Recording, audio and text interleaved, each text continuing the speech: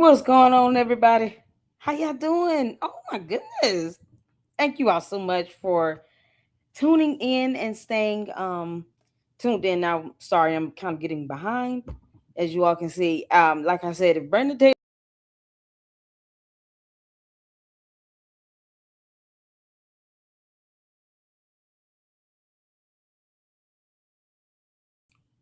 okay, there we go. Oh Lord have mercy. All right, how y'all doing? If y'all can see and hear me hit the four, yep. I'm chilling in bed. It is what it is. Plus it'll help my back. How y'all doing? Thank y'all so much. We have not been live all day today. I got to tell you all that 8 hour marathon. Oh my God, I was so exhausted. Y'all can hear it in my voice. I'm like physically tired. Physically tired. But that's what happens when you have fun. We had a good time. I'm telling y'all that right now. Y'all seen all these videos of Andrew, what's his name? Andrew Tate. Y'all, he walking around looking like a sassy Barney the dinosaur. It's all that purple. Looking like a sassy ass Barney the dinosaur. You can't make this up. After it loses weight. I should do a post with that. Boy, Barney the dinosaur slimmed down, didn't he? And then he met a lot of new people. Look at that. We here for it, y'all. Gotta laugh. Gotta laugh. He a whole clown. I hope he go to prison for 1,000 years. And hopefully, because of what he got recently charged with, like the additional charges and stuff, they'll just keep his ass without bail. Why is it so hard?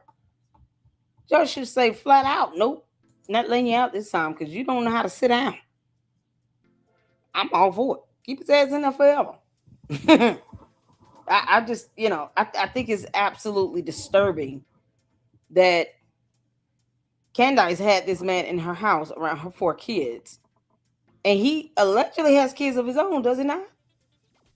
You can't make this up. How does he think this is going to fare well for him in the courts? Does he even have custody? Because if you got 19, charges for indecent child and extreme peeing, then the family court judge is coming right behind you because they're not going to let him be around his daughters knowing that he is very capable of having, based on the charges, this child P word stuff. And even at the very least, because you got a lot of, boy, he's another cult leader.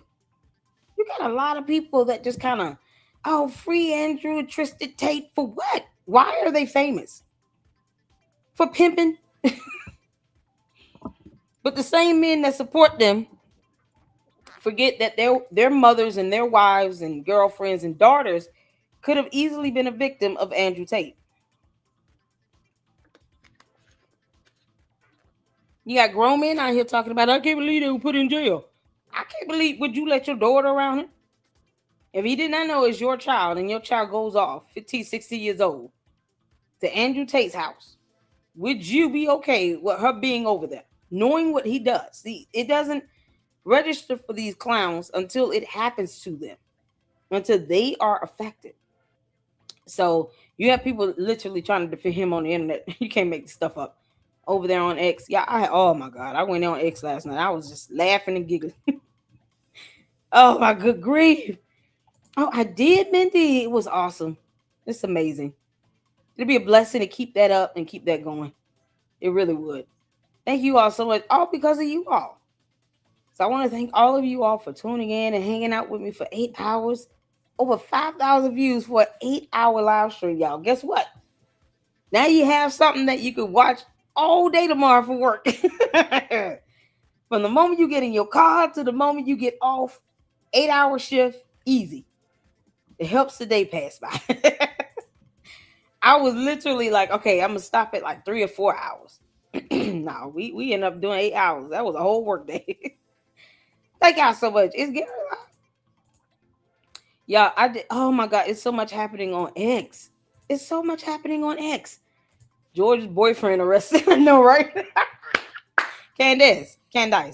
Condens, Karen, Condoleezza, you and that lavender faking gay husband of yours better leave Andrew Tate's ass where he is. Besides, you're gonna have a very difficult time trying to bail him out in the UK. And I'm sure he got money if he were to get bail. But the judge over there, they need to say, no, you're not getting out this time because you don't know how to sit your ass down. You traveling all over the world. Are you daring? You come to the United States of America. You don't live here like permanently. And you're daring any governor in any state to lock you up. So Ron DeSantis said, gotcha, bitch.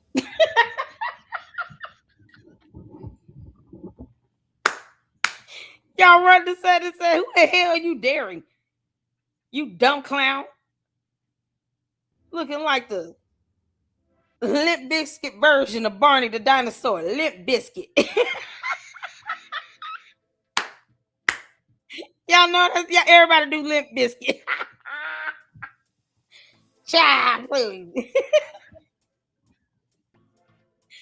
You know, Limp Biscuit version of Barney the dinosaur. Get your ass out of our country. Everybody do it, except all the men. Men don't need to do that.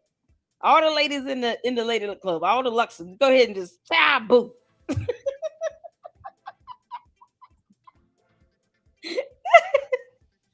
Oh, hey Cheryl. Shout out to you all. Mama Sage, Tribal Queen up in here. How you doing?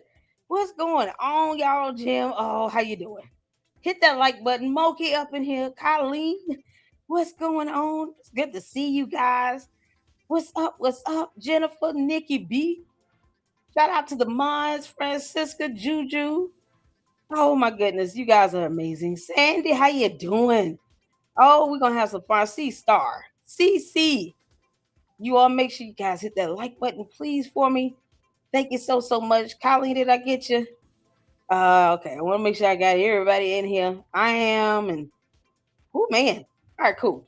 Look at everybody. Mindy, I see you up in here. Jackie, how you doing, Jackie? Even Lord Trump going in. That's what Lionel Hurt was so mad about. Y'all call him people. I called that Lionel Hurt dude. What does he do? What's his job again? What do he do? Try to be a journalist and write books. He's a grifter as well. You can't make this up. So I left the comment saying, look, how about I ask you the same question for 10 months and you got to answer every time. And no matter what you say, I'm going to ask again the next day. So since I asked him the same question twice yesterday, then I'll be asking again tomorrow. I try to stick true to my word and say I'm going to just do one a day, but I'm going to send it. I asked Lionel Hart. Let me show y'all. Oh my God. Today's going to be kind of a laid back day, y'all. Let me show y'all. Because he thought I was for play. Did I tag? Hold on. Oh, he going to hit my guts. He said something like, why do people get mad? Did I spell his name right? Why do people get mad when Candice is asking questions and blah, blah, blah? Okay, so I'm going to ask you the same question every day for 10 months straight. I don't care what you say, what your response is. I'm going to make sure, at the end of the day, I send you the question. And then I'm going to tell you, I'm just asking questions. I'm trying to find it right quick. What's his name? Did I spell it wrong? Everybody in a tizzy over this whole steakhouse thing. And it's like, look, the prosecutors in the state of Utah didn't even admit none of that stuff that this diligent Dennis or whoever his name is, none of that he brought up was admitted as evidence. And I honestly was trying to look out for it because I was like, dude, you should not be in possession of that receipt. And, that blur is not effective. I can literally unveil the numbers. Like, you never know what scammers and thieves and people out there who are savvy with computers and software programs, what they're able to do. And so you posting that up, it was no reason. Like, we don't need that. The public did not need to see that. It would not prove that Tyler Robinson was physically located in that restaurant. It's a simple, like a receipt is nothing more than proof of a transaction. It doesn't mean that the person who's the card holder was using the card in that specific location on this date and time. And that is how that's broken down in the court of law. You got way too many people thinking like, well, they got two or three witnesses and blah blah blah. All of that is moot. If the prosecutor felt that that was material to the case and they had evidence to physically put Tyler Robinson 3 hours away into a steakhouse, they would have admitted that as evidence. They didn't because he was not there. You cannot defy evidence. You can't defy logic and common sense. So I'm gonna get to that in a minute, but I just, it's this whole I'm just asking questions thing. It's like you still asking stupid ass questions. You're not asking anything of value. Yeah, I'm trying to find this dang on thing. Is there a way for me to find this a lot quicker? What do I need to click on? Why am I still figuring out X? What do I need to click on and see my comments? Like all my comments I sent out. What do I need to do to see it? Is that on my profile? Hold on. Because I sent this straight to him. Like, oh, okay, so where is it? Oh yeah, I got blocked twice yesterday. These two dumb caddy ass coat members. What they try to do is say something dumb because it's still stupid, and then block you so you can't respond. No, I can get your ass. I said, bless your heart, this so that shit don't work over here. We grown. Oh my god, can y'all see? They just money going in on Andrew Tate. You can't make this stuff up. Then it's right here. Oh, the blasphemy of it all. I'm trying to show you all what I sent to Lionel. Or Lionel, whatever his name is. He look like he's 100 years old. Like, dude, you should be somewhere sitting your ass down, enjoying your 90s, retiring with a glass of lemonade. Why are you over here like a schoolgirl? Just ratting off. And yes, I did leave a comment to Baron Coleman as well. Told him he's an absolute disgrace to the rule of law. And none of this bullshit he's saying on social media or on YouTube would ever fly in the court of law. You know you can't stand before a federal judge and say all that crap coming out of your mouth. What the fuck is wrong with you? I had to drop the F-bomb one time. Because it's like, this is why people don't trust our justice system. You have someone that is a bar licensed attorney, allegedly still practicing law. Is he not? Correct me if I'm wrong. Is Baron Coleman still practicing law? Y'all let me know. And Juju said, I'm here for it. Is he still practicing law? Does anyone know? Okay. Wow. So let's say yes, he is. Okay, thank you, Jen. So if he is still practicing law, there's a certain level of just ethics and standard you are upheld to. And there's a reason why you should be more professional. Like you take Baron Coleman and Nick Brooks, and it's night and day. Does that make sense? Hit the phone. Nicholas Brooks, even when he's dressed down casual, he's still wearing a button-down shirt. He still speaks very professionally. He still, eloquently expresses his opinions, but states facts, the law, how certain evidence is applied to a specific situation. He gives his honest opinion, but his opinion is based on the facts, the law, and the evidence. Now, what he will do is say, I'm not sure how this is going to turn out, but he always presents both sides. So Nicholas Brooks is an attorney in California. And we see how he behaves, how he carries himself, rather. Not behaves, but how he carries himself. Dignity and respect, it makes you have a very high regard of attorneys. Attorneys are officers of the court. But then you look at Baron Coleman's dumbass or Megan Kelly, and you could just see the clear contrast. This is why I say, Baron Coleman and Megan Kelly should be disbarred. They should be ashamed of themselves. It's not necessary. We've had attorneys in the Lady Luck Club. We had attorney Dennis Sperling. We did a pre-recorded, but you guys could see I felt underdressed. I had on a Nike shirt, and he had on a suit jacket, button-down shirt, looked nice, clean shaven, everything else. I mean, because there's a certain, decorum, a certain presence that you need to bring to the public if you're still practicing law. But Baron Coleman is a moron. And it's like, dude, you're an officer of the court. You know you would not be able to pull off none of this BS in the court of law. That judge would admonish you, rightfully so, and probably sanction your dumb ass. So you got this big contrast between a Nick Brooks, just from the way they carry themselves, the way they interact with the audience, the information they relay, and how it's done. It's like night and day in two different realities. It's unbelievable. But it should not be that way. And now people see why, like, it's hard to trust the government. I never said I trusted the government 100%. But what I do trust is evidence. And what I do trust is my logic, the wisdom God has given me, and the common sense that I have. What I do trust is the fact that reading is fundamental.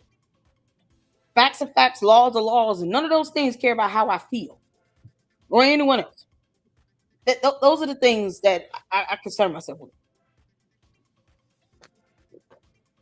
So when he's running around here acting like a petulant child, going in on YouTube and all this stuff talking about, oh, he's going to be dismissed. The Brian Harper lawsuit has no merit, it has no standing, and blah, blah, blah. Why did Candice hire 2, now 3 attorneys? And they're saying, oh, we want a motion to dismiss and strike, but in discrete parts. So not in totality. Because according to Baron Coleman, the entire lawsuit should be dismissed. Does that make sense? I mean, I'm just saying. Based on his dumbass logic, the whole thing should be dismissed. Why is Candace's attorneys contradicting what Baron Coleman said? Candice, why the hell didn't you just hire Baron Coleman so both of you all can look goofy together? This is ridiculous. It's so ridiculous. Make this up. Y'all, we got some videos to watch over here. Like I said, this is going to be a laid back day. I was just trying to find this. What's the one with the lion in it? Why is it so hard for me to find it? Oh God. Because I promise y'all, you're gonna have a good laugh at this. I'm trying to find it. Where is it? God, this is how much I sent out yesterday. I don't even know where it is. I don't even remember when I sent it or nothing. Oh, this is insane. Okay, I'm gonna get back to that later. Either way, I said I'm gonna ask you the same question over and over again every day for 10 months. Or however long Candace continues this bullshit. You and her. I said, here's the question. Ready? Do you wear Depends at night, or is your bladder still holding up? I'm gonna ask his ass that question every day for at least 10 months. Candice, keep on, and I can go as long as you can. And now Lionel Hart is about to get these random questions from everyone every day for 10 months. Are you wearing Depends at night, or does your bladder still hold up? Oh, Peepaw threw a whole tantrum last night. Somebody get Peepaw his inhaler and his oxygen. He'll be acting like a plump fool. It seems like, dude, you are too old to be acting like a gossiping teenage girl. Oh, Jesus Christ. Make sure you guys hit that like button. Look, we're going Artie Troll mode. Please, please, please hit the like button and subscribe. Oh, Artie Trolls, he's so sweet. Hit the like button and subscribe if you have not. If you're tuning in from Twitter X, please make sure you come on over to the Lady Luck Club on YouTube and hit the like and subscribe buttons. It lets YouTube know, yeah, we rocking with your Lady Luck Club. We enjoy the laughs. You the cult members keep coming over here. God bless them. You can't make this up. Oh my God. So that's I see. Yeah, no, I'm gonna keep asking him that. What does that have to do with anything? That's the same thing we're all saying about Candice and all the dumbass questions she's asking. Lying of heart. Do you wear Depends at night? Or is your bladder still holding up? I find it awfully suspicious how he can simp for a 30-some-year-old bratty ass black female version of Jim Jones and expect people to take him seriously. Isn't that suspicious to me? Is it suspicious to you all? I find that highly suspicious. Like, that's so weird that a man that is 108 years old is out here simping for Candace like this. But yet I can't ask pertinent questions about him wearing the pins at night. Inquiring minds want to know if his bladder is still holding up. I ain't no hard to you pee in the bed. Yeah, he looks like he's 1,000. What are we doing? He's 1,000 years old. You can't make this up. I felt that that question was very appropriate. And we will be asking that every day for 10 months. Try me. Yeah, because, we can all play this game where you can match her energy. That's what I'm going to do. Except the oldest living man on earth is going to catch it. Oh, my goodness. All right. So I got tagged in some videos here. Let me see. Oh, Lord. Let's start with this. Oh, Cinema Shoguns called this out. Look at this. So, Mitch Snow, Dum Dum, who wants Gam Gam, after having been sued and is dodging service, has now threatened to kill Candice's former ally, Evan Kilgore. He sent a death threat. These stupid ass, candy ass cult members get so butthurt to where it's like, well, the only thing I can do in return is threaten to unalive and murk. That shit is extreme. It's not even funny. And people don't believe that Candice is a cult leader. Cult members do stuff like that. This is absolutely cultish in nature. Based on historical context of how this same thing was done in dozens to hundreds of other cults across the country. Hell, globally, you're talking about thousands of cults. It comes down to that. You don't agree with me? Oh, okay, I'm just going to take your life. What you mean? Just let me be with my disagreement. I don't have to agree with you. I had to say that a couple times yesterday in the comment section. We're not in Candace's cult. Candice can kiss my ass. We're not in her cult. We don't have to believe anything she says. And I continue to say that because I want you all to be empowered in knowing that. You don't owe Candice anything. She doesn't pay your bills, have to take care of you or your kids and none of that stuff.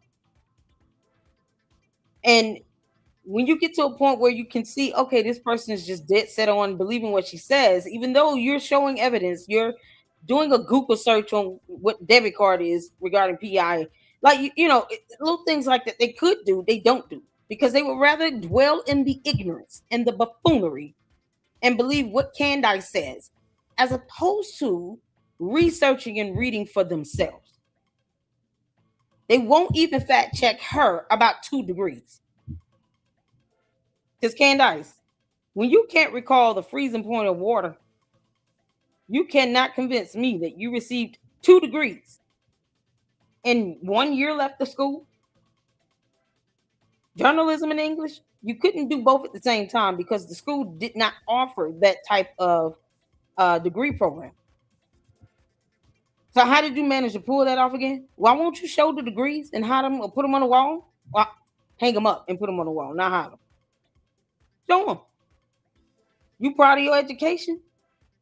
You talk about how you had hundreds of thousands of dollars in student loans. Put your degrees up. If you put that type of money into your education, education is an advancement. It is an investment. Why not show people what you were able to do? I invested over $100,000 in my education. Wait till I get my degree. It's going everywhere. That's going to be a background photo in my phone. Until I have kids. Like you would think that you would be proud of that, and she's not. So Candice, being the narcissistic cult leader she is, it has to be the smartest person in the room. We all know how stupid she is. So how do you think the cult members are going to act? They're worse. They choose to be stupid and ignorant. They choose to not research or do a Google search about credit and debit card information being PII, because that's how laws work. I don't debate laws or facts. I don't do that. It's stupid. You can debate your opinion. Facts are facts, and you cannot make everything that's supposed to be a fact somehow a matter of your opinion that it should not be. That's not how that works. And they're finding out the hard way when they're watching these murder trials. They're sitting here disappointing themselves, and for what? Because Candace, who gives a damn? Let her be bigly mad. She'll be out. She should be mad about Andrew Tate doing something, doing anything around her kids in her house.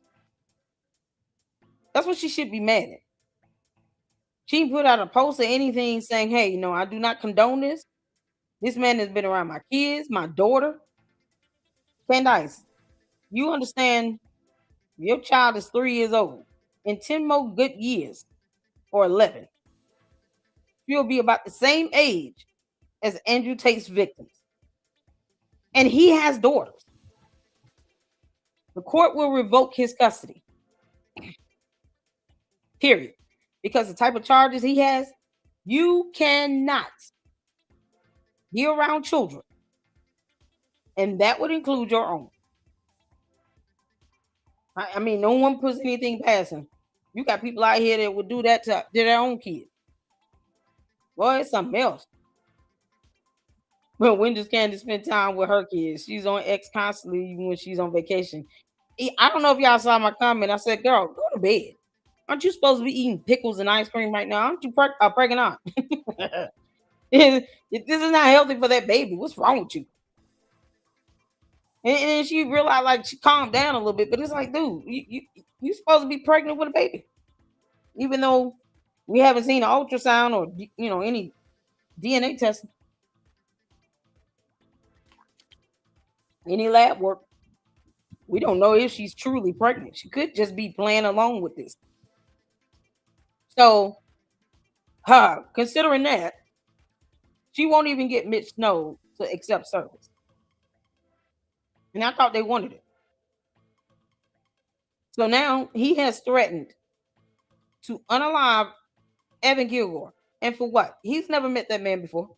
All Evan did was ask Mitch why he was avoiding being served with the Brian Harper lawsuit. We've all been asking that question. So he's just going to go out on a murk spree. Mitch Snow, you're an idiot. You're an idiot. You think this person was the first one to ask, why are you dodging service? You would have to go after half the internet. Even people that are sitting here kissing Candace's ass, you don't hear them going after Mitch Snow saying, why aren't you accepting service? Where the candy asses at? Come in my chat at your own peril. Why can't you all tell Mitch Snow to accept service? What is so hard about that? Like, hey man, you need to go to court. Our cult leader is going to end up looking very, very stupid when you're talking about her possessing all the videos and photos that does not exist, because you claim that you took them and then gave everything to her, and now somehow you've transferred ownership of this crap, whatever. But then say you have phones and safety deposit box. And phones was plural. That means he has more than two. Or at least more than one. He said the phones are in security boxes. So why keep the phones if you gave her all the data? Wouldn't the phones be irrelevant? So beyond this, he had no evidence to prove that he saw Erica Kirk or Brian Harple on a military base. This is the crap that Candice's dumb demonic ass creates, this chaos and confusion. The devil comes to steal, kill, and destroy. And Candace is out here helping him out. The only person that is even getting any glee out of this is her dumbass bots, cult members, and Satan himself. Now you got this moron making death threats to somebody. This is stupid. So we all been asking, when is Mitch Snow going to accept service? Stop being a punk ass and a coward. Mitch responded by threatening to put it down, referring to killing Evan Kilgore. Mitch then deleted this comment, but he was too late. We have the screenshots. Oh my God, we got to share this. Mitch, why are you avoiding being served this lawsuit? There have now been 7 attempts to serve you this lawsuit. This is my only question for you. Why are you ignoring this? Miss Kilgore has, as has been proven in video multiple times, I am not avoiding. Well, open the damn door. What the hell kind of dumbass response is this? Look, why not just open the door? You have photos you uploaded with them standing outside your Ring camera.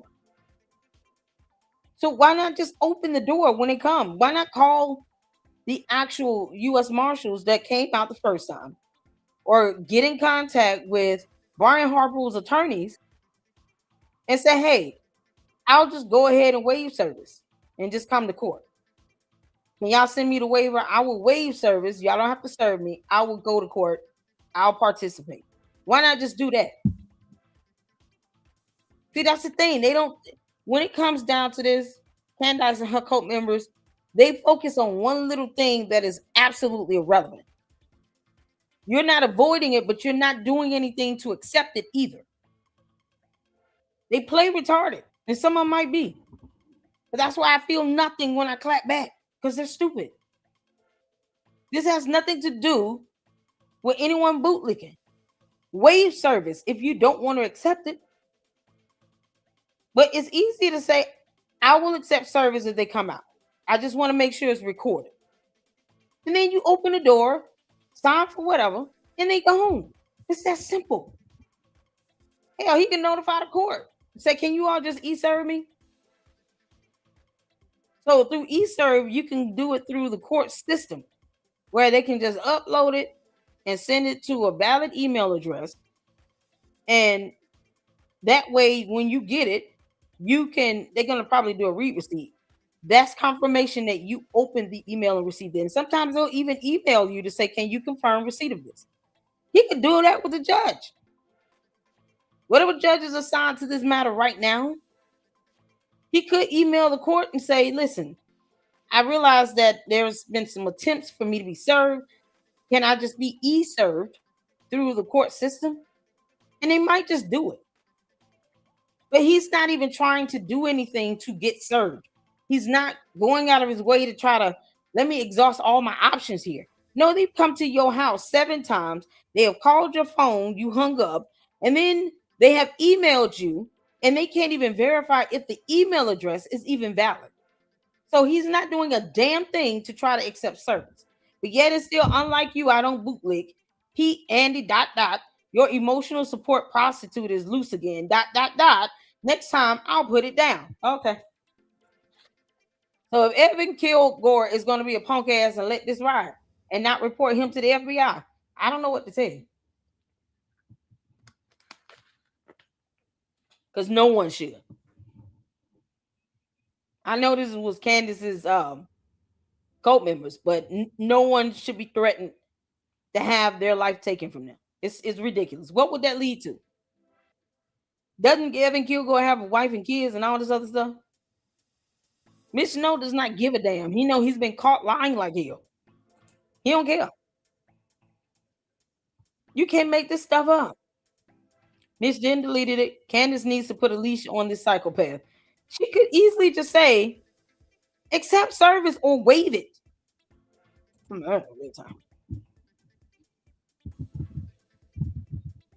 Because I mean, that's such an easy fix. It makes no sense. Why don't you tell Mitch Snow to simply accept service or waive it?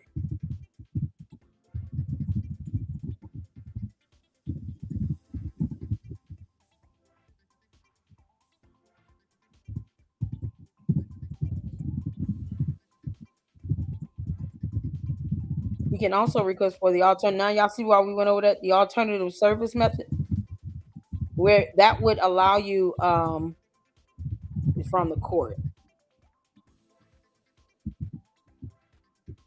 So that will allow you to be able to go to the court and say, listen, the other measures are, not conceivable right now. I will accept service through e-file, e-cert, or through email with a read receipt confirmation. But you got to have a court order for that alternative service method. You got to show the court there has been some attempt in good faith to serve his dumbass. We all know he's dodging because you're not going to just stay in the house, record the U.S. Marshals outside your house after you had came at the private process server with all this dumbass violence and crap, and then not want to open the door if you're truly not hiding or avoiding service. You're acting like a petulant child, you dumb Oompa Loompa. Like a variation of Umar Dumbass Johnson. You can't make this up.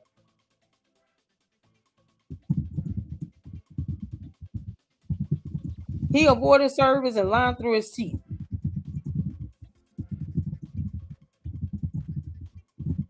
Yeah, this is crazy.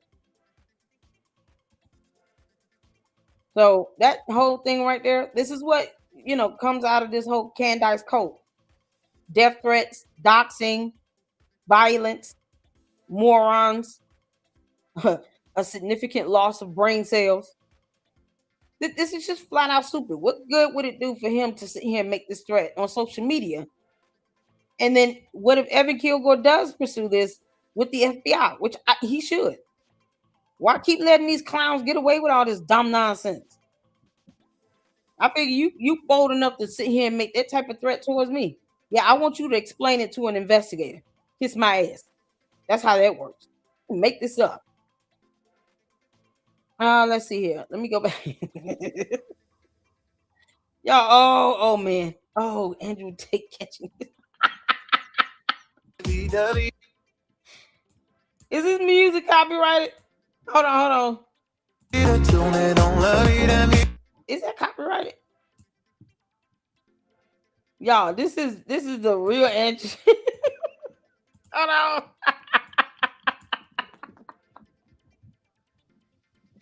Why do we get the U.S. Marshals involved in this again? Why are they doing this? Come on. Y'all, this AI is something else. You can't make this up.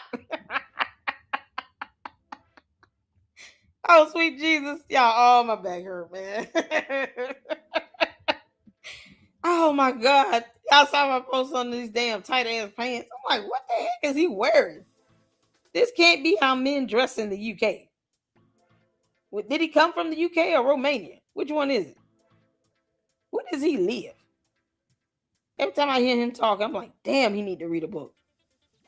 He sounds like he's got his mouth stuffed with mushrooms or something on the side. Hey, it's so weird. This is... Oh, my goodness. Oh, we got a couple supers right quick. Thank you, Rosetta, for gifting 5 LLC memberships. I appreciate you. How you doing? How you doing? Hope all is well with you. Thank you so much for the support. And thank you, Jacqueline, for the $1.99 super. Gary just said he was fighting on X all night with CO. Was he? I did chime in on a couple of his posts. Wow. I think, didn't I see a video where he debunked her on something? We gonna get to that, y'all. I don't want to play this music on this video because I don't know if it's copyrighted, and I'm just that child. We can still see it. Why?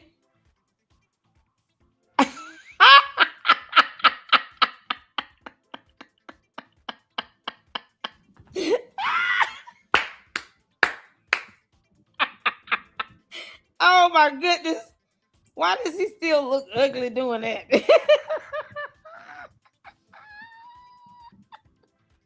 Y'all, is this it's the one in the front for me.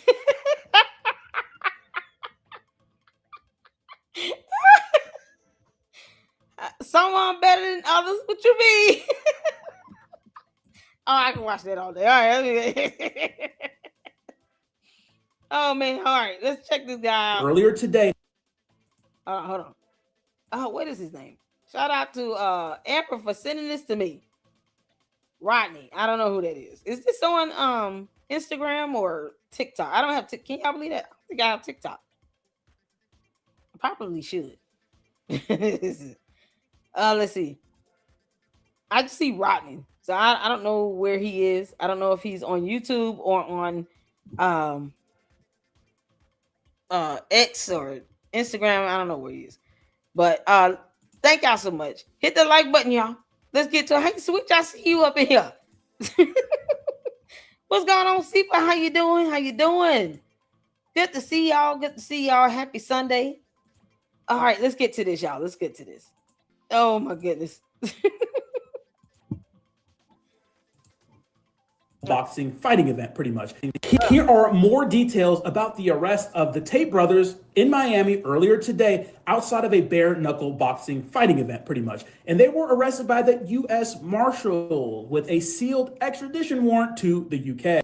Now, these charges are old, but the government in the UK has been trying to get the Tate brothers to come to the UK to face these charges, right? Oh, wow. Face their justice system. But the Tate brothers have been hiding out in Romania. Now, the Tate brothers were saying, well, who are these victims?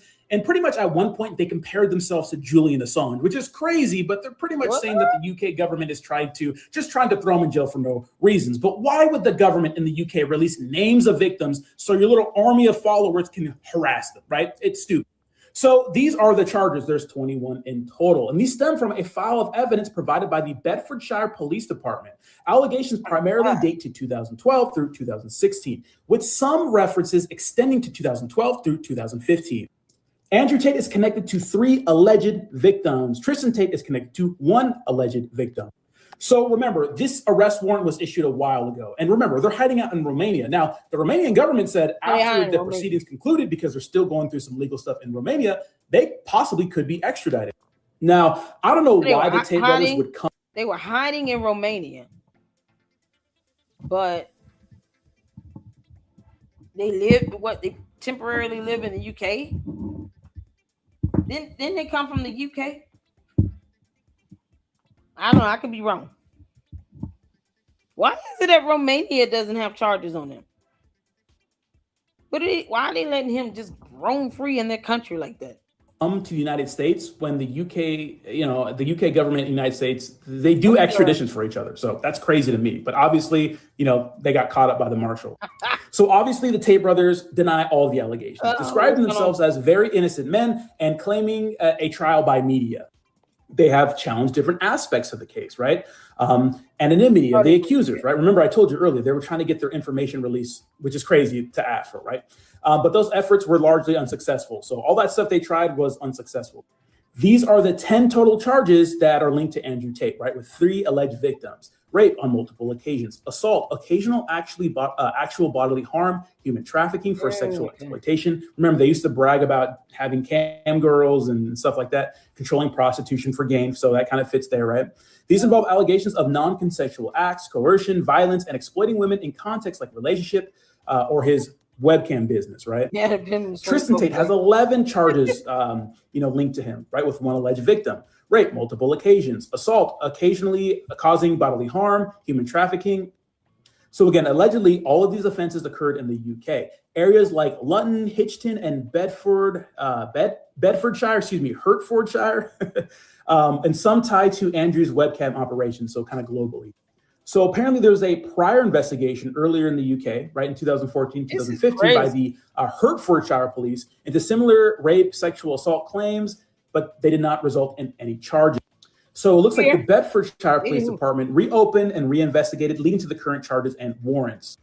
So there's a separate civil lawsuit in the UK involving similar claims: rape, strangulation, coercion, threats with a firearm in one account. These are not the criminal charges, but provide public details from accusers, right? Connection to other cases. I guess there's more in Romania, so a human trafficking ring, webcam. Jesus Christ, right? Remember, these are all allegations. Like so I just wanted to give you guys the full rundown, and I had to make a quick video earlier, but let me know what you think. That sounds like a RICO. Or at least what we would definitely call it over here, a RICO.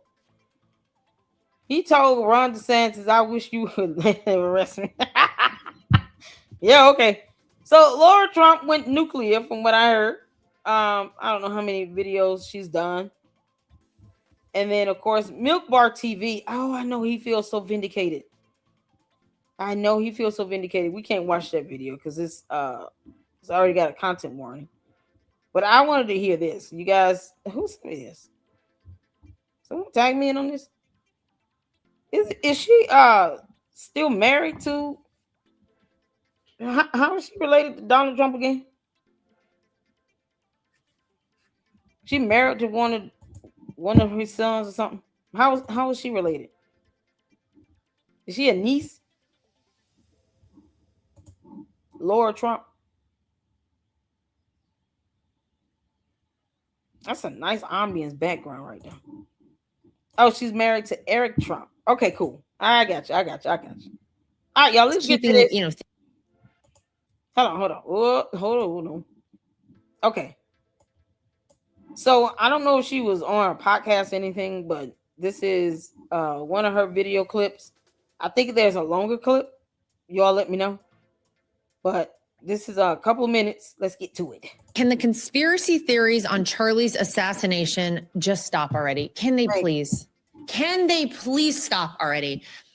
It has been so disgusting to see the things that people have come up with and then pushed out and perpetuated on the internet. I mean, the internet is a great place. It is also a horrible place. And these people who are doing it know better. They know what they're doing is wrong. They know what they're doing is hurting people. The way that Erica Kirk has been attacked throughout the course of what I can only imagine has been the worst year of her entire life.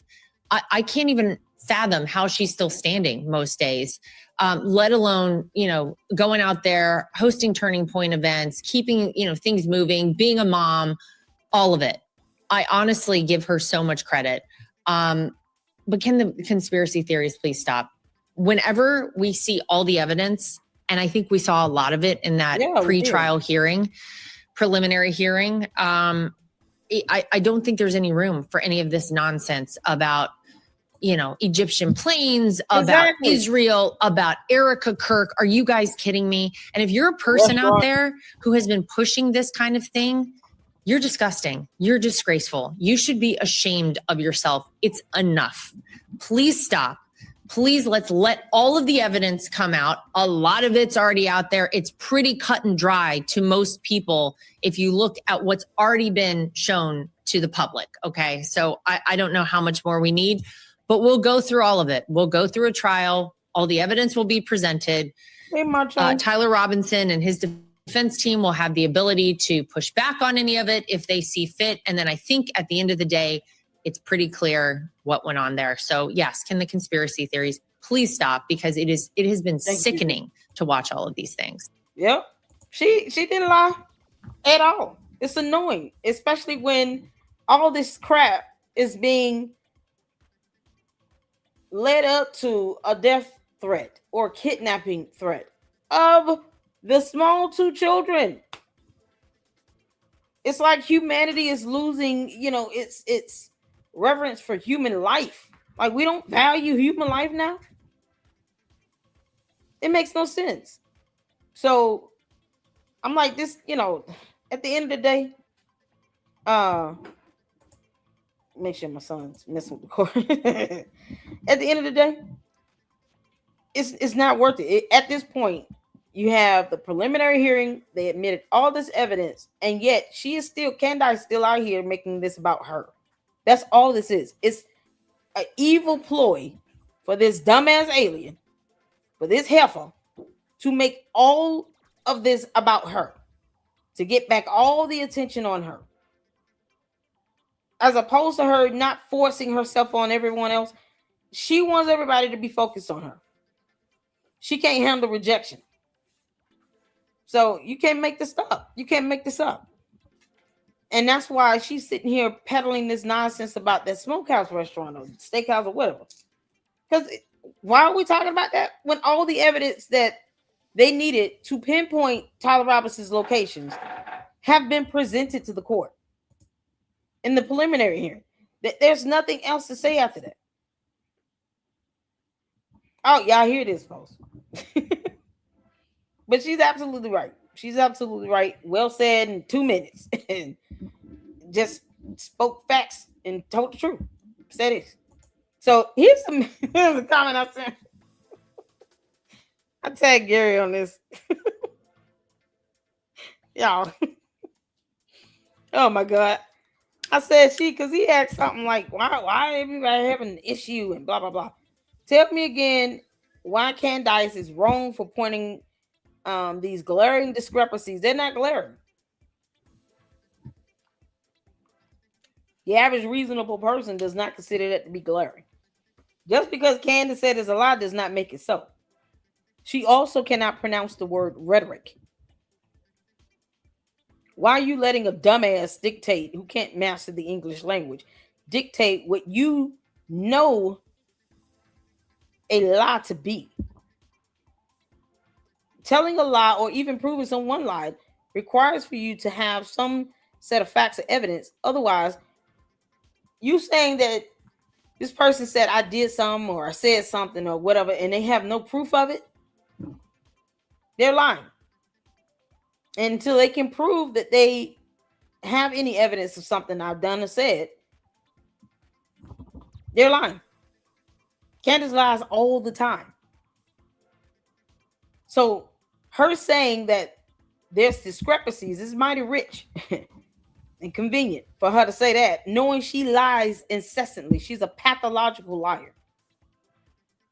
And somehow she wants to make up discrepancies that don't exist. So it's like, look at me for all the good things, but don't pay attention to my bad. Nah, if it comes to anything where I'm being hypocritical or I'm a liar, ignore that. So he said, tell me. I forgot what your reasoning was. You seem to dictate some type of disdain. Disdain? Do I say that correctly? Disdain?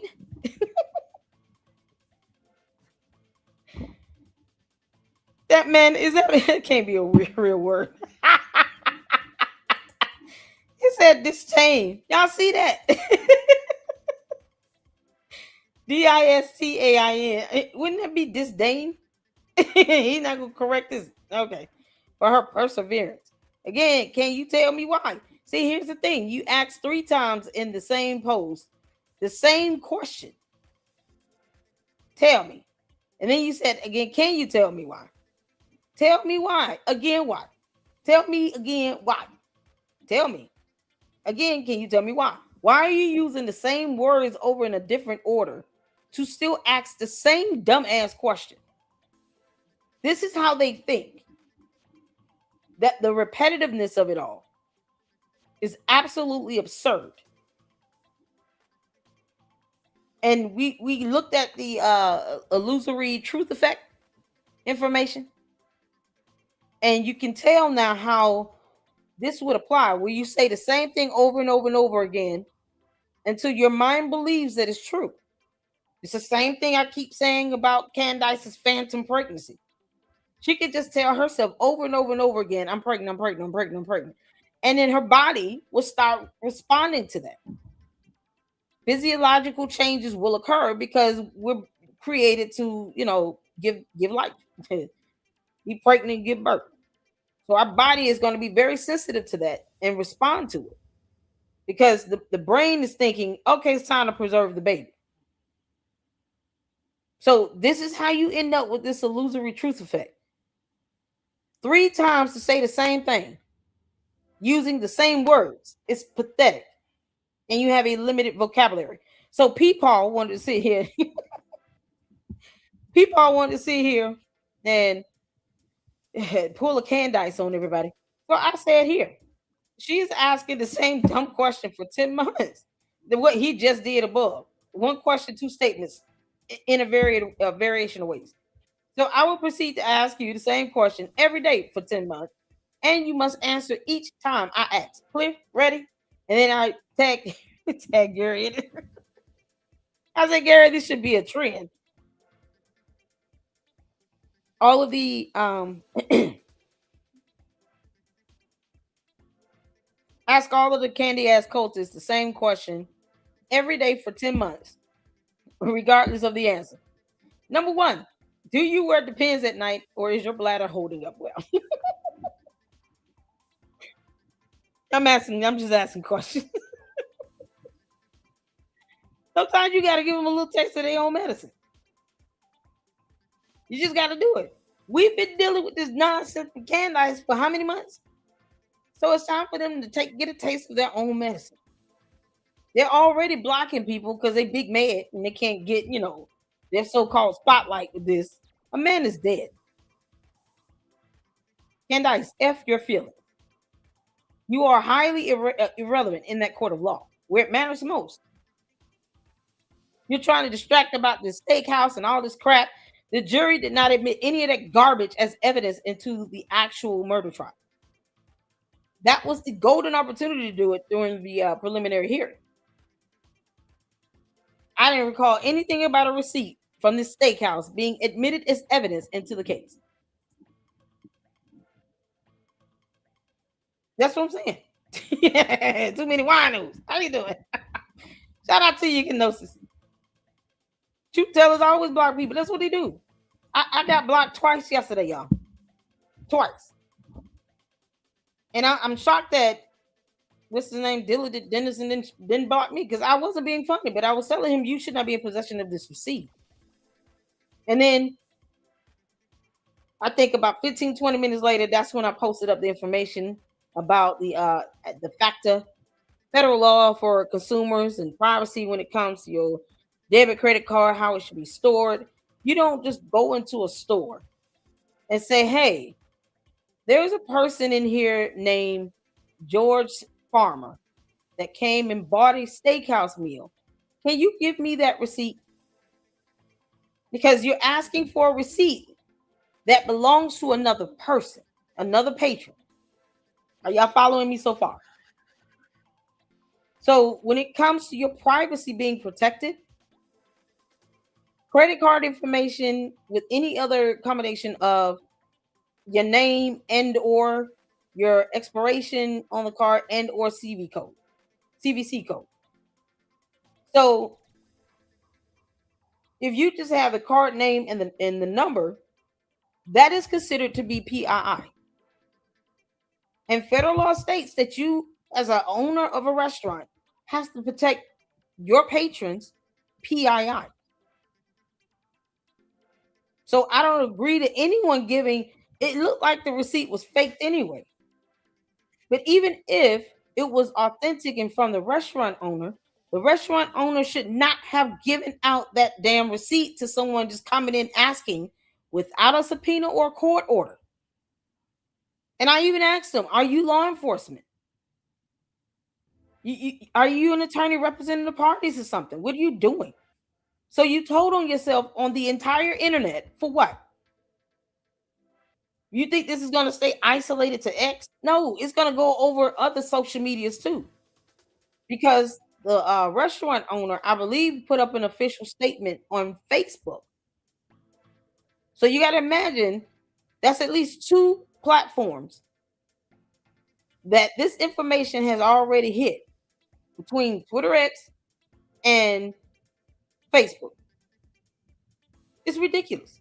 He should not have to do that. But now it's like, oh, the guy's like, listen, just leave me be in peace. Leave me be. I don't want to have to go through this. Y'all let me run my restaurant. Leave me alone. Let me live my life. So I was telling him, like, dude, the laws are laws. I'm not trying to debate laws and facts that we can all read. Whether the receipt is legitimate or not is irrelevant. It's the idea that you have any restaurant owner not to knock this owner, but anybody that's the owner of a business just giving out receipts all willy-nilly. They are responsible for safeguarding their patrons' information and storing it properly in accordance with laws. You can't just make up your own, policy on something and then you end up being sued for it. Then what? And so, like I said, if it was real, the owner should not have released it. If it's fake, then why are you posting it up? You know people are going to try to fact check and verify. It's like, let me just do something that, spark up the internet or something.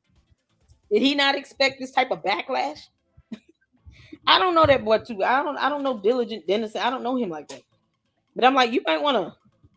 I don't even think I ever told him just take it down. I'm like, why not just remove the receipt? If it's not real and it's not needed, the prosecutors did not admit it.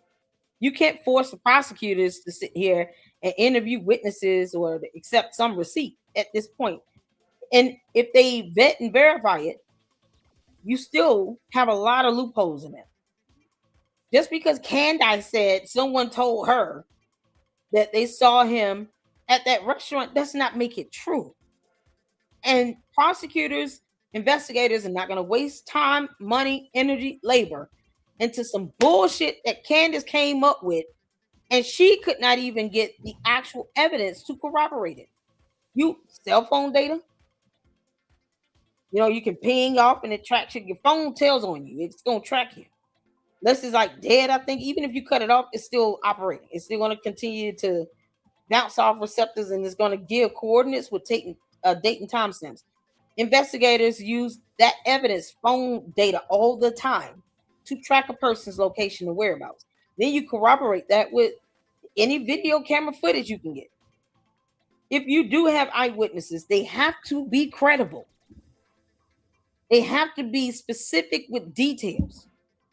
You can't just say, well, I thought I saw him, but I was not his waiter, but I took his card. It's the voice. It's so unbelievable and unforgettable. It's like the same shit over again from Miss Snow. And it's like they learned nothing. When you're going to learn that you're doing the same thing over and over and over, expecting a different result, it's the epitome of stupidity. It is absolute stupidity. So it's not necessary to sit and say, we need to get these witnesses to come to court. They need to subpoena them, and then they need to look at this receipt. No, they don't. If you cannot have the corroborating evidence to physically put Tyler Robinson in that restaurant, prosecutor and the defense attorneys do not care. They don't care. We're not going to Candace's alternate reality. She wants to focus on something 3 hours away where she lied from the very beginning. Because why couldn't she get any sufficient evidence? Same tactic that she did with this Miss Snow BS. She's doing it now with this restaurant owner and this so-called employee. No one can verify actually works at this restaurant. We don't know if this diligent person was actually talking to anyone that reached out to Candice. Because the first question would be, how did he do it? Did he call her, email her, send her a fax? Did he FedEx a letter? How did this communication start? Was it in the comment section of a YouTube video? Did he say something over here on X? How did that so-called conversation occur? Somebody had to start, and if this boy said he reached out to Candace, then how did he do that? That's something that the jury would ask, even if that was remotely considered. Okay, so how did you contact her? What led to you contacting her? Does that make sense? People just saying, well, they called Candace. For what? I don't give a damn. Neither does the judge or jury. She's not an investigator. She's not an attorney representing either party. So what you're left with is a bunch of people giving some haphazard so-called witness testimonial with no video footage at all. from at least surrounding businesses, because they also had cameras, no cell phone data to track his whereabouts on that day. And then you cannot explain how he was at Dairy Queen within that 3-hour time frame it would take for him to travel to this steakhouse. See, we're not here to convince them of logic. But it doesn't make sense if you're going to put yourself out there and they get mad because I'm telling you, you might want to take down that damn receipt. You should not have it. You should be like, oh shit, we got federal laws in place. Hell no, I ain't been dealing with this. And all for what? To try to push some nonsense Candace came up with that she lied about back in January. It's stupid. Obviously, the prosecutor and defense attorneys do not care what Candice thinks. And at one point, the candy asses will get the hell over it and they'll realize, oh yeah, okay, that makes sense. They make this stuff up. All right, y'all. So, oh man, me going in on Lionel Hart was just epic. So now we're gonna ask this every day. Do you wear the pants at night, and is your bladder holding up? Because he got what's coming. He earned that one. Can't make this up. Okay. So Milk Bar put up a couple videos. I'm weary of playing them because I don't know what Andrew Tate is going to say in these videos. And I'm not trying to have my video flagged because he's out here throwing out dumb shit.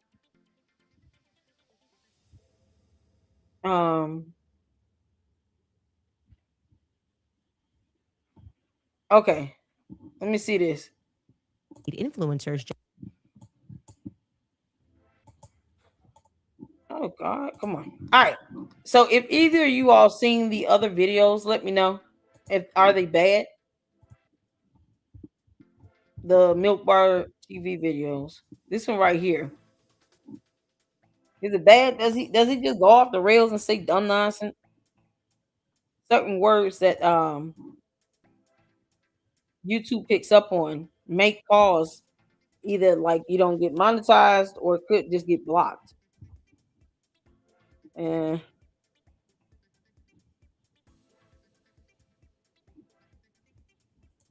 well, for everything Milk Bar put aside is factual. It is factual. No, I'm not saying that. I'm saying is Andrew Tate gonna say, words or phrases that's gonna get me hit with some sort of community guideline or something. Because he just says whatever. Like he doesn't care how ridiculous it is. The fact that he admitted to pimping teenage underage girls and then he now want to act like nothing went wrong. I did nothing. I didn't go in and put my foot on Charlie Murphy's couch with mud on my boots. Hey, what are you talking about? I would never do that. Yeah, I went and dug my dirty boots in Charlie Murphy's white couch. From one sentence to another. I guess we'll give it a try. The prosecutors. Hold on.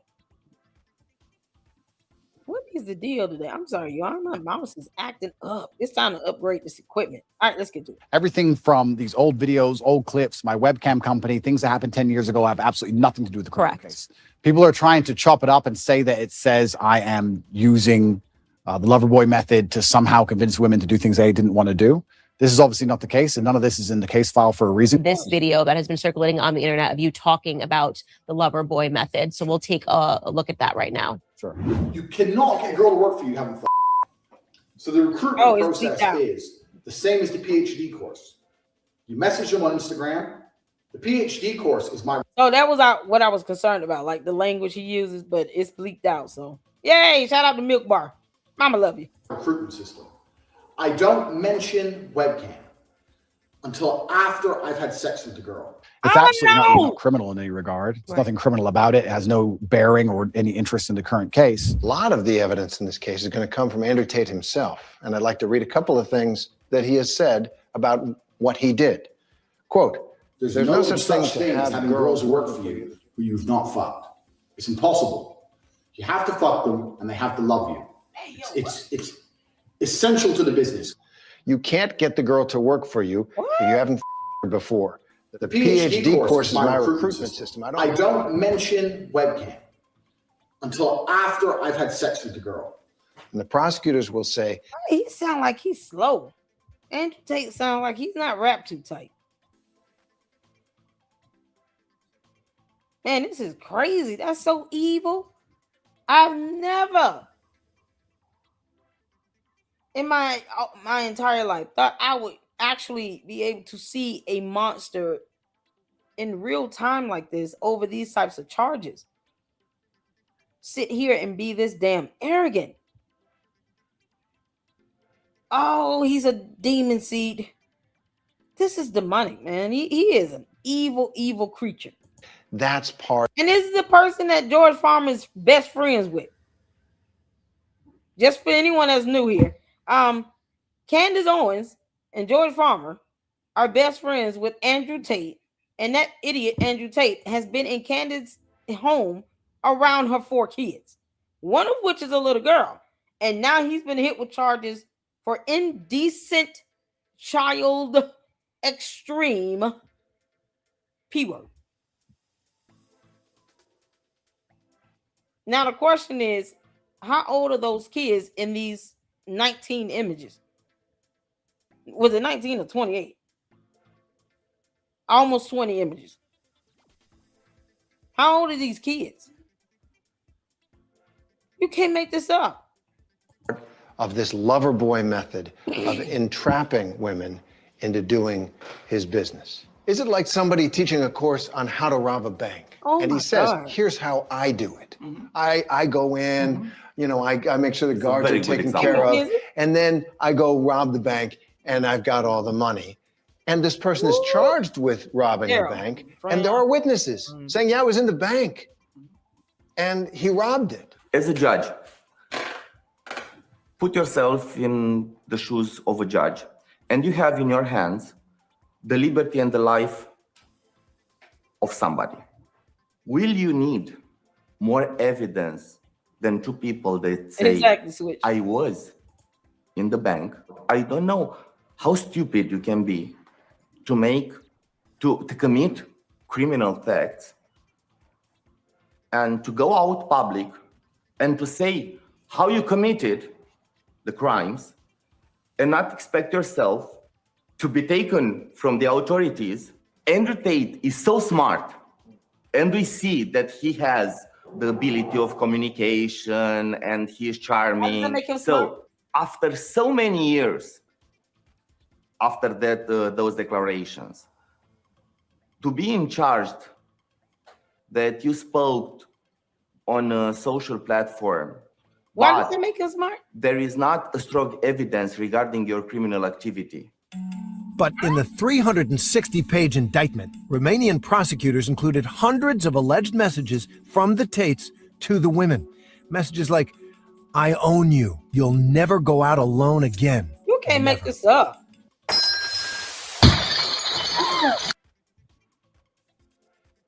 Was that real? Oh, that was his ending intro? Oh my God. This idiot talking about he owns somebody? Every night you think I'm done. Do this all over again. I've done it before. Come get me, arrest me, perp walk me, put me on the news, tell everyone. You really wanted it, didn't he? He asked for it. Candice sitting here, I want all the smoke. Sue me, sue me. I want subpoena power. Subpoena turtle power. Turtle power. She wanted all the smoke, and now she's getting hit with lawsuits, and now she's throwing a tantrum in Big Ned. The hell you mad about? You wanted this. I hope you catch more lawsuits, you moron. What the heck is wrong with him? He must have some brain damage, something that happened when he was a kid or something. Did his mama drop him on his head? He act like he's slow. And I'm like, no one, like the dude said, no one just gets in a camera and commit what they did wrong and then think they're not supposed to be, hit with consequences. He's out of his rabbit ass mind. And Candice is like, yeah, you guys shouldn't say anything about him because that's George's best friend. George not studying Candice either. Apparently. You can't make this stuff up, man. This is ridiculous. I'm a human trafficker. You think I'm not versed? You think I'm not ready? I'm a Navy SEAL in this shit. Fucking come get me. Raid my house. Take my stuff. You think I sleep with a full phone full of evidence? You think I don't wipe my phone every night? You think I'm dumb? Come get me. Yeah, Your Honor, Exhibit A. He already professes to have his phones wiped clean, laptops, all data is scrubbed. Apparently, he has to do this every minute or every day. Because, I mean, what if you don't get the chance to do that and then they come and collect your ass? You can't just say, I'm constantly wiping and erasing my my phone. Now, what you can't do is, if you're trying to clear out the browser history and remove text messages and all of that, you have to make sure that your phone company, your phone carrier, does not have that information stored on a backup server. Because even when you delete certain things now, we have advancement in technology. Investigators can ensure that they get the data from the phone company if they need to. That's why people say deleting something on the internet or whatever does not mean that you fully deleted it or removed it. Whether you have text messages in your phone or post online, it's out there somewhere, sitting on a server, or someone is sharing it or something. And sometimes that's all they have to do is follow the breadcrumbs. If they were texting, let's say they texting someone else, he sent the text to someone else, right? Just because he erased it out his phone does not mean the other person that has the text messages from him erased it out of theirs. So that would be the first step that an investigator will look at. Okay, so you cleaned out your whole phone. All right, cool. Who the people you hang around with? When the last time you talked to anybody? When the last time you texted anybody? Y'all see where I'm going? Oh, okay, so these people you were texting, can I get the contact information? Because, you scrubbing out a phone, you scrubbing out contacts, you scrubbing messages, photos, videos, folders, everything. You're resetting it to the factory settings. Completely wipe clean. But that doesn't mean that the other people you communicated with, the recipients of any text or emails or anything you send them, are going to be automatically erased. That's not how that works. You're just removing it out of your device. Does that make sense? Hit the phone. I would literally say, okay, give me the list of people that you sent text messages to within the last 6 months. And then what they will do, reach out to those people and say, listen, we're going to get a subpoena for your phone because there are a lot of messages in here that we need to get through. So here you go. They're not going to announce it ahead of time. They will get the subpoena. They will have to show that there's probable cause for that subpoena. And then either the person can cooperate and do it without an order, or they will get a subpoena. And they will be ordered to hand over that phone. It's that simple. So, once again, he's an idiot, because why would you say any of this? You act as if this is the only way investigators can get some damn text messages out of a phone from you. Arrest me. Let's do this all over again. I've done it before. Come get me. Arrest me. Perp walk me. Put me on. And that's exactly what happened. That's exactly what happened. Course correcting. Okay. Well, I was tagged on this. This is Candace. I guess people are saying that she going after Megyn Kelly Chabu. Megyn Kelly scared of her. Didn't I tell y'all a few months back that I think Candace has some dirt on Megyn Kelly? Y'all remember me saying that? I said that about 2-3 months ago. I said I believe Candace has some dirt on Megyn Kelly, because right now it's like she's got her by the ball sack. I said that flat out.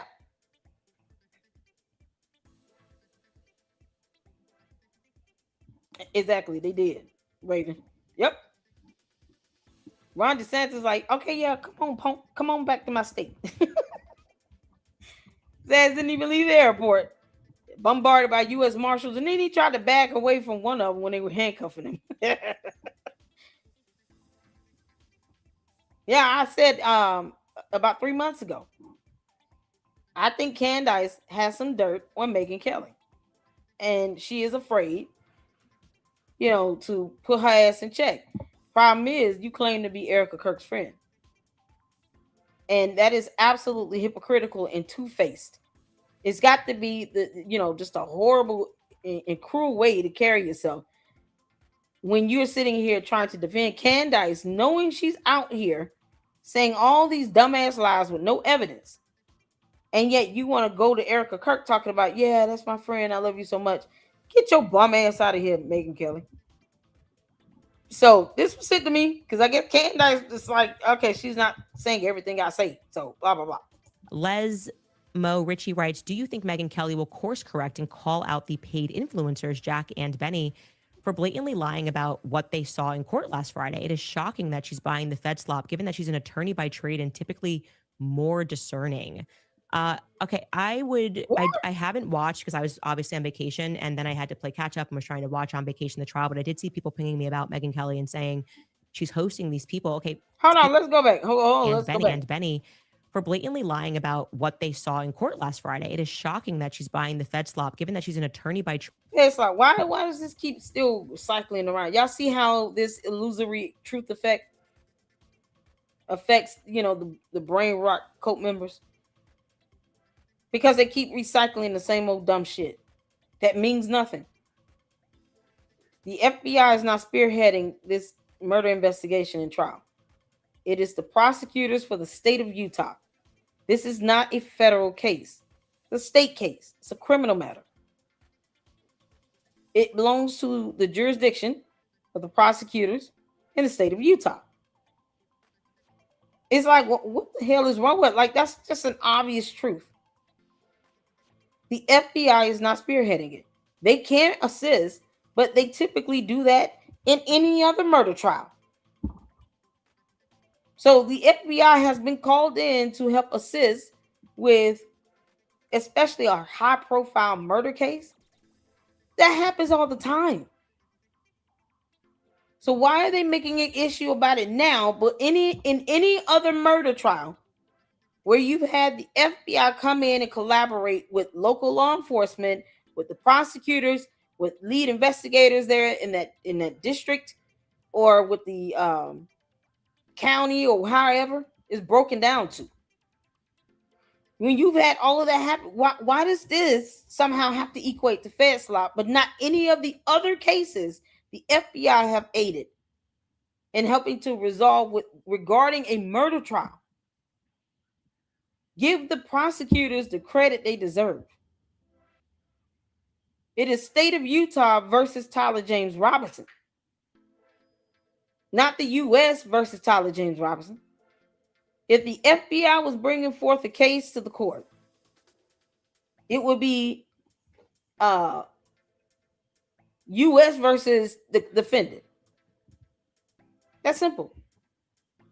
State of Utah versus Tyler Robinson is enough evidence to prove that it is not Fed slop because it does not belong to the feds. And yet they keep recycling this because the more they say it, the more they believe it to be true. And they refuse to read a damn book. And typically more discerning. Oh, it's something else. Okay, I haven't watched because I was obviously on vacation and then I had to play catch up and was trying to watch on vacation the trial, but I did see people pinging me about Megyn Kelly and saying she's hosting these people. Okay, I think she has a lot of background with these people, so I think she's naturally more trusted. Why are you saying these people like you didn't hang out with them either? She has a background with these people? Candace, you have some dirt on her. More discerning. Okay, I haven't watched because I was obviously on vacation and then I had to play catch up and was trying to watch on vacation the trial, but I did see people pinging me about Megyn Kelly and saying she's hosting these people. Okay, I think she has a lot of background with these people, so I think she's naturally more trusting and is obviously thinking, I'm just trying to see her perspective. She's not more trusting. She's doing this to keep up her damn views. The fact that she's an attorney makes this worse that she keeps defending your lying ass. Candace, you're ridiculous. This is how her cult thinks. Oh, how dare you turn against the cult? Unbelievable. You're supposed to be an attorney. Yeah, this is why I'm not buying that bullshit. For once, Megyn Kelly remembers that she went to law school, and now the candy ass cult members are big mad. Cult member said, "You're not supposed to go against us. You're supposed to be our flunky." Like, yeah, she knows how this stuff works in court. And once again, Candace, where's the proof of your 2 degrees? Or this Egyptian plane data you promised? You don't even have cult members that are willing to say, we demand this bare minimum from you, including your time and attention. This is ridiculous. Honestly, I don't care if she goes after Megyn Kelly. But let this be a lesson, Megyn Kelly. You see, she's already got her base routed up, just like she started off with Erica Kirk. It's about to be the same thing with Megyn Kelly. And then when Candice unleashes her so-called fake fury on Megyn Kelly, then Megyn Kelly will come around talking about, oh, I can't believe she's attacking me like this. I simply said I believe the evidence. You know, because it's a cult. They don't give a damn what you believe. They just want you to believe what they believe. They don't care that you believe in evidence of facts, anything. But it has to be their facts and evidence. It has to be based on their perception. It's a cult.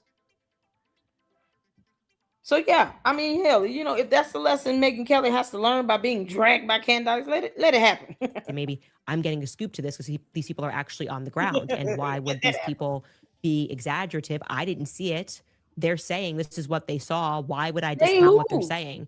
I don't know that she caught what then was leaked afterward about it actually just being a zoomed in version of 12.4 that they saw. I don't know what her mindset is, but what I think we can assume. You don't know what her mindset is. Candace, do you need to know her mindset? Do you pay her bills? You have dirt on her, because it sounds like you got some dirt on her. And also, it is good to remember that Megyn Kelly stood up to all of these people and told the truth about what Charlie was fearing in the last days. That was not an easy thing to do. Just because you call it a truth does not make it the actual truth. Truth requires documentation and evidence, not you talking about how you feel. Period. And if she co-signed anything you said, all she did was lies like hell as well. That's all she did. She lied too. It's that simple. This is ridiculous. You know what? Let her drag her. Megyn Kelly, you're going to learn today. Came after her hard. They continue to come after her hard every day, demanding that she's deplatformed for telling the most important truth. So what I can say is that I do believe that when this trial goes through, when they make the decision in September that this is going to go through and more evidence is presented, I think she will follow that because they can't hide behind, oh, it's just going to be influencers that see it. I think she'll change her mind. What you mean you think she's going to follow that? Follow what, Candace? The evidence? Are you telling on yourself? So you think she's going to follow the evidence? The most important truth. So what I can say is that I do believe that when this trial goes through, when they make the decision in September that this is going to go through and more evidence is presented, I think she will follow that because they can't hide behind, oh, it's just going to be influencers that see. She's going to follow that because they don't want to give off the impression it's just influencers. I think she'll change her mind. I do. I think that she will change her mind when presented with more evidence. She may not be the first, but I don't think she's going to be trusting influencers to inform her opinion when the trial goes through and is approved. So that means she could easily believe the evidence then. So why did your cult members have a problem with that? And then what she just said? She's going to believe when more evidence comes out, she's going to get behind it and believe it because she doesn't want influencers influencing her decision. You can't sit and say that and then turn around and say, Yeah, no, but I think she'll come back around again. I'm going to grant her grace. The fuck you mean? That she will change her mind when presented with more evidence. She may not be the first, but I don't think she's going to be trusting influencers to inform her opinion. When she calls herself an influencer. What you mean? Candice. For her to even respond to even defending your dumbass is proof that she does respond to influencers. You do understand Ben Shapiro was the only person that told her to her face that you were out here accusing Erica Kirk and TPUSA of killing Charlie Kirk. He told her to her face in an event that you have been out here dragging her and she's a widow. And then you played stupid, Megyn Kelly, when he confronted you face to face. And then tried to be offended about it, talking about, I shouldn't, yeah, that was not the appropriate place. And I didn't know. And I looked at all her videos and I saw, and I don't even watch her videos, but I did look at all her videos and saw she never said anything like that. She couldn't even be consistent with that. She's already told on herself. And this is someone that's supposed to be an attorney.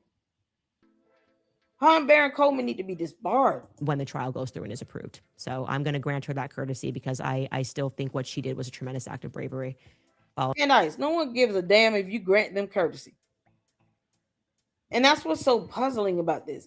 Megyn Kelly watches her show. And she has to know that this idiot just saying, I'm going to grant her courtesy. Courtesy for what? But then didn't she just say she's not going to let influencers, Megyn Kelly influencers, influence what she believes at the end of the day? Right? So why are you giving her a courtesy? Just let her feel and believe what she want to feel and believe in. This is ridiculous. It almost sounds like a softball threat. On the Charlie assassination, when I was swimming in people calling me a liar about the Israel You're thing, a liar. I feel like her and Tucker Carlson were the only two people that had the courage to tell the truth about what Charlie was going through. He's a crackhead. So let's give her some time. This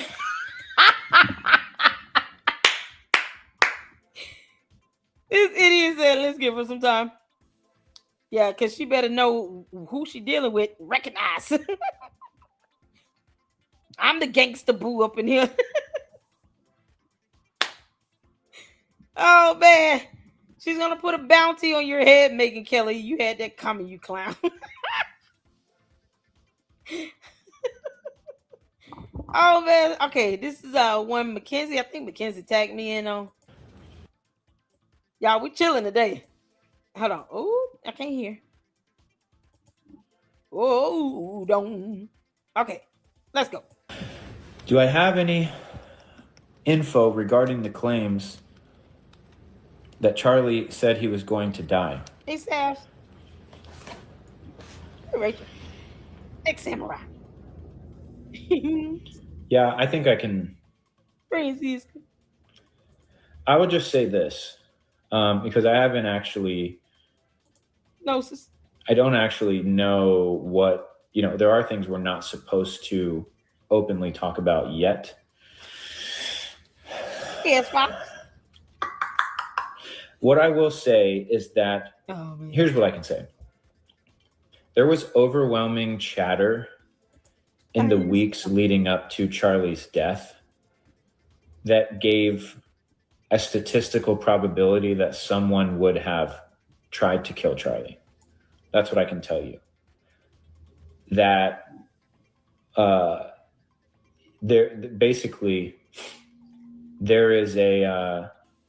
there's a way where they can check, hey, there are, I don't know what the number is, but let's just say 500 or 1,000 comments online, on Reddit or wherever, saying someone needs to kill Charlie Kirk. Huh? And then they go, hey, based on this many comments within this period of time, there is a statistical likelihood that someone is going to try something, like for real. There's just too many comments to ignore. That is what happened. And that was made known to Charlie. And so when he says they're going to try to kill me, he's not talking about Benjamin Netanyahu or the Jews. He's saying there's a lot of chatter out there. People want me dead, and there is a good chance someone's going to try. That's it. I don't know who this is. Mackenzie tagged me in on this. Mackenzie, you know who this is? Candice live. Oh yeah. Candace Owens live for real, like hell. Y'all, Gary had to do this yesterday. Oh my God. This DEI hire shows up in my comments. Yes, you were.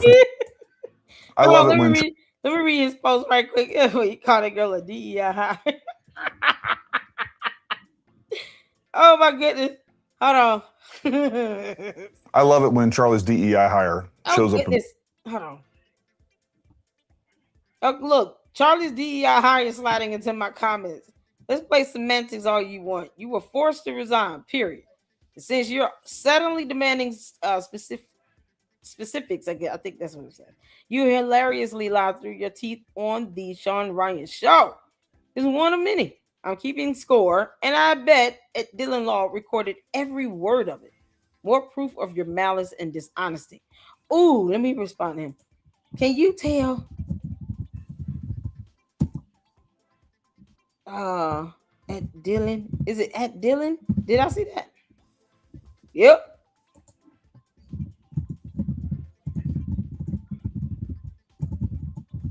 Extension.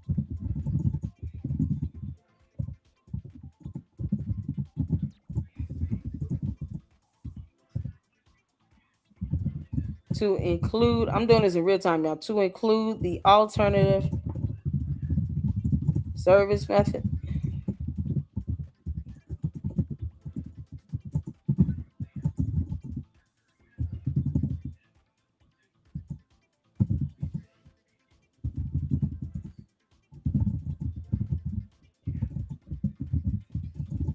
Yeah, we got the what's the court rule was 4.D.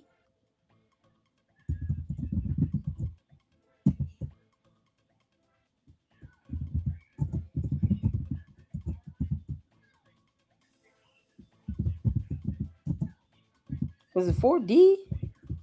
I think it was 4. It was 4D, right? Or 4M. Hold on, let me make sure I look this up right. Because I think they can knock out two birds with one stone. Alternative.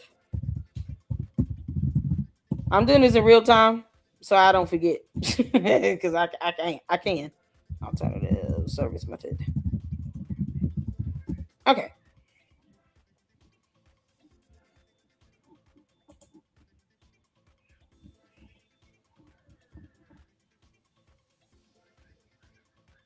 Yeah, we saw it yesterday. It was like the day before. It was, I think, based on federal rule.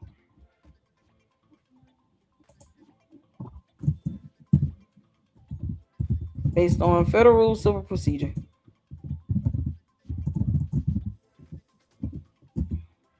Okay.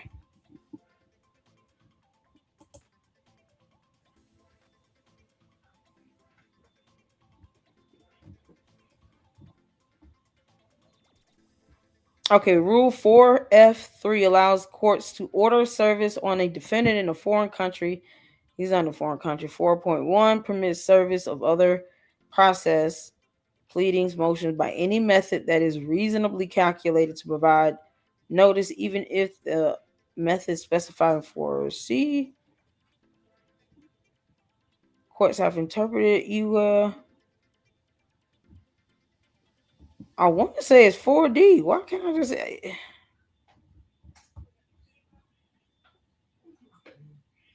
Let me just put 4.1. That's what we do. 4.1.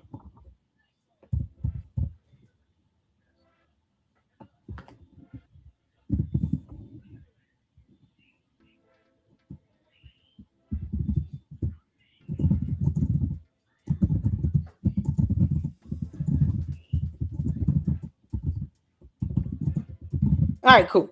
I had to say that because I want them to, I'm sure they know, but it's an option they can do now at this phase. because there have been 7 failed attempts regarding serving Mitch Snow. And I'm just like, they're asking for an extension already for an additional 30 days to try to serve him again by way of the U.S. Marshals. Might as well just add to the motion to have him served by alternative methods where you can do a social media post, or we can get his ass in a live stream or something. Process server can come up and serve him, virtually and be done with it, and then have the video as evidence of service. So might as well just ask for all of it at one time. That's kind of my thinking on it. All right, cool. So shout out to Gary Paramount Tech. Y'all, we've been over there a couple times and we've had a good time each time I've been there, and we're definitely going to collab more in the future. So let's get to this. I love it when Charlie's DEI hire shows up in my comments. Yes, you were fired. Or technically, you were forced to resign. Everybody knows it. If you want to play semantics and you want to be specific, let's do that. You remember just the other day on the Sean Ryan show, Candace, when you lied to everybody, including right to Sean Ryan's face, and you said this. And then this Brian Harpole one, which I'm being sued because of your show. So wait a minute. What exactly?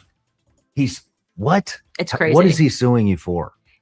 Defamation, which is difficult for me to comprehend, saying that I defamed him because I said that the security team was incompetent. And so he's blaming me for a loss of revenue to his business because I said he's incompetent. Now, Candace, that was a flat out lie. And you know it. You're not being sued because you said Brian Harpole did a bad job. You're being sued because you're claiming that Brian Harpole was part of the conspiracy to kill Charlie Kirk. You're claiming that he had foreknowledge and was involved in his death. But for everybody out there, don't take my word for it. Let's read the lawsuit. Snow entered into a conspiracy with Owens for the express purpose of engaging in a coordinated and deliberate campaign designed to defame Harpole and ruin his reputation. Owens and Snow agreed that Owens would use her network, including her podcast, website, and social media accounts, all of which are controlled by either Candace Owens LLC or George Tom Inc., to promote and publish Snow's fallacious narrative that Harpole was involved in the plan with the United States to have Kirk assassinated. Paragraph 40. Importantly, the description of the episode reads, after today, I do not know how this leads to anything other than a full confession from the government about their involvement in Charlie Kirk's assassination. The description... Candice, you are a whole coward. You dumb heifer. Why would you sit there and blame this lawsuit, a federal lawsuit, on Sean Ryan again? I mean, why didn't he sit there and say, hey, nuh-uh, not over here? You're not going to accuse me of you being served a lawsuit. Even if he brought the man on his show 2 and 3 times. Sean Ryan did not force him to file that lawsuit. Brian Harpole filed it because it needed to be done, because you were damaging his credibility, reputation, and accusing him of being a part of a murder cover-up. That is a crime. Covering up an assassination is a crime in and of itself. So to say that TPUSA, Erica Kirk, Brian Harpole, all these people are a part of a cover-up of an assassination is already defamatory. And then when you keep doubling down on it, they're telling you what the truth is. They're even giving them documentation. And then you have a reckless disregard of the truth. Now you've proven malice intent. Now you're just being malicious. You are blatantly lying on people about being as a part of a cover-up for an entire assassination. We all witnessed in real time, virtually, and 3,000 people in person. You can't make this shit up. And you talking about Sean Ryan? It's his fault. You should have never brought him on your show. He has the right to do what he wants to do on his platform. Is Sean Ryan going to become another cent? How's this going to go? I feel in my spirit that Sean Ryan is going to become another cent.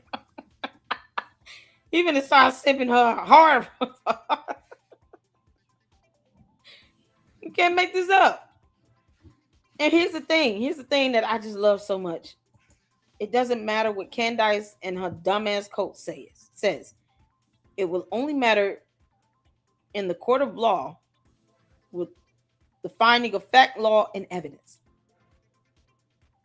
the jury that has been demanded in this will be the ones to determine the evidence is sufficient to prove a preponderance. See, with civil proceedings, the burden is not to prove beyond a reasonable doubt. It is a preponderance of the evidence. Is it more likely than not?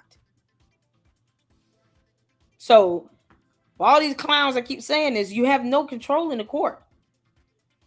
You will not be able to have any sway at all when it comes to the hearings related to this civil matter. Just like with the Tyler Robinson murder trial, your feelings and emotions to all the Candies cult members are moot and irrelevant, and no one cares. The judge could care less that Candace is roaming the earth. I keep telling people this. It is not the judge's job to care about whatever Candace is saying. It's not the jury's responsibility to keep up with Candace is saying. No one has to believe her, and she can kick rocks. We don't owe her anything. So, at the end of the day, he's already had, his credibility, hindered and hurt. Why even add to that?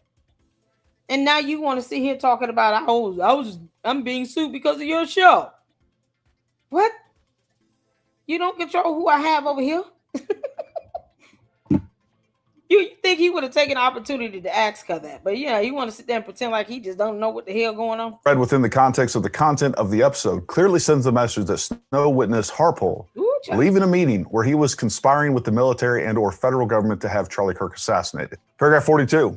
The claim that Harpole was present at Fort Huachuca on September 9, 2025 for an alleged meeting is verifiably false, as Harpole's travel records plainly place him in Dallas, Texas. There would also be records showing Harpole's access to the base. Owens had access to these records, but dismissed them without any investigation, claiming they did not provide an alibi for when the meeting concluded. To avoid any uncertainty, Brian Harpole has never been to Fort Huachuca. Not ever. Additionally, there's no evidence that such a meeting even took place with or without Harpole. Despite the verifiable falsity of her claims, Owens viewers and supporters understood via responses that she was claiming Harpole conspired with the Trump administration to assassinate Charlie Kirk. So there you go, Candace. You're caught in just one more of a long history of lies over the last 10 months. You got a trail of lies, but what you don't have is a single piece of evidence in the last 10 months. Not a single 10 months, millions of dollars, over 200 episodes, and you don't have a single piece of evidence that would be admissible in court. She won't even. You're doing a great job with the investigation, but you're not being sued because you said Brian Harpole did a bad job. You're being sued because you are accusing him without a single piece of evidence of being involved in Charlie Kirk's assassination. And you're just a liar. And by the way, TPUSA and Erica Kirk are going to end up suing you for the exact same thing. And I can't wait to see it. And what also proves that you're disingenuous. Child, who you telling? I think I'm more excited than all y'all put together. Are you kidding me? Oh, I'm going to be looking out for that damn lawsuit. Yes, we're going to go over it. Oh, that's going to be a lawsuit reading party. Oh, my goodness. Talking about something epic. I want to be the first to put that out. Oh, I want to be the first to go over it. I sure damn do. Can't make this up. Because I've been saying this whole time, Erica Kirk, please go file a protection restraining order against Candice. Get an injunction for harassment. Please sue her. Please tell me you flew out there to Tennessee to try to show at least a good faith attempt so that you can say that she was just simply showing malice intent. Please tell me that trip to Tennessee was not in vain. I have been saying this for months over and over again. And I've also said Candice wants Erica Kirk dead because she does. It's crazy.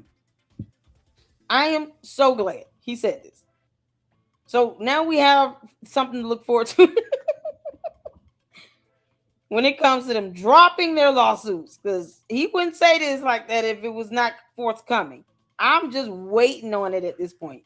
And as soon as it does, email me, please, y'all, so we can get in now. flood my comments on my videos saying it's here later. Which is just a flat out liar, is that Erica Kirk gave you the information you needed to exonerate Brian Harpel, or at least gave you information that indicated that. You don't have to buy into it, but what you did have a responsibility to do was to tell your viewers. Yep. But yet, during the interview with Mitch Snow, you didn't even mention it once. And don't even go with, oh, I was texting Brian Harpel. You released that original episode on December 8th. You didn't even send Brian Harpel. And by the way, you already implicated him in that first episode. You didn't send him any text messages until after your meeting with Erica Kirk. The damage was done. You already claimed that he was part of the conspiracy, and that's exactly why you're going to lose this lawsuit, because you acted with malice. And you omitted that information, which you had a responsibility to give your audience, and you didn't. And I'll leave you with this little tidbit right here. But I don't like little lies.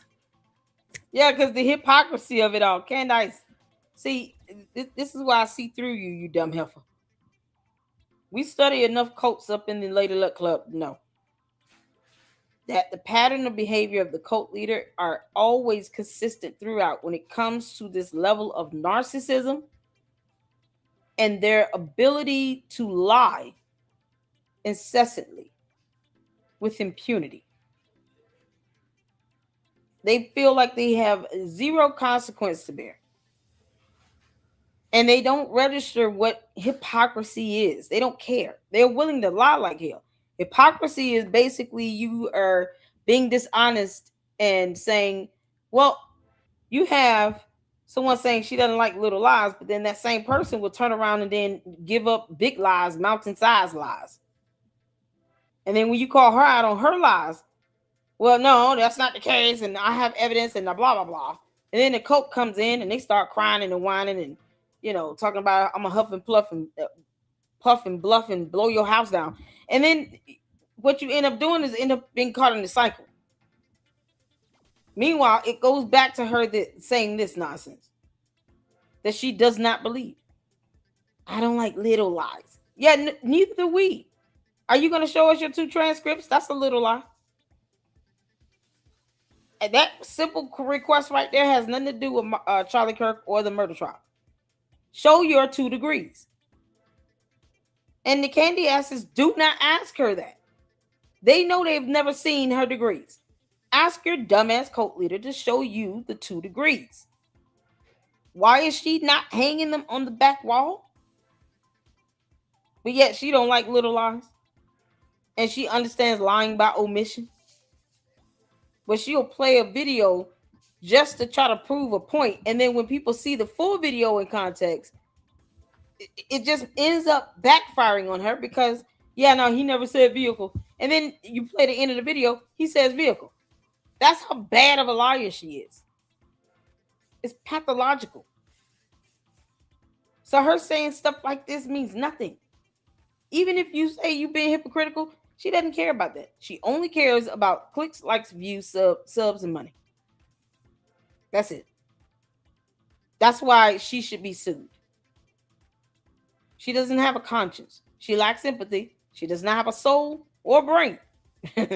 Might even be missing an arm. Who knows? But she doesn't care. So since she doesn't care, the only way where you can be more effective in helping her understand, you may not give a damn, but I do. You got to take her to court. That's what must be done. Take her ass to court. And there in the court of law, she has no power. So take her to court. So I really hope Erica Kirk does that. That's what I will say. Something that I always say in my household is when there is one lie, there's 20. And lies by severe omission, I'd like to be very clear, are lies. Lies. Okay, so where are your 2 degrees? Journalism, English. Post them up. What's the name of the school? Was it the same one you went to for 3 years and then dropped out because you were flunking? Candace, prove me wrong on that. By severe omission are lies. It's the hypocrisy. She's such a dumb demon. Yes, I love it when Charlie's DE. She will not get Mitch Snow to accept service. Y'all. Oh man. Oh, this is so priceless. Okay, y'all. When did this come out? How did I miss it? How did I miss it? Okay, I wanted to make sure I got all the lineup. We're gonna end up doing Eden Marie last. Okay. So you guys asked me to watch Ben Shapiro. I know Sifa's excited. If the four of you want to check this out, you guys hanging in there with me? You want to hang in there? Let me know. Tyler Robinson did it. He damn sure did it. Hit the four of you want to go ahead and get a watch party going. I told y'all we laid back today. Try my best not to fuss too much. I'm still laughing at Andrew Tate. Oh, I'm still laughing at that dumb clown. Oh, man. Okay, awesome. So you all, we're going to have on Wednesday, Jared, a.k.a. Continue Freedom. Yay! I will be scheduling the live stream. You guys make sure you tune in to the announcement. Hit that like button while you're here if you're enjoying the content here and my insight, what I can provide. Hit that like button so we can tell YouTube to kick rocks. I appreciate all of you all. Thank you so much for the support. And on Wednesday, Continue Freedom will be with us. I'm trying to get another interview lined up for Thursday. So waiting to hear back on that. I'm so excited. God is so good. This has been absolutely amazing. Absolutely amazing.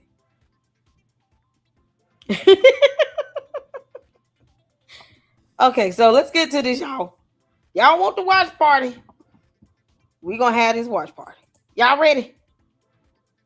Let me make sure I can zoom in. Why you two pushing Fed Slop? What Fed Slop? I don't work with the feds. Candace is the only one impersonating a federal investigator. So if I told you, what's his name? Edwin Torres. If I told you that I'm going to report you and your cult leader to the FBI, would you believe me? Would you be scared or nervous, or would you not give a damn? Are you a bot? They always say no. It's like, no, if you're a bot, be proud of it and own it. If you're a bot, be proud of it. Own your battery. You don't have to hide the fact that you're a bot. Come on now. Where's that one at? Oh, no, don't leave that one. They always run off. Man, they are so bored. They're no fun. Edwin, come back, Edwin.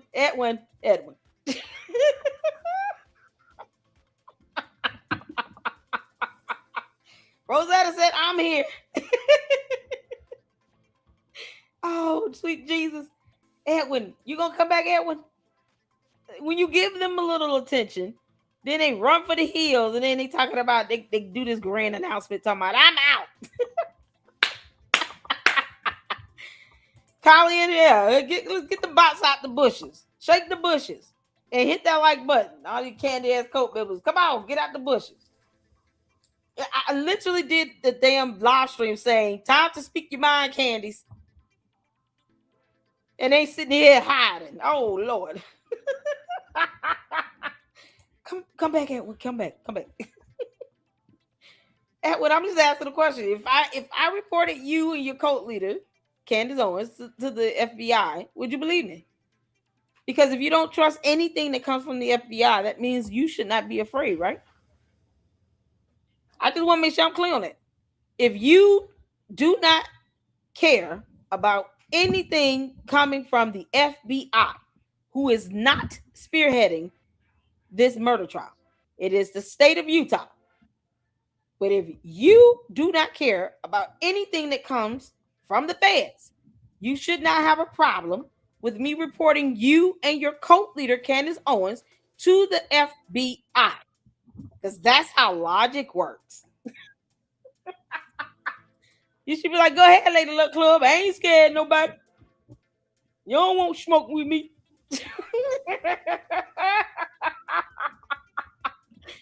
Come on, Edwin. Come on. You good, Edwin? I'm just saying. What the candy asses at? Candy asses should have no issues. Seriously. They should have zero issues with me filing a complaint to the FBI against them and Candace Owens.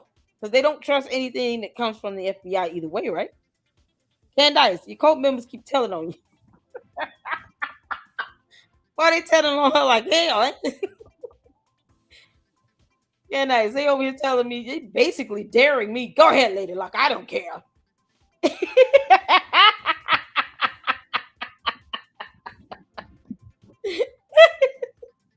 Oh my God, y'all. Let's get to it. Okay, I'm done. Folks. All the cult members, y'all so bored. They don't know how to have a little fun and get a little laughter in. They so lame. Acting all uptight and bougie. And the bougie now. Like they cult leader. Who's a pregnant with fluid. You can't make this up. All right, y'all.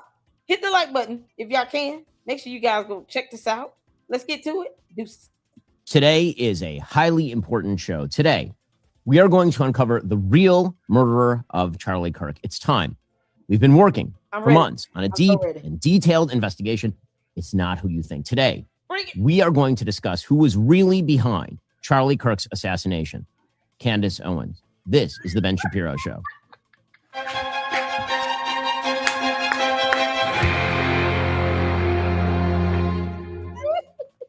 So we didn't want to talk about this. We didn't. But we've been digging. We have been investigating. We've been tugging on every thread, been tracing every single line of investigation to get to the bottom of what really happened. Yeah, oh, I love this troll moment. Oh, he trolling the hell out of her. Oh, Ben. Didn't I tell you all that? Why do you all think I sent that message to Lionel Hart? Didn't I tell y'all? I said, you got to give them a taste of their own medicine. Troll their asses right back. Every time you go out over on X, ask Lionel Hart, do you wear Depends at night, or is your bladder holding up? And if he says, no, I don't wear Depends, and yes, my bladder is fine, ask it again, the same question the next damn day. And do this every day for 10 months. Because, see, they need to feel the pinch of that. Us sitting here dropping facts and information and doing research and analysis and a blah, blah, blah, none of that is going to even have them feel remotely empathetic towards anything. Just troll them back in the manner to which they're trolling everyone else. This is how you do it. Okay, so everybody should be doing the show just like this with this style. This is amazing. Give her a taste of her own medicine. We here for it. Really, really, really happened. What super really happened with Charlie Kirk's assassination on September 10th, 2025. The story actually begins before that. In the spring of 2025, when Candace Owens, the podcaster, her brand, was having some trouble. She was sued by the First Lady of France. She was hemorrhaging mainstream sponsors. She was losing her staff. She was feuding with pretty much everybody. And then something changed. Charlie Kirk was murdered. You remember September 10th, 2025? Her Charlie Kirk coverage rebuilt her audience and drove record merch sales. That's what she said. Not me, that's what she said. And turned her into the main character in the biggest story in America. I mean, here she was in May of this year. We are on track for this to be the biggest day in our merch sale history on the website. I love you guys for actually buying merch just to spite the people that were calling for a merch boycott. And you got to follow how the money is structured. You got to follow it. Just follow it, okay? The revenue from this coverage doesn't flow to a human. It flows through a lattice of corporate entities like Candace Owens LLC and George Tom Incorporated, the kind of architecture you build when you want distance between yourself and the product. And the product, by Candace Owens' own on-air admission, had its single biggest sales day in company history because of the Charlie Kirk assassination. Charlie Kirk dies, and Candace gets richer, a lot richer. Yep. But at whose direction? That is the big question. I mean, Candace has a lot of foreign connections, like a lot. See, here's the thing. Charlie Kirk, at the end of his life, was going after radical Islam. That was his biggest cause just before he was murdered. You'll remember Charlie saying this. Islam is not compatible with Western civilization. Islam is at odds with all the freedoms that we enjoy. They do not believe in any separation between mosque and state. They do not believe in freedom of speech or freedom of expression. They do not believe in the freedom to criticize the government, the practices that we enjoy so great here in the United States of America. And here's the one thing that's the kicker. You have this axis, again, the red-green axis, this Marxism, Mohammedanism axis. What do they have in common? Even though a lot of the Marxists are lesbians or gays or transgenders, they get along with the Muslims. They get along because they hate us. This is Charlie Kirk's cause, right? But Candace had lots of new relationships with people in the Islamic world, maybe directing traffic, or we don't know. We're just asking questions. We're just asking questions, but we're not stupid. We're not stupid. Something changed. She suddenly started talking about the magic of Islam. Here she was in March. These terror groups, these Muslim terrorists, for whatever reason, these Muslim terrorists only want to terrorize to benefit Israel. It's so strange. I cannot work it out. If you're a Muslim terrorist, we want to hear from you. Why are you doing that? Right? Why are you stealing and robbing and doing things down in Congo to the benefit of Israel? We want to hear from you. It's very strange. More tips. Candace gone. Hey, I'm a Muslim terrorist and I work for Israel. Why do you do that? Weird, isn't it? Right? Right? I mean, Charlie starts warning about radical Islam, and suddenly Candace discovers that maybe we've just been misunderstanding Islam this whole time. She literally apologized to Muslims on behalf of America because she says Americans were brainwashed after 9/11 by propaganda. And she didn't even know what a Muslim was. That's what she said. That's what she said. We're not stupid. We're not. She invited Muslim terrorists to reach out to her because, you see, the jihadis are the victims.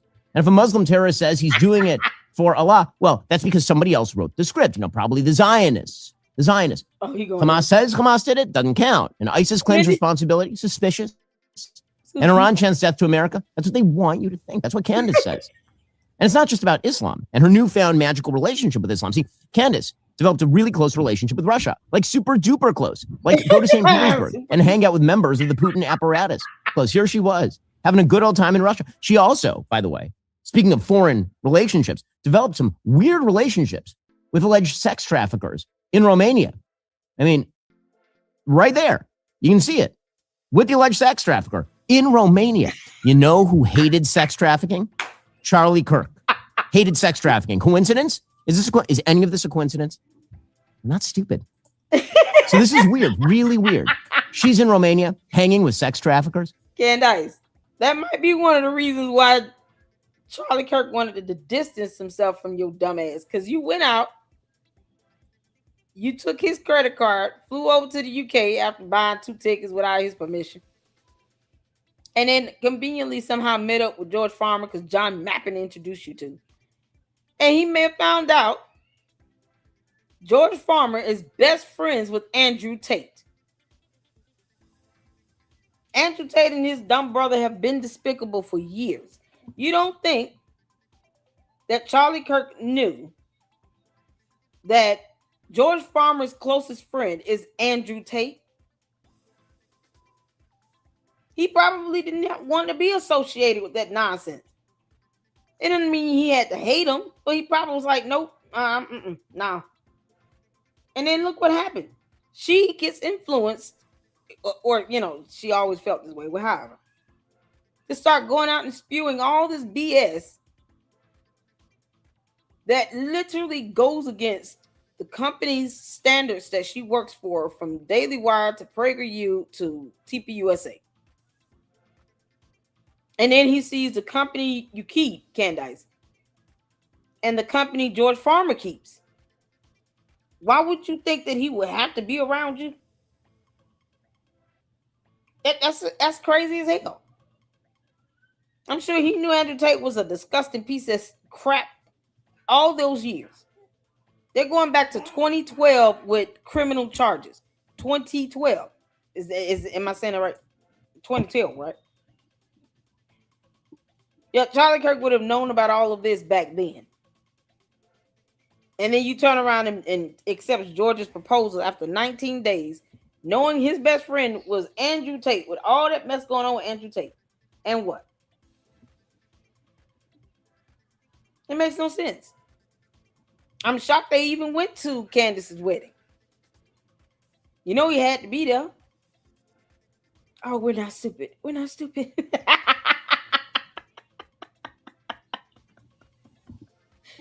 And when I was trying to tell you to come back, did nobody block you? You talk about why y'all blocking me? Can't have a conversation. I was trying to block you. I kept saying your name. You hear me? Edwin, I got a question. Okay. You ready? Edwin. Since you call everything Fed slop, okay? You don't believe anything coming from the FBI. Follow me. If I were to file a complaint against you and Candace Owens to the FBI, would you be mad? I'm just wondering. I'm asking questions. Oh, it was since 2012. Yeah, I hang out with Russell Brand, Andrew Tate, all them nasty bastards over there. So Charlie Kirk knew about Andrew Tate's background when Candice married George Farmer, and knew that George Farmer was close to Andrew Tate. I don't think Charlie Kirk cared for George Farmer either. I'm just gonna say that there's nothing that I've seen or witnessed where an interaction between Charlie Kirk and George Farmer looked or seemed pleasant at all. I don't even recall seeing a photo of those two. I personally do not believe Charlie Kirk cared for Andrew Tate and George Farmer. I don't think he cared for him. Edwin, you gonna answer my question? He always leave. Oh, Edwin, come back.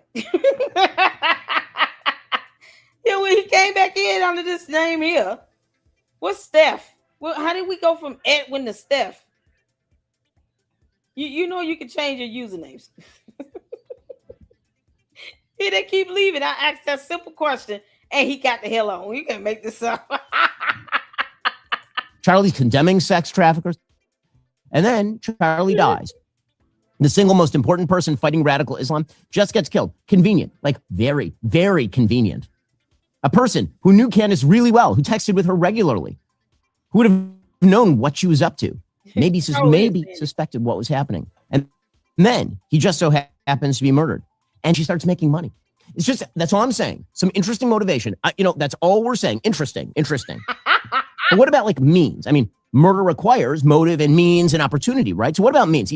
Here's the thing. Candace knew everything. She was Charlie's best friend, like his best friend. They were so close, like closer than any humans who have ever lived. She was his best friend. Oh, here she was the day after Charlie was killed. But I don't want today to be about anything other than you guys knowing that Charlie really was an amazing person. He was like, we were really close, and he was my best friend and my brother. I mean, how close was their relationship? I mean, it may have been for her even more than like a brotherly relationship. I mean, let's be real. You don't talk about suspicious. She got married in what is easily the weirdest love story of like all time.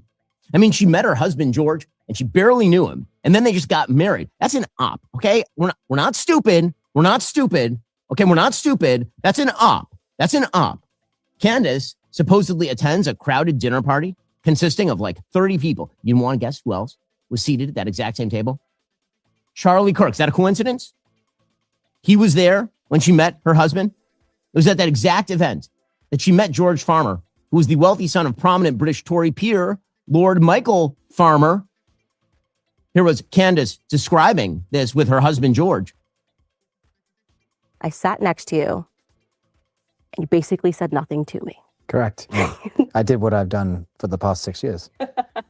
I just said nothing. And it worked. And it worked. Yeah, it absolutely and worked. then you married me, so I have no idea why. Yeah. Yeah. 18 days later, Yeah, that's right. we get engaged. And I called her and I just said, listen, I know this is completely crazy and we've just met, but how do you feel about getting married to me? Just real quick. I missed the bit where there's any sort of... There was literally nothing romantic had been said up to this point. Go back. Says hold on. Let's get the supers in right quick. I just want to thank you all so much for tuning in. Oh my goodness. Rosetta got the 5 LLC memberships. Jacqueline with the $1.99 super. Oh my God. Rosetta with another 5 LLC memberships. Thank you so much. I appreciate it. Y'all can hear the wear and tear in my voice. Oh my goodness. Every time I hear George say that, I just feel like I need to flick a wrist. You can't make this up. Jacqueline with the $1.99 super. You mean that Fed, that's CO Bestie, Sloppy Joe Kent? Exactly.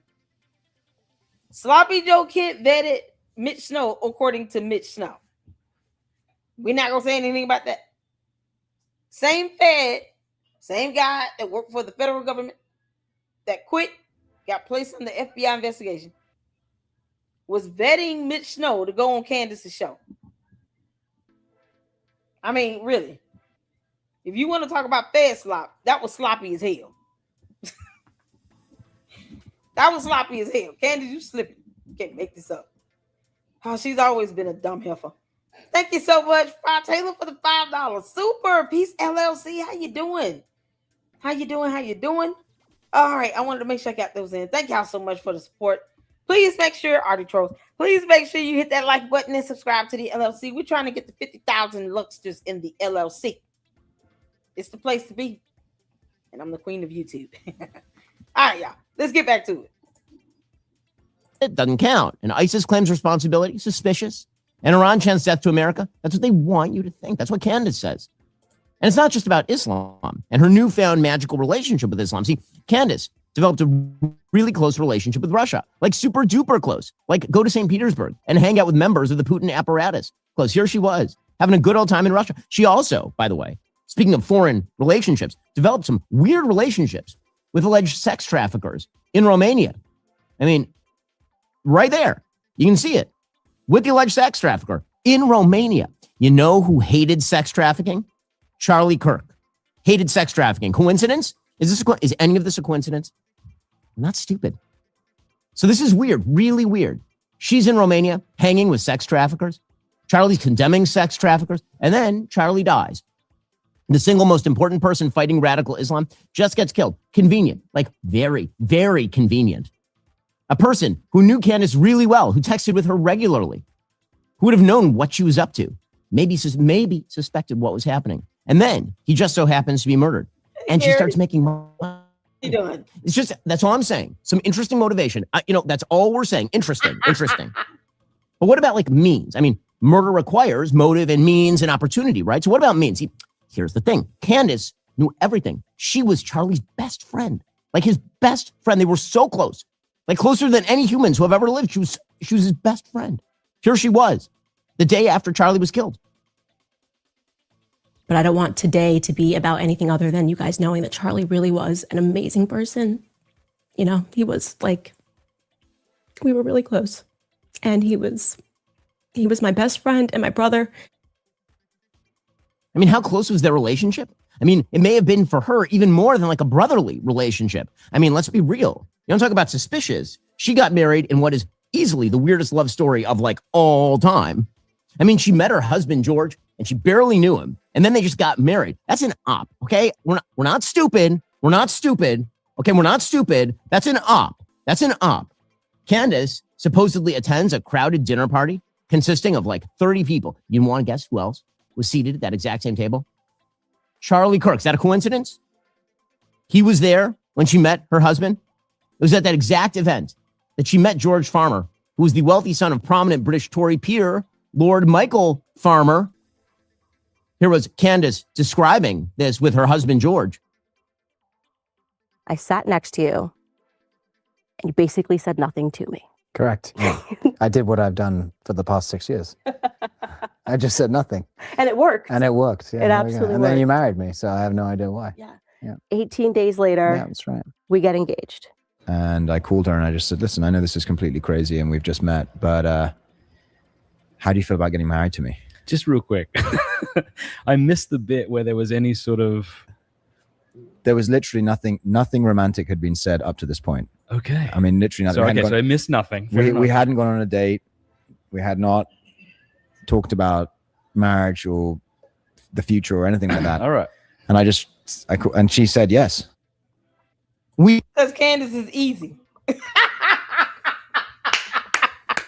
There was literally nothing, like never, absolutely nothing that had it. Nope, nothing. Candace, you should feel this big. Nothing. He has shown more affection in one photo to Milo, whatever the hell his name is, than he has ever shown to Candice in the public spectrum. Candice, don't make me pull up that photo of George Farmer and Milo holding hands and arms and shit. More affection towards another man in a photo. One photo. And you can tell he was holding on his arm. They looking at each other down in their eyes and stuff like they meant that. Candace, he didn't even want to give you a kiss. He probably told her, look, before you go, before we do anything, you're going to have to clean yourself from this use infection. It's been there for a while. I can't deal with it. Go to the doctor. George, what do you mean? No, you got the yeast infection. It's out of control, Candice. It's out of control. Go to the doctor. It's a -7. I'm just afraid that something's going to come out of you and attack me while we're trying to procreate. So you're going to have to get that taken care of. In the meantime, I'm not putting this in that.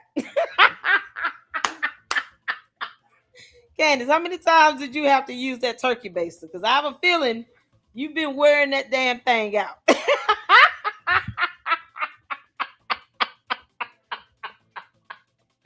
Candace get mad when we laugh at her fake and gay husband.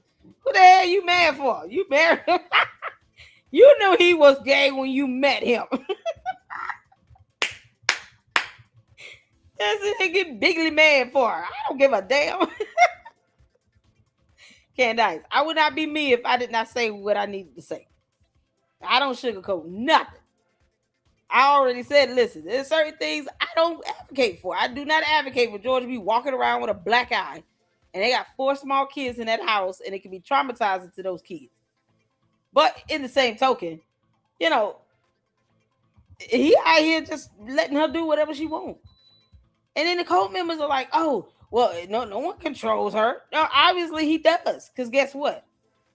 He told her you cannot get on a flight to go to Arizona to face TPUSA. What was all that energy at when she was sitting out here talking about my husband? George said no. George said no. Oh, okay, so why your cult members get mad trying to defend you talking about he doesn't make any decisions? Why is he there? So they confirm he's not man of the house. Got it. That's how stupid they are. The cult members are confirming George Farmer is not the head of this household. And Candice will do what she want to do. That sounds like a little femininity thing going on right there. A feminist type thing. I am woman, hear me roar. You can't make this up. But yet and still, Erica Kirk goes to Tennessee. Now she got time to spend 4.5 hours with her. But she couldn't get on the plane and go to Arizona because George said no, it's his birthday. We got cake and ice cream and Andrew Tate's coming over and I think they want to have some alone time. And it's a lot of things happening. Andrew Tate must have came over there with them tight ass pants on. Y'all, Andrew Tate came out the damn closet talking about, oh, George, you'll make my day. He came out the closet wearing this. Hold on, let me put it on. He said, "Oh no, I got to come out and styling and profiling." Hold on, let me find it. It's on Twitter X. Oh man, there you go. George came out the closet looking like this, and George Farmer was like, "Oh hell yeah."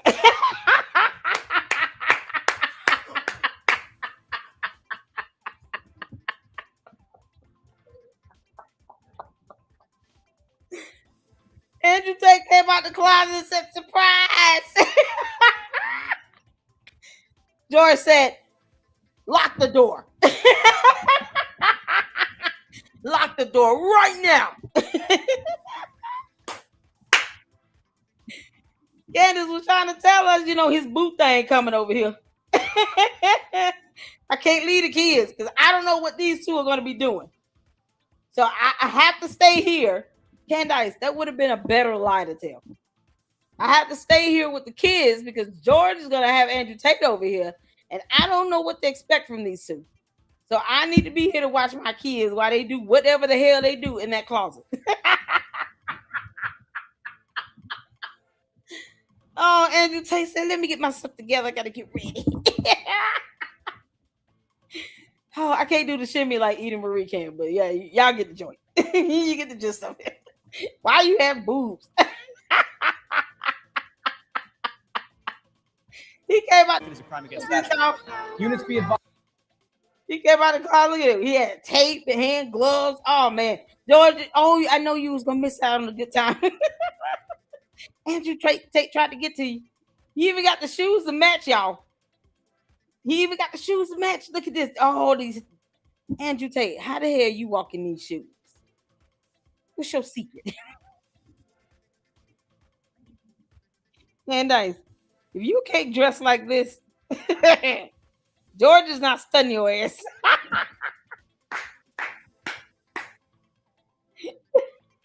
Oh man. Good thing Andrew Tate does not have twig and berries, because that would be embarrassing.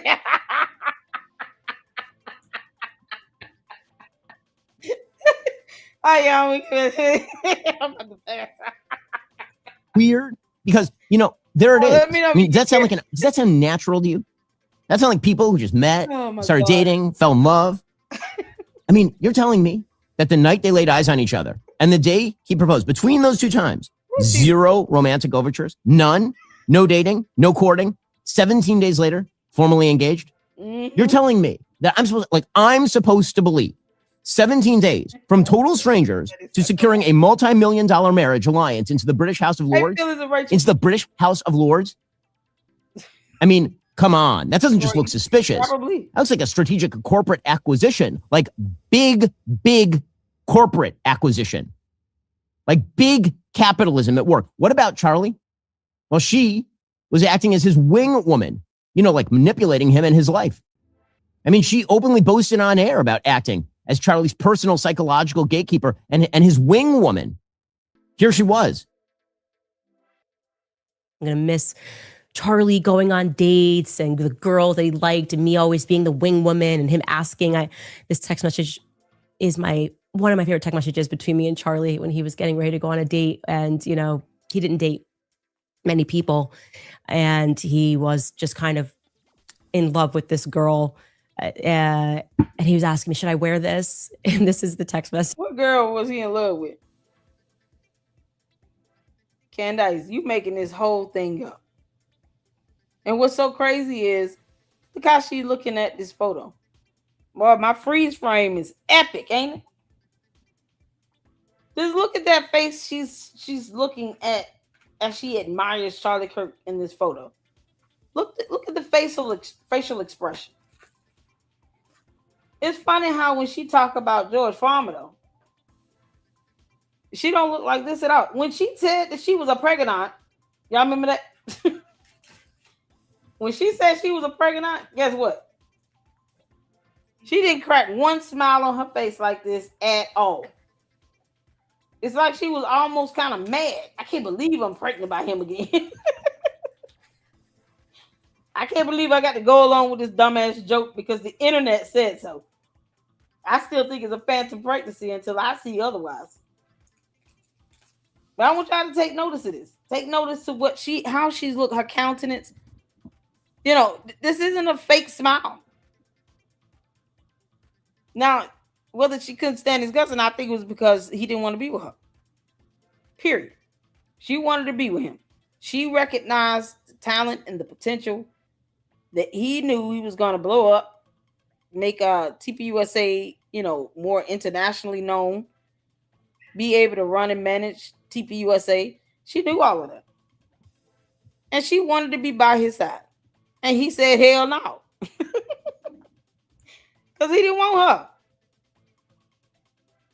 It's like all that time they had been hanging out and traveling together for 19 months. Yeah, if he wanted to get with her, he would have. But he didn't. And then she's sitting out here talking about he was a virgin until he got married. Well, like, why do we need to know that? She has tried to destroy this man on every level after death. But this right here, this is why she's a woman scorned. Because he did not want her. He didn't pick her. And then you accept a proposal of somebody 19 days after meeting.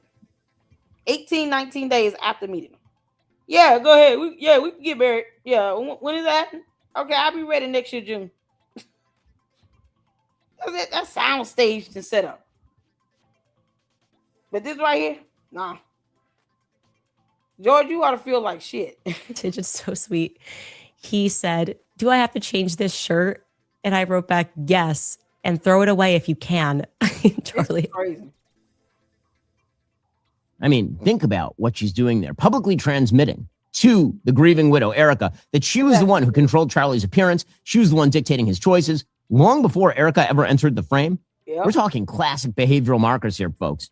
Project a phantom homewrecker narrative onto the outside world to mask your own historical boundary crossing infatuation with Charlie Kirk.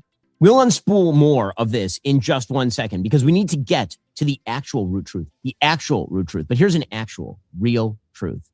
If you have phone coverage, you need the best phone coverage. Shapiro, puretalk.com/Shapiro. There's something else. Candace, of course, says that Erica was somehow involved in the murder or the cover-up of the murder. But Candace also claims she literally set up Erica with Charlie. Here she was saying that the day after Charlie was killed. And of course, Charlie fell in love with Erica. That entire journey to me when I was reading through a text is so funny because it was exceptional. I was always leaning into Charlie's analytical mind and making fun of him. Like, all we need to do. Yeah, the way she said, well, he fell in love with Erica. I don't think she ever liked Erica Kirk. Because Erica Kirk was a beauty pageant winner. I believe she was Miss Arizona, correct? Correct me if I'm wrong. Was Miss Arizona. She already has some business about herself. She's educated. The girl is not stupid. And she was just a few years older than him. And she's a pretty girl. Erica Kirk is a very pretty girl. And from the gate, you could see Candice being absolutely jealous and envious. And I would like to say, just based on my observation, Candice acts as if she's somehow mentally a white woman. It's like she can't stand being black. And the people she hates on the most always seem to be blonde hair, blue-eyed, white Caucasian women. And then she'll go after a black woman or two here and there. It's like just to destroy somebody's life. She was absolutely jealous of Erica Kirk, period. That's what's so crazy. All because Charlie Kirk didn't want her ass. Funny because it was exceptional. I was always leaning into Charlie's analytical mind and making fun of him. Like, all we need to do is get a plan. You love Erica? Okay, what's the plan? What are we going to do? What's step one? What's step two? And the plan that I came up with instantly was all we have to do is convince her that her last name is terrible. Her last name, she's got to marry you because it's practical. Mrs. Erica Kirk sounds so much better. The irony of this, yeah, we got to convince her last name is terrible. And then she proceeds to clown her last name and now is referring to her by her maiden last name. The irony of it all. This is why I see through Candice. I saw her attacks on Erica Kirk coming a mile away.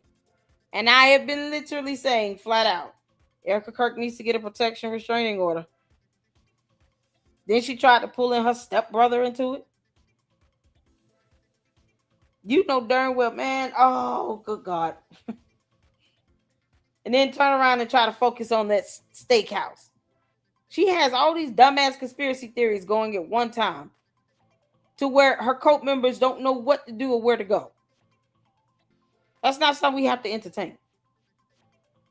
If they refuse to accept facts and evidence and laws, that's on them. They'll find out the hard way. Edwin, come back, Edwin.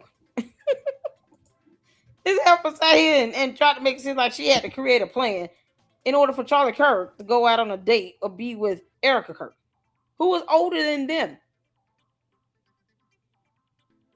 She's at least 4 years older than Charlie Kirk. Candace can't teach anybody anything. She can barely speak and read. Better than Miss Erica Francie. What is that last name? I mean, this is suspicious, right? I mean, so suspicious. I mean, look at those mannerisms, by the way. Like, so suspicious. So suspicious. What are we, dumb? Are we stupid? Use some common sense. Candace. I want y'all to pay attention to his body language. I'm so glad he said that. And of course, Charlie fell in love with Erica. That entire journey. Look at that. Oh, it's like she had to bite her tongue to say that. Fell in love with Erica. Oh, like she rolling her eyes almost in slow motion. To me, when I was reading through a text, is so funny because it was exceptional. I was always leaning into Charlie's analytical mind and making fun of him. Like, oh, well, all we need to do is get a plan. You love Erica? Okay, what's the plan? What are we going to do? What's step one? What's step two? And the plan that I came up with instantly was all we have to do is convince her that her last name is terrible. She wants people to believe that she came up with a plan to help Charlie Kirk marry Erica Kirk. Meanwhile, now she's attacking her last name. This is so ridiculous. It's almost like she projected and told on herself. Right here, because the irony of it all. Now she's calling her by her maiden name. That woman is married. She was married. You'll take away somebody's last name like that when they were married because you don't like that person. Stupid nonsense. Like just mean high school girl type bullying. Candace act like she's 14 years old. Her last name, she's got to marry you because it's practical. Kirk is Mrs. Erica Kirk sounds so much better than Miss Erica Francie. Because she over exaggerating her facial expressions and her body language. This is part of what's called the Reed method. Y'all ever heard of that? Hit the phone. In the Reed method, in investigators, when they're doing interrogations, right? They look for subtle changes in behavior. And one of the things they definitely look for is, okay, based on what they know about you, what is your typical, demeanor most times? And then they pay attention to how you normally speak. And before they start interrogating you, they'll try to do like a warm-up session. Unless you just a complete monster or something like that. They try to warm up. So if you have a casual conversation, the conversation typically, if you're telling the truth, is going to be kind of just free flow, very easy, you'll be able to kind of tell, about certain points in your life. They'll ask like specific questions just to kind of gauge how much you're going to tell the truth.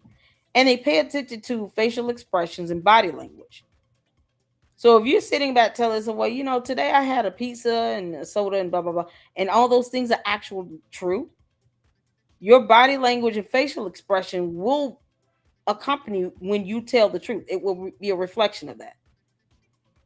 And when they start questioning you and then you start saying things and now they just noticing you doing all this theatrics here, that's when the red flags go off. Normally she doesn't do all this. I've never seen her do all this stuff, this grandiose theatrical facial expression, the arms moving, the body language. This is not her normal posture that she has when she's talking. It's just not. So people will look, like any investigator will look at this and say, why are you going out of your way to do all of this? Any other time when you're speaking and you feel like you're telling the truth, you don't have to do all this. So this behavior, these facial expressions, or arms, and all this stuff, it's like she's forcing herself to have to be at peace with him never picking her and marrying Erica Kirk. Deep down, she's angry and mad about it, and she can't stand Erica Kirk. That's what we're getting here. This is outside her normal behavior. So if she were ever to be interrogated by an investigator or detective or anything, this right here would be the moment she's told on herself. They would just be like, what the hell is she doing? What is that last name? I mean, this is suspicious, right? I mean, so suspicious. I mean, look at those mannerisms, by the way. Like, so suspicious. So suspicious. What are we, dumb? Are we stupid? Use some common sense. Candace says that Erica is now some sort of agent of evil. But Candace helped Erica marry him. So if she was so evil, why would you do something like that? Well, Doesn't sound suspicious, like, at all? Like setting somebody up or anything like that? See, here's the thing. Candace knew Charlie's world from the inside. She knew the personnel, the protocols, the security company. She has said on the record that her security team worked with the very men she now accuses. And she can't think of anyone in private security she doesn't get along with. You want to think about that. Just think about it. Just use your brain. She knew exactly which seams of the story to pull out because she knew all the people involved. I mean, here she was admitting it. Just admitting it right out. Like it's no big deal. I confirmed this with security inside of Turning Point. There somehow happened to be a leak. And so they can't dispute this. But they can. Candice, people don't operate based on what you say they should do. They can dispute that heavily. and they're disputing it, and they've been disputing and debunking for a while. Quite a while. So yes, they can. That's what they were going to try to do last year when they invited her to go out there to Arizona. You would think she would be elated to do that. Yeah, let me take my ass out here and go out here and tell it like it is and go live and have my audience watching while I go in on TPUSA and blah, blah, blah. No, I can't go. George said no. No, he said no. Andrew Tate is going to pop out and show somebody. I mean, she's involved with all this information and with all the people involved, and she knows all of them. And where was Candace when all this was going down? We have no idea. None. Where was Candace in the days before September 10th? Thank you. She admits on air. Oh my God. Y'all listen here. It's rare that I pat myself on the back, being queen of YouTube and all, but you got to give credit where it's due. How many times have I been asking about her alibi? Or George Farmer's alibi? Hell, both. I have been saying that for how long? It's a whole playlist I've done on Candice the Dumb Demon. And I have said this almost every live stream. Where is Candace's alibi? We don't know if she was at home in Tennessee somewhere. She could have put up a virtual background and went live anywhere else. That's not to say that she's in her house. She could be in a hotel for all we know. That's what's so crazy. She refuses to give her alibi with evidence, with proof, or George Farmer's. I've been saying this for months. Oh, Ben. To memory gaps. She says she genuinely forgot an entire trip to Maine. Just blacked out. Can we believe that? That she just forgets things like that? I mean, here she was explaining just a couple of weeks ago that she just blacked out. Just blacked out. What else has she blacked out? What else has she forgotten? Exactly, Candace. What you have? I had a baby, and I think I blacked out after Charlie's assassination and didn't remember that I went up to Maine too. I went up to Maine with my husband in July. Okay. My son was born on May 1st. We were off air.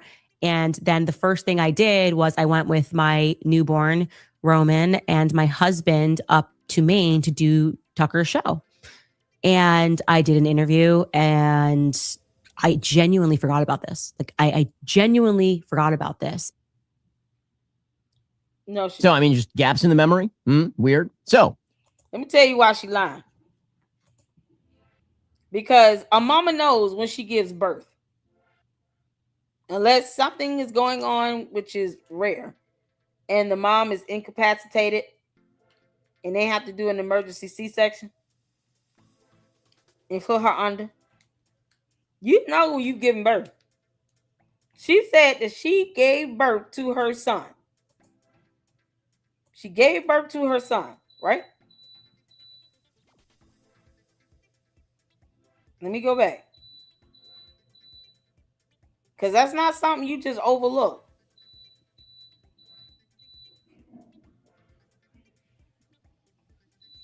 I want to go back a little bit.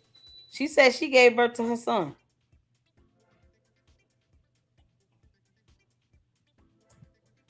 Assassination, and didn't remember that I went up to Maine too. I went up to Maine with my husband in July. Okay. My son was born on May 1st. We were off air. And then the first thing I did was I went with my newborn, Roman, and my husband. You took your newborn up there and you forgot you went, but you brought your newborn with you. So you don't know where you taking your kids nowadays. So that means, Candice, you taking your kids somewhere out of town or out of the state or out of the country, you're saying that there's a chance you're going to black out and forget all about that when you had your newborn baby with you. What in the entire F word do you mean? This is how stupid this lie is. You're not going to forget you took your child to a different state and they're like 3 months old. What you mean? If that. Didn't it sound like he was 2 months? Who forgets where they took their newborn baby? What mama is that? What mama does that? Come on, y'all. We gotta use a little bit of common sense and logic here. I understand the candy asses in the box are bigly mad. I don't care. But use some common sense and logic. If you are a mother, she is saying that she is capable of taking her newborn baby out of town, crossing state lines, going to different countries, and might black out and forget she took her child, a baby, out of state or out of the country. She's trying to make this seem as if it's something normal. That's not normal. So you either lying or you need to be 5150. Maybe you dealing with some schizophrenia or bipolar disorder or multiple personality disorder or something like that. You need to get checked out and go cry on somebody's couch 3 days a week. You need mental health treatment and very, very, very consistent evaluations. It is not normal to pack up a newborn, go to a totally different state, and then say, I blacked out while I got my newborn with me and completely forgot that I traveled there. But you had your newborn with you. How did you take care of the baby if you blacked out? Which personality was feeding him and changing his diapers? You all see how stupid that sounds?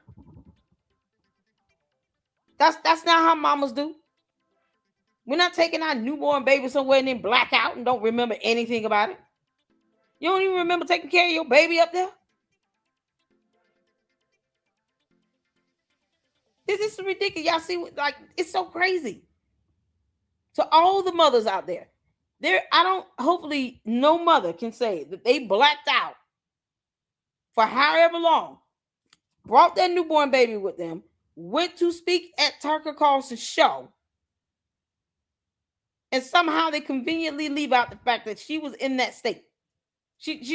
I blacked out that whole time. So what do you recall about caring for your child? Because if you blacked out, that means you don't even remember taking care of your baby. You can't make this up. She probably do have surrogates. Y'all see what I'm saying here? This is how you catch a liar. With simple logic. The average reasonable mother is not going to take their child across state lines and black out and then forget that they went out of town with their child, knowing that this baby required 24/7 care. He's a newborn. He can't feed himself. He can't drive or anything. Completely dependent upon the parents. And you blacked out that whole time. So you don't even remember caring for your children, your newborn baby, or even seeing the baby. That Candice, you continue to prove to us that you need to be investigated by CPS. Child Protective Services should be kicking in her door. Yana, she claimed that she blacked out and didn't remember anything that happened for 4 or 5 days. But she remembered her interview with Tucker Carlson. You don't remember being a mom and changing a diaper, but you remember that dumbass interview with Tucker Carlson. Does that make sense? Make it make sense. Up to Maine to do Tucker's show. They went up there to do a whole show, and yet you blacked out and forgot about it, as if there's no videos of you being there doing his show. Why didn't you just pull up the video? Candice, let's say you may have forgotten that you went there. Wouldn't you at least be reminded by the actual video of the interview? You put the video on your channel and he put it on his channel. So you have 2 videos to help remind you that you went to be interviewed with Tucker Carlson in the state of Maine. And somehow you forgot that you went to the state of Maine with your newborn baby. Yeah, no, I don't remember going up there, but I do remember going on his show and doing an interview. And we got videos online to be able to prove that. Because if you had to say, okay, prove you were there, she would just pull up the shows, the interview. She would just simply pull up the video on her channel and the video on his. So you got the video to help remind you that you traveled up there. You can remember that, but you can't remember nothing else. No mother in their right frame of mind would forget that they had to go out of town and actually take care of a newborn baby, and was on a show where there are 2 videos to prove that you were in this interview on Crackhead Mickey Mouse Show. But I forgot I did all of that. Make it make sense? Boy, if a judge had to hear that, they would be like, look, you sound like you unstable mentally. You don't forget stuff like that. You didn't forget you were being interviewed. How do you forget that you had a child to care for? That's something going on. That's unreal. She said she had a kid in May and went up there in July. Candice, because math goes over your head. I'm going to tell you exactly how old your son was, you idiot. To Maine with my husband in July. Okay. My son was born on May 1st. We were off air. May 1st. June 1st. From May to June, that's 30 days. That's 4 weeks old. And then from June to July, that's another 4 weeks. So that's 8 weeks. You had a 2-month-old infant that you took with you to Maine, did an interview with Tucker Carlson. He has a sizable platform. That's not something you slip mentally. Like you don't forget that you did an interview with someone that with that type of platform. That's not, no. Even if you go up there and you do his show once or 2 times a year, you went up there this time with your newborn baby. And all of that just kind of, you blacked out. So you were blacked out the whole trip? You know how that would sound to a family court judge, Candice? They would take that kid from you. You would have lost custody on that one. Man, what do you mean you blacked out? So how did you feed him? You don't even recall the trip? Saying I forgot I went there versus I blacked out is a big ass difference. Do you recall changing the baby's diaper, giving him a bath, or giving him a bottle? You blacked out. You don't remember nothing you did. And you had a 2-month-old baby in your possession. Oh, okay, cool. Candice, you sound stupid. And then the first thing I did was I went with my newborn, Roman, and my husband up to Maine to do Tucker's show. And I did an interview, and I genuinely forgot about this. Like, I genuinely forgot about this. So, I mean, just gaps in the memory? Weird. So, you can't, where was Candace in this time? You would forget something like that. I mean, Candace had 2 pre-recorded episodes about Brigitte Macron's alleged testicles, September 8th and 9th, but nothing on her feed, September 10th, the day in question. So we just have like a mysterious missing period. Where was she? Was she wearing maroon that day? We don't know. We don't have any pictures of her on those days. None. Now, as we know, because Candace investigated it, there were a lot of decoys, Fed decoys, or Israeli decoys, or some decoys wearing maroon at Utah Valley University the day Charlie was shot. I mean, here was Candace explaining. When I looked at the footage of Charlie and what happened on September 10th. You can already tell she about to lie. She's stumbling over words. She's trying to answer it and lie at the same time, and she's not smart enough to do both. That you can tell by her facial expressions. I mean, she lies like hell and she looks away. She starts to slur her speech and stutter. Because when you're lying, sometimes if you just kind of slur it all together, people can't really pick out what you just said. Does that make sense? Let me make it difficult for people to understand the words I'm using. And her way of doing that is to kind of start slurring. Words start to kind of blend and mix together. And then if someone pointed out and say, well, you said this, this, and this. No, I didn't say that. Now it's a misunderstanding or miscommunication. It's intentional. Liars do this nonsense on purpose. It struck me as highly unusual that there were so many men wearing maroon shirts. Like, it's not exactly a color that men wear. Out of 3,000 people, maroon was not the actual majority color of shirts that men were wearing. Not at all. I mean, honestly, you could just kind of count how many people were in, the area with the various video angles and see who all had on a maroon shirt. If you say the majority, that means it's over 50%. 50% of the people out there were not wearing maroon shirts. Candace, you're an idiot. All the time. And there were a lot of men, all of whom were alone, I might add, who went to just hear Charlie Kirk speak alone, and they were wearing maroon shirts. And I just said to myself, this feels like organization to me. I mean, but what was she wearing that day? Do we know? Exactly. Do we know, was she wearing maroon? Like, a student from Texas A&M? Hell, would she even have been admitted to Texas A&M? Nope. And also maroon, Candace, really? You expect us just believe they had nothing to do with maroon? I mean, Kanye West, who she's really close friends with, super close, collaborated with Maroon 5 on a single called Heard 'Em Say in 2005. And we know that Candace Owens and Kanye West are super close, like super duper close. Yeah, I mean, like really close. I mean, look, there's Charlie in the background of this photo. I mean, it blows your mind. Like, look at this. Kanye West with Adam Levine from Maroon 5, Kanye West with Candace Owens, and Charlie Kirk just standing there like a third man, forgotten man in the background. There are no coincidences. How stupid do they think we are? You think we're stupid? So you got to follow the dots. Kanye West has a song with Adam Levine of Maroon 5. Adam Levine, by the way, is a Frankist. I'll bet you didn't know that. Adam Levine comes from a long line of Frankists. And Kanye West just doing songs with him, and Candace being all close with Kanye.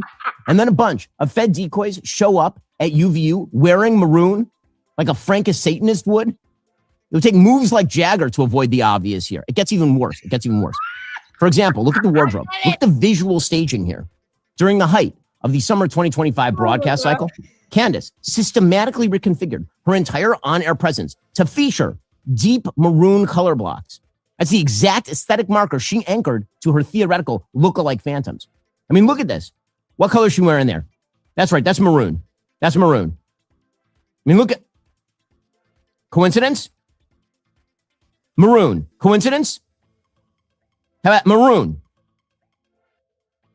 I mean, maybe a little edging on crimson there, but mostly maroon. Criminologists refer to this as rhetorical nesting. That's where the guilty party literally dresses themselves in the fabric of their own conspiracy to normalize that imagery in the minds of the masses.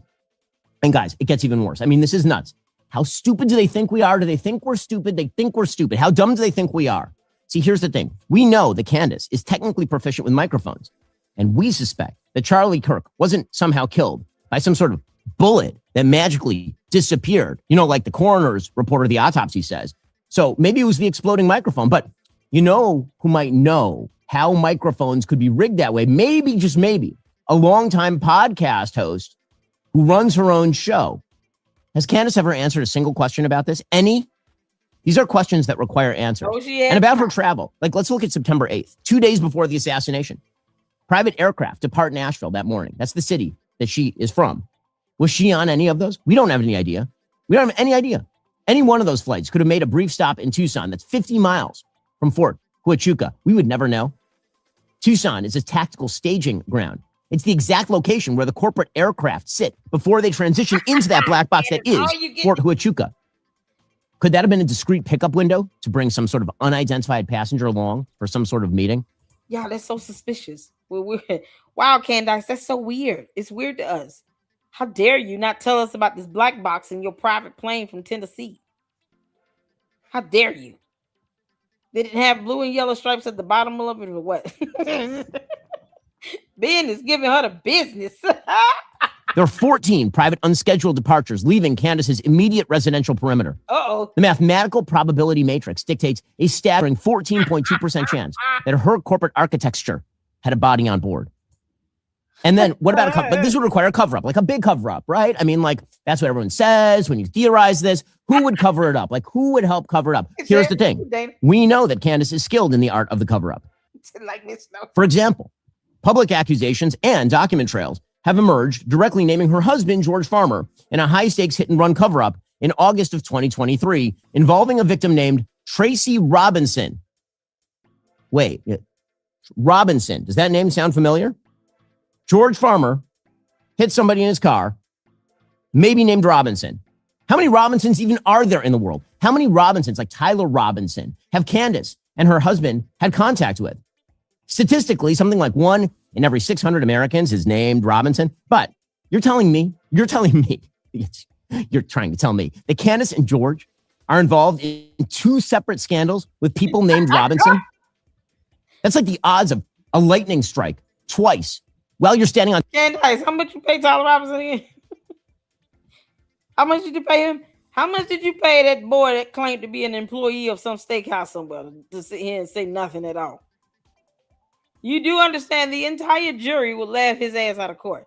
He would not make it to the jury stand. He would not be able to testify on anything. Not even a little bit. Oh, this is so epic. Candace, you gonna show us some receipts how much you paid Tyler Robinson? Top of a volcano. Let's use some common sense here, people. You can't make this stuff up. You can't make it up. The documented profile in that case alleges that George Farmer wrecked his truck while operating at a staggering 3 times the legal limit, meaning roughly 13 drinks over 4 hours to hit that number, all while unlawfully brandishing a firearm. But what happened to that alleged DUI? You didn't hear about that, right? What happened to it? Poof, it went missing. Poof, poof, poof. And then she just lied about it for years. And we also know, because she constantly talks about it, that she has tons of high-level insider government connections. You want to talk about cover-up? Cover-up? She's got the connections. Here that is, which came in November, my old tweet saying that I had a source inside of the French government because I did. A high government source actually reached out and made me aware.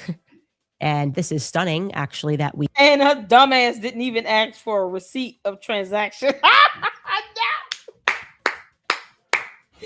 You talked to this high-ranking French government employee and you didn't say, hey, can you just do a print screenshot of what you're looking at? Can you take a picture or a video or something? Dear God, you got to give me something here. I need some evidence. Oh, man. We missed this common sense. I should have figured this out all by myself. So she had the sources. She had the cover-up capacity. So you're talking motive, money, fame, foreign connections, antipathy to things that Charlie was fighting for, and the means, closeness to Charlie's team and friends in the highest places, and the opportunity. I mean, where was she that week? Who was she talking to? And let's be real. I've never seen anything more suspicious than Candace's behavior after Charlie was killed. Manic and panicked and weird, bizarre. Criminologists will tell you, it's been proven. Everyone knows this. The guilty party inserts themselves into the investigation. And Candace appointed herself lead investigator on this murder, who attacks every single witness who could clarify the record, who, when asked what evidence would change her mind, has never once answered the question. Now, she keeps telling her audience, citing clinical criteria, that you can see deception on camera. You know, like harsh widening of the eyes or like a fixed blank stare, a personality that reconfigures for every room. Man, if you watch her show with the sound off, by the very diagnostic rubric she uses to indict Erica Kirk's grief, man, she fails. I mean, the lady laughs while describing a murder investigation. She sells mugs in the same breath as wound packing details. What kind of human does that? What kind of human? I mean, look at this face. Look at this face. You don't get to ask those questions. What's Candy, wrong you with you, Mom? Oh, Why are you retarded. so scared? I mean, look at those eyes. Look, the dead eyes, the doll's eyes. Does it look like a grieving best friend? Does she look like a grief-stricken young mother? I mean, look at the kind of earrings she wears. Does a grieving friend wear those kinds of earrings? Those big bangles? Would you wear those kind of earrings if you were grieving your best friend? In a second, we'll get to Candace Owens. Why was she so obsessed with Charlie Kirk? What was up with that obsession? But speaking of obsession, I'm obsessed with Balance of Nature. Balance of Nature products excellent. I mean, look at this. Here you have the whole produce fruits. Here you have the whole produce veggies. And over here, you have the balanceof.com promo code Shapiro. So here's the thing. This is all part of the plan. Candace's plan. Her investigation isn't just an investigation. It's something more. It's an obsession. Like, you know, that movie Obsession that you can find on Amazon right now, like Obsession. She's become so hyperfixated on Charlie. She's now attempting to absorb his corporate network to completely replace him. She's spent the last 9-10 months teaching millions of people that nothing is a coincidence. And you know what? She's right, because this isn't a coincidence. None of it. I'm just asking questions, okay? These are just questions. Now, I'm not saying I know everything. I'm not saying that. I'm just asking. These are questions, okay? Why can't I ask questions? Why shouldn't I ask questions? Am I just supposed to believe what I see? Am I just supposed to look at the evidence?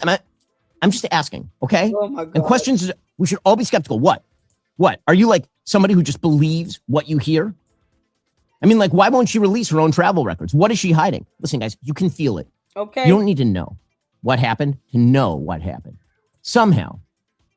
Why else is she so obsessed? Why the granular, why like 100 episodes on this? And there's something else too. You know, like, I don't like to get personal about this sort of stuff. I don't. But this disturbed me a lot. And so I really feel that I have to talk about it. So last night, the angel Michael visited me in a dream. He was carrying a fiery sword. And on one shoulder, he was carrying a boombox. And then the angel turned on the boombox. And the sound of a Charlie Kirk speech came out. And then, this was the part that really got me. Beyonce showed up randomly. But was it even random? Because then she started singing the 1998 Destiny's Child hit, No, No, No. I woke up with a cold sweat. Just terrified by the power of my vision. Because here's the thing. I don't know no. Oh my God. But I know no no. Just as Beyonce sang to me, No, No, No. That song was no coincidence. Just as Beyonce sang to me from the dream world. Oh, good Lord. But it's not just dream girl Beyonce. It's sources. Really important sources. I have tons of sources. So many sources. Endless numbers of sources. Sources so important, I can't name them. Dion. Ben Shapiro needs to be exposed and jailed. For what? Stop right there. Jailed for what? Can you cite the statute code that he has violated? I want the statute code. What law was broken? Because this is wild stuff, but they want people to go to jail and they can't even say what the statute code was violated. And yet, Candice admitted to stalking, which is a felony, a class 3 or 5 felony in the state of Arizona. You gonna report your cult leader? Because I can. You know I will. Are you gonna report Candice for stalking? Admitting to stalking Erica Kirk, aiding in stalking behavior. I got sources and direct contacts that live in her residential building. You know, obviously, they live in her building. We got eyes and ears everywhere. We're always watching and listening. That came out of her mouth. So what is the statute code that Ben Shapiro violated? I'll wait. No. When the stir, yeah. Yeah, it is. Beyonce is not stunning your dumb ass. I hope you know that.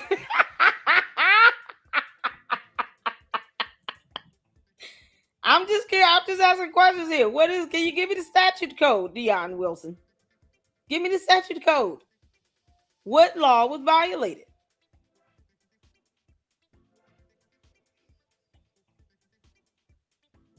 I'm curious. Come on. Give me the statute code that was violated. Did Dion leave? Oh no, come back. No one is blocking them. No one is blocking them at all. What is going on? I'm waiting on Dion to respond. Give me the statute code so I can look it up. I will look it up right now in real time. You got to tell me what law has been broken. What law has been broken? No. When they say yay. Because, I'm afraid what might happen to them if I name those sources. I mean, look what happened to Charlie. Like, I don't know what would happen. If I name those sources and Candace is still out there, what would happen to the sources? I don't know. Listen, I'm told by these really important sources that I can't name, and you can't make me name them. This is a free country. You can't make me name those sources. I'm told by those sources that people in her own circle have lots of questions. Like lots of people in her circles. Like so many people. Like maybe all of those people. Like all of them. So, yeah, sure. I guess what I'm saying is maybe I can't prove that Candace Owens orchestrated Charlie's murder or was behind it or covered it up or anything.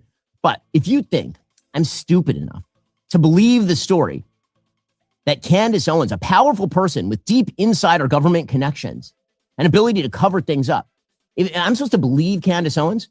What do you think? I'm stupid? What are we, dumb? We dumb? I mean, we're just noticing too many things, you guys. We're not allowed to notice the things. We'll be remembering how she randomly went missing for a few days and how much money she's made and her sudden weird sympathy for Islam and Russia and sex trafficker allegedly in Romania and her deep state sources and her weird marriage story. How dumb do they think we are? They think we're dumb? They think we're dumb? Stupid. Is that what they think, that we're stupid? And speaking of stupidly cute, how cute are these bears? How cute are these bears? I mean, these are cute bears, right? They're adorable. And they're available for $89.99. And if you want to support our search for truth, we need your help. Buy this bear for America. I'll tell you what, though. I'll tell you what I'm not going to buy. I'm not going to buy the theory. A theory that has no evidence, by the way, that Candace Owens is pushing. The one that Candace Owens, with friends in high places and connections throughout the Middle East and Russia, and with embedded agents at TPUSA close to Charlie, wants you to believe. The story about Tyler Robinson and the Egyptian government and Charlie Kirk and the Zionists and Tyler Bowen and Erica Kirk. I demand a full investigation. Kash Patel, where are you? Where are you, Kash Patel? Where are you? Attorney General Blanche, where are you? I want a full investigation right now. But let's be real. We know. No one's going to do it. No one's going to do that investigation. You can't trust anyone. You can't trust anyone on this stuff except me. You can trust me, but no one else. And sometimes not even me, but really just me. Seriously, no one except me. And guys, I'm just saying, if something happens to me, I did not kill myself. I'm just telling you, if something happens, I've compiled all the evidence. I've compiled it all. I put it all together. I've packaged it right up and I've sent it to Lionel Messi. And it's in his inbox right now. And I also promise you, guys, if you stick with me, there will be more bombshells to come. We're not going to stop. Not for a single day, not for a single hour, not for a moment, not for a millisecond, not for a zeptosecond. We're not going to sleep. We're not going to eat. We're not going to breathe until the true perpetrator is tracked down and this crime is solved. Listen, I'm not going to sleep. I'm not going to eat. I'm not going to breathe. I'm holding my breath right now. And now. Still holding my breath right now. Oh, this is epic. Because we want justice. And we also want you to keep listening tomorrow. Because again, I'm telling you, just telling you, if you listen tomorrow, I will have revelations. They will astonish you. I mean, like incredible stuff I'm getting from my sources every single day. These are the kinds of revelations that will stop you in your tracks. Literally, you'll just be walking and then you'll stop walking when you hear them. You'll just be standing there in the middle of traffic, paralyzed to oncoming trucks because of these revelations. And listen. The only person who could possibly get me to stop is Candace Owens herself. Because listen, Candace Owens, she was BFFs forevs with Charlie. She was his bestie. BFFs forever. Yeah, that sounds about right, Candice. Oh, that sounds like some dumb shit she was saying. BFFs forevs. I told y'all Candace still talk like she's 14 years old. Say that shit in high school. Bestie. And so I have to honor her request. So if Candace asks me to stop, Oh, I will. God. If she asks me to stop, I will. Unless she asks me to stop. That's when I know she did it. Oh, I mean, I don't no. But I no. No.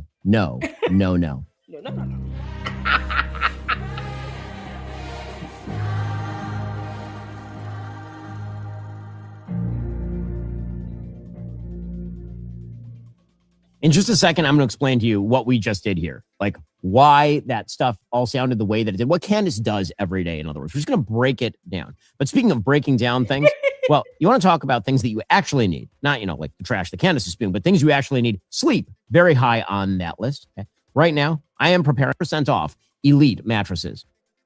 Okay, so the thing that we just did right there, that's the entire business model of the Candace Owens show every single day. That's the product.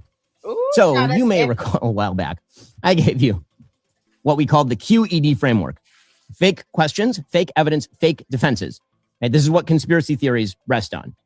Everything that I just said about Candace, she has done to Brian Harpole, to Erica Kirk, to TPUSA, to me, to the truth, piece by piece. So just going to break down again the sort of tactics you see being used here. Because again,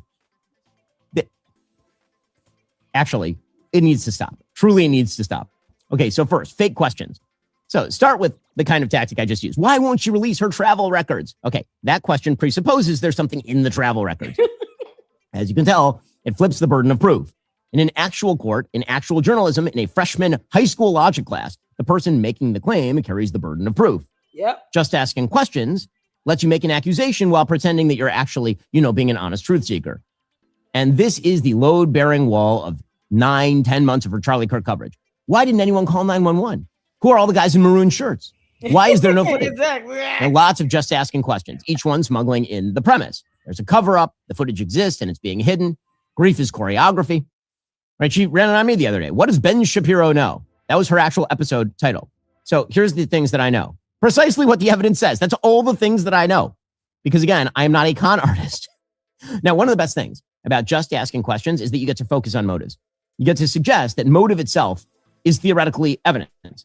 So what you do is you say things like, who benefited? Candace's merch sales. And it sounds damning because it's actually true. She made a lot of money off this stuff. But is Candace Owens somehow implicated because of the fact she made a lot of money? Of course not. By that logic, funeral homes are serial killers and firefighters commit arson. Motive tells you maybe where to look for evidence, but it's not evidence itself. So when Candace points at raises given to Charlie's security team, or at Erica running Turning Point, or at anyone whose life continued after September 10th in any way, that is the same empty nonsense. Life went on for you, therefore you wanted him dead. Okay, on to E, fake evidence in QED, fake evidence. So Candace has literally tried to present dreams as a data point on her show. Not just her dreams, viewers' dreams, read aloud as corroboration. I want you to sit with the fact for a second that I did not have to invent the dumbest piece of evidence. It was always in the record. It was already in the record. She did it. Then there's the secret source, right? She does this all the time. My version was, I'm told by people in her circle, unverifiable sources, conveniently unfalsifiable. Now, she has a version with a name, Mitchell Snow, and a lawsuit attached because Snow claimed he witnessed Charlie's security chief, Brian Harpole, coming out of a classified meeting at Fort Huachuca the day before the assassination. And Candace called him credible, told her audience she'd verified it, and predicted a full confession from the government. Harpole's complaint says his travel records put him in Dallas that day. He's never set foot at Fort Huachuca, and that she had access to records contradicting the story and kept broadcasting that anyway. Yep. That allegation, knowing falsity, is now for a federal court in Tennessee to decide. That's what happens when I'm told by secret sources meet something called discovery. A cherry picking and apophenia, that's pattern seeking, did the rest of the case. Yep. The Daily Wire security overlap, the memory gaps. Yep. Now, each of these things is like a real boring fact, ripped from context and then arranged into a constellation, like Charlie Day, It's Always Sunny style. And that's Candace's entire shtick. Freeze frames of a car interior, crowdsourcing the comments section to identify a bag. Someone will recognize the brand. A widow's face, graded frame by frame for insufficiently authentic grief. See, we human beings, we're pattern-seeking machines. Point that machine at 50 hours of footage on the worst day of someone's life, you will find anomalies because reality is filled with weird things and anomalies. Okay, finally, fake defenses, D. Here's where it gets airtight, and I mean this as an insult. If you ask Candace what evidence would change her mind, she will never answer the question because that's non-falsifiability. That's the signature of nonsense. When the accused security chief did not respond to her text, that became evidence of guilt, the so-called Kafka trap. That's where both denial and silence convict you. And then when Brian Harpole did respond publicly on a podcast, that became evidence he's not a private citizen, and now he's fair game. Heads, she wins. Tails, you're in on it. And then when one claim collapses, the goalposts magically sprout legs. Charlie was killed by an exploding microphone. No. It turns out that he was shot, but he was shot from below. No, it turns out he might not have been shot from below, but he might have been shot from above, but not in the way you think. It was the security team. No, it was a Pentagon official. No, it was a meeting at an army base. No, it was foreign intelligence. Every debunking is absorbed as proof of a deeper conspiracy, the deep play. Why is Ben so defensive? Why is Harpole suing? They must be scared. Now, listen, I predicted that she would do this stuff in writing months ago, not because I'm psychic, but because her playbook has only one page. Yep. The escape hatch every single time when it comes down to it, well, that's just my opinion. It's not a fact. And where there's smoke, there's probably fire, but I have not personally confirmed the fire. So this is called the Mott and Bailey tactic. You spend an hour in the Bailey accusing named living humans of conspiring to murder their friend or their husband, and then you retreat to the... Yeah, that's a good question, Jennifer. It's because they do this stuff for so long, and they think they're supposed to get away with it. They believe they're untouchable. That's the part of the problem. So Candice has been doing, like with the cyber crimes with doxing. Candice has been doxing for about 10 good years. The problem is no one's ever sued her over that. Where the main issue is this heifer doxed me and I ended up with death threats and now my life is in danger type of lawsuit. That's the issue. But yet she surrounds herself with yes men or women. She has a cult. They do nothing but grovel at her feet. They look at her like she's a second Jesus.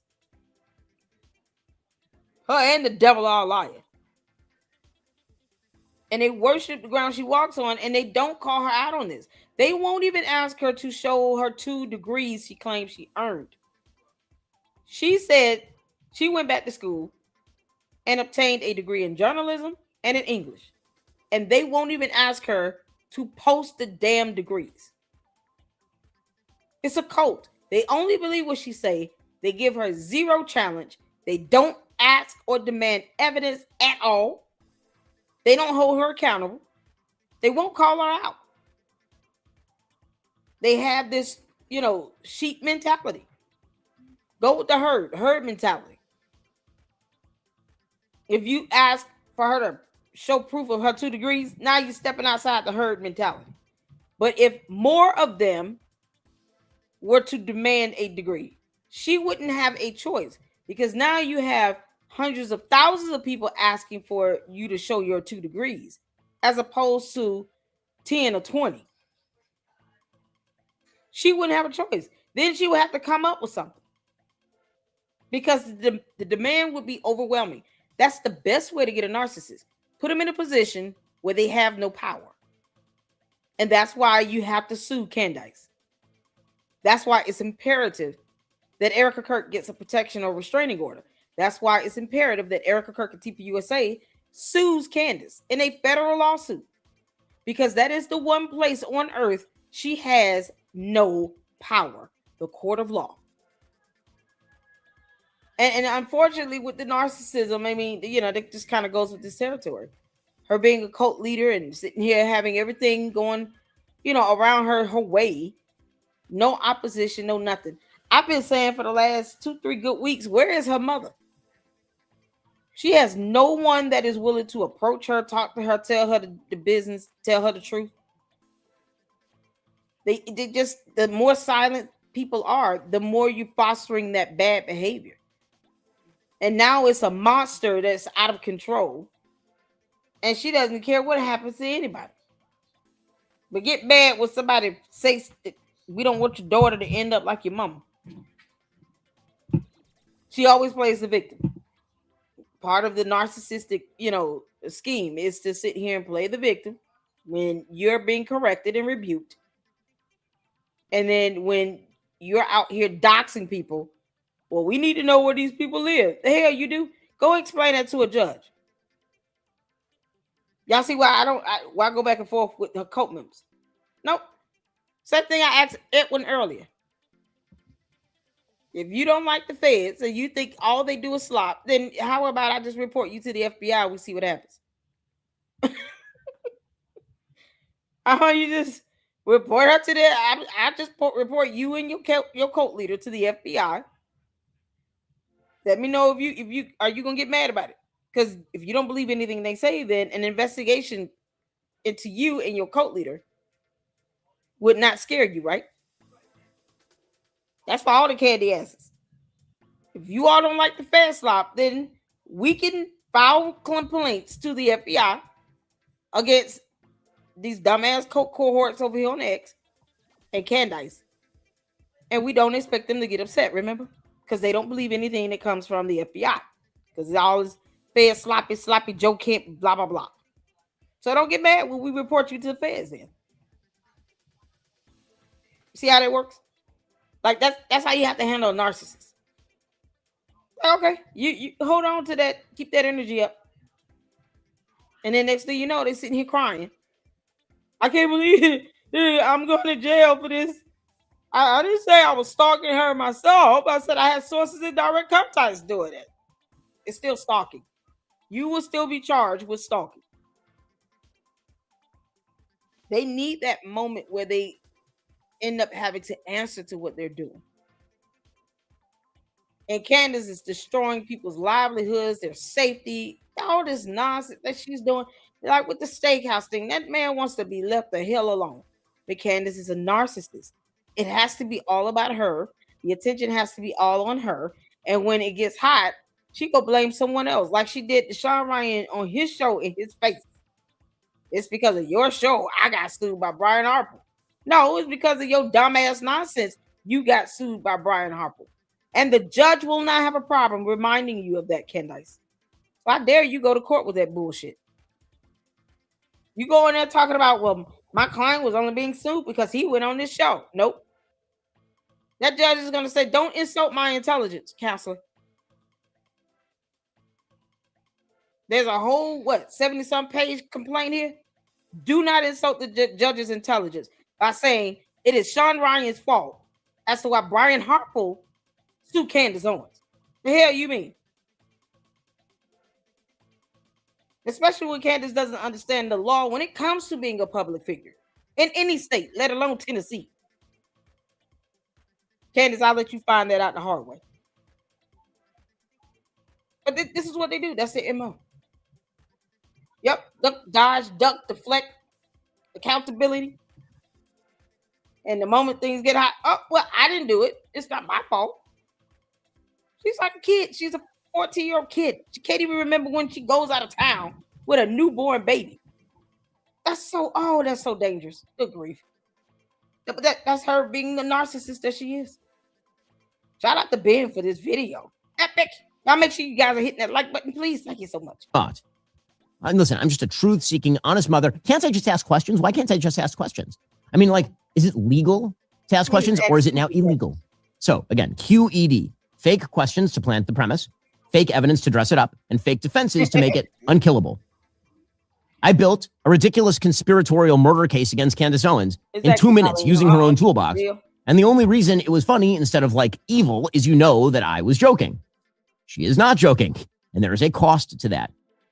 Now, enormous swaths of the country have spent this entire week as a country focusing on a delusional podcaster who is mostly interested in cash and clicks. You know, what we haven't spent the week doing, focusing on the matrix of violence created by radical left-wing ideology. You know, the thing that actually killed Charlie, an actual human with an actual family. We should have been spending the week fighting the radical trans ideology that left Charlie's dead body. We should have been doing that for like the last 10 months. Instead, we've been spending it debating whether Candace Owens understands how time zones and physics work. That's not just a problem for us or for Candace Owens. It's an existential problem for our society because when an entire society redirects its attention from true evil in favor of distracting idiocy, true evil continues to grow in the shadows. But here's the thing. There's a real evil that was growing right out there in the open, right there. Because what Candace is doing is her own kind of evil. The evil of conspiratorial garbage masquerading as fact-finding, destroying both brain cells and lives. Because here's the thing. It's not just that Candace's nonsense makes people dumb, Evie. although it does. Candace's evil grift has real life costs. Real costs. Brian Harpole is a real human who, according to his lawsuit, spent the day his client and friend was murdered covered in his blood, trying to save his life, and has spent every day since being called an accomplice by thousands of strangers. Erica Kirk is a real widow, raising 2 real kids, while former friends grade her tears for authenticity, and reports are written about the number of death threats she receives. Tyler Robinson, the person who actually shot Charlie, and the person actually charged with the murder. Candace is trying to defend by wanting to go to court and testify in his defense. She wants his attorneys to call her to help the defendant. Because Candice, did you tell him he would not see a day in jail? How much you give him? Was it a $7,000 check? Is that where you getting $7K from, Candice? Where the hell is my money? Where's the $10,000? She put a bounty out there saying, I will pay $10,000 to the person that can tell me who had lunch with Ben Shapiro.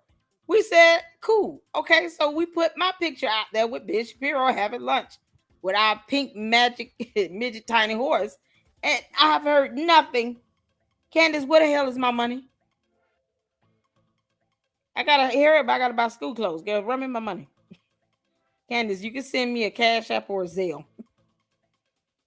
Send me my money. Put my $10,000.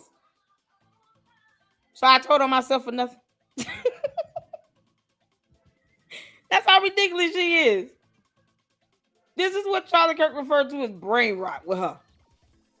Then you sit here and infect everybody else, and then we all losing brain cells. Candice, where is my damn money? Y'all see how the Candy-ass cult members, they end up realizing, well, this stuff don't work on Lady Luck. You can't just go over there talking about she get paid $7,000. She actually gonna ask you for it. Because they're idiots. This is a reflection of their cult leader. Except they're dumber than her. They don't even Google what's PII. They posting up stuff they shouldn't even have. Yeah, okay, you go to jail. Candice will not give one damn. Because look at Miss Snow. You think she hired Miss Snow an attorney? Hell no. She will not be hiring Miss Snow an attorney. She will not be helping him represent himself in a case where they're co-defendant. And she will not be able to sit here and play all these dumbass games with this federal judge. They're not in the mood for that. They're not going to be studying nothing Baron Coleman has told her, none of that BS. They're not going to be studying any of it.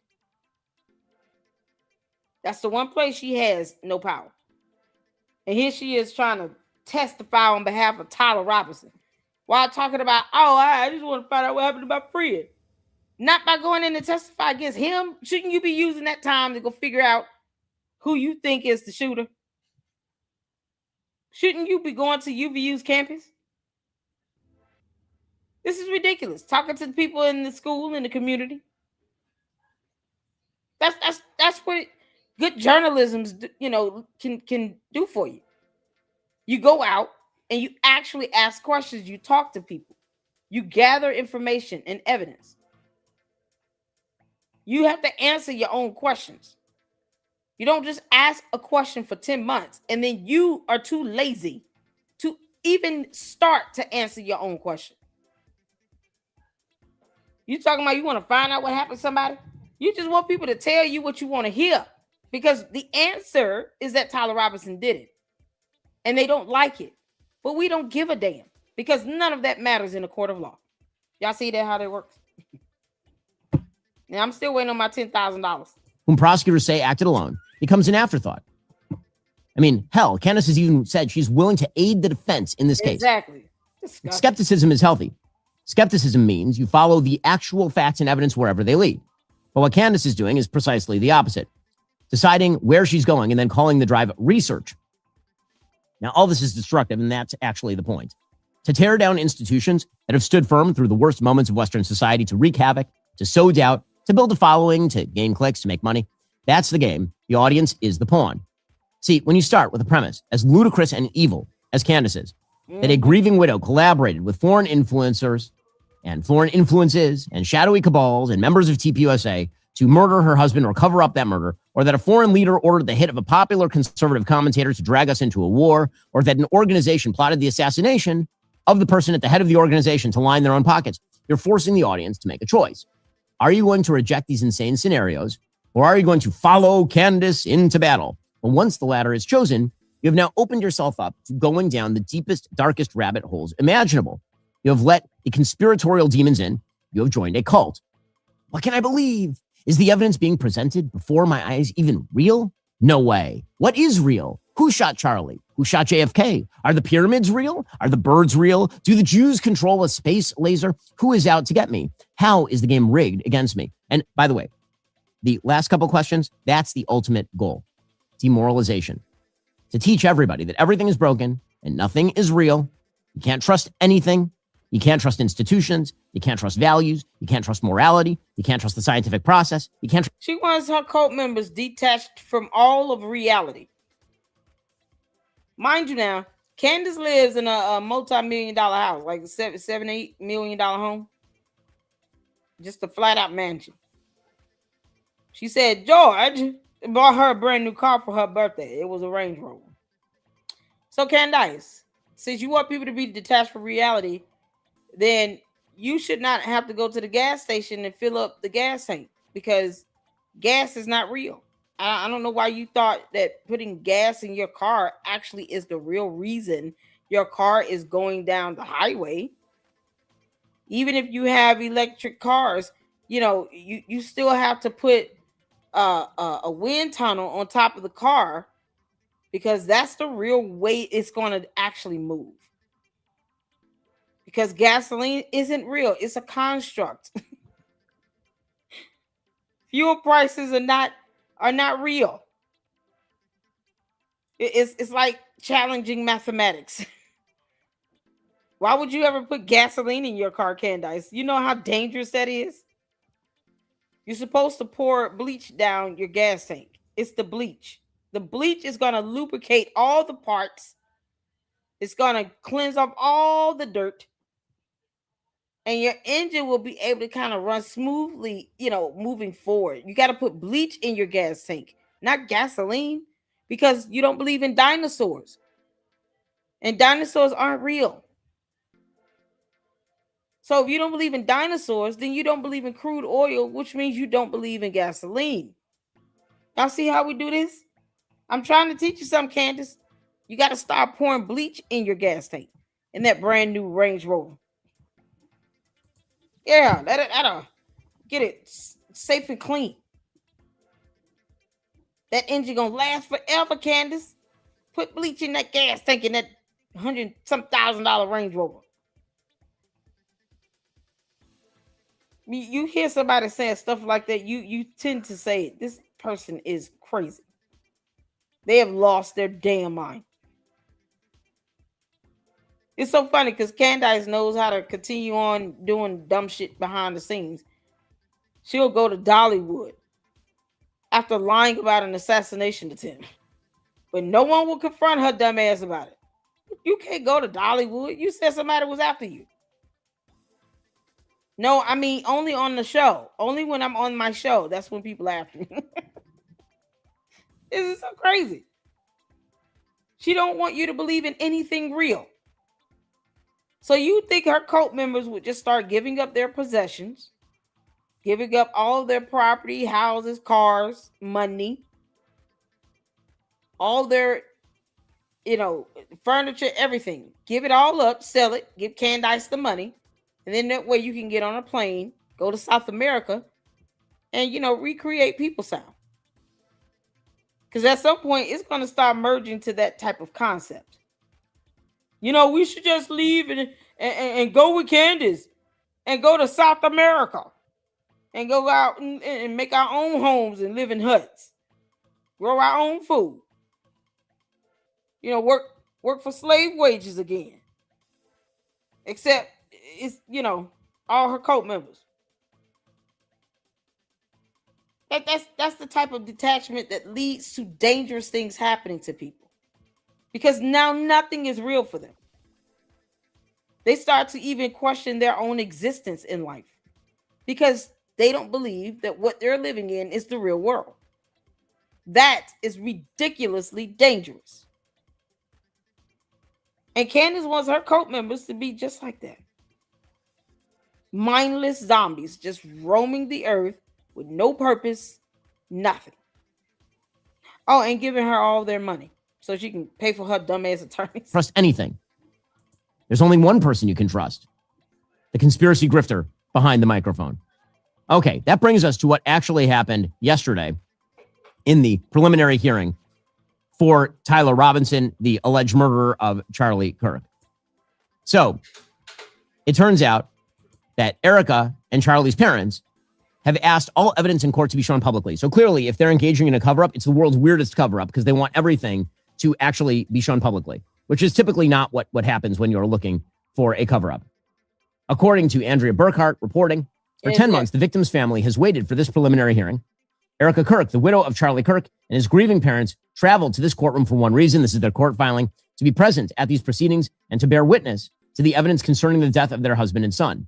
At certain points throughout the preliminary hearing, the Kirk family sat in the room while evidence was admitted but not presented for their viewing. They were present in body, yet denied the very thing their presence was meant to secure, their ability to meaningfully observe the preliminary hearing. And again, they say that they just want everybody to be able to see the evidence. Their filing says, in the absence of transparency, speculation and conspiracy theories related to the tragic assassination of Mr. Kirk will continue to proliferate in the public domain, breeding doubt and distrust in the judicial system, which of course is a reference to Candace and her cronies. And well, Tyler Robinson's defense, they thought that it would be a good time to dig at Erica Kirk and Charlie's parents.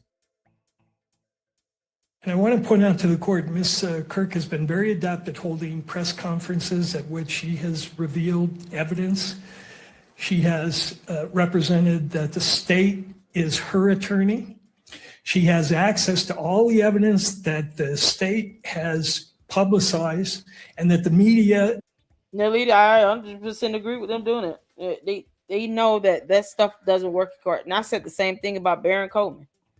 All that nonsense he said about Brian Harple's lawsuit, he knows he will not be able to make those same statements as legal arguments in the court of law. And that's what the candy asses will never ever care about that. But when it comes to the courts, court is not YouTube. You can't go to court acting like you on your YouTube channel. You cannot make demands for discovery or evidence or anything. Courts have rules and processes in place for a reason.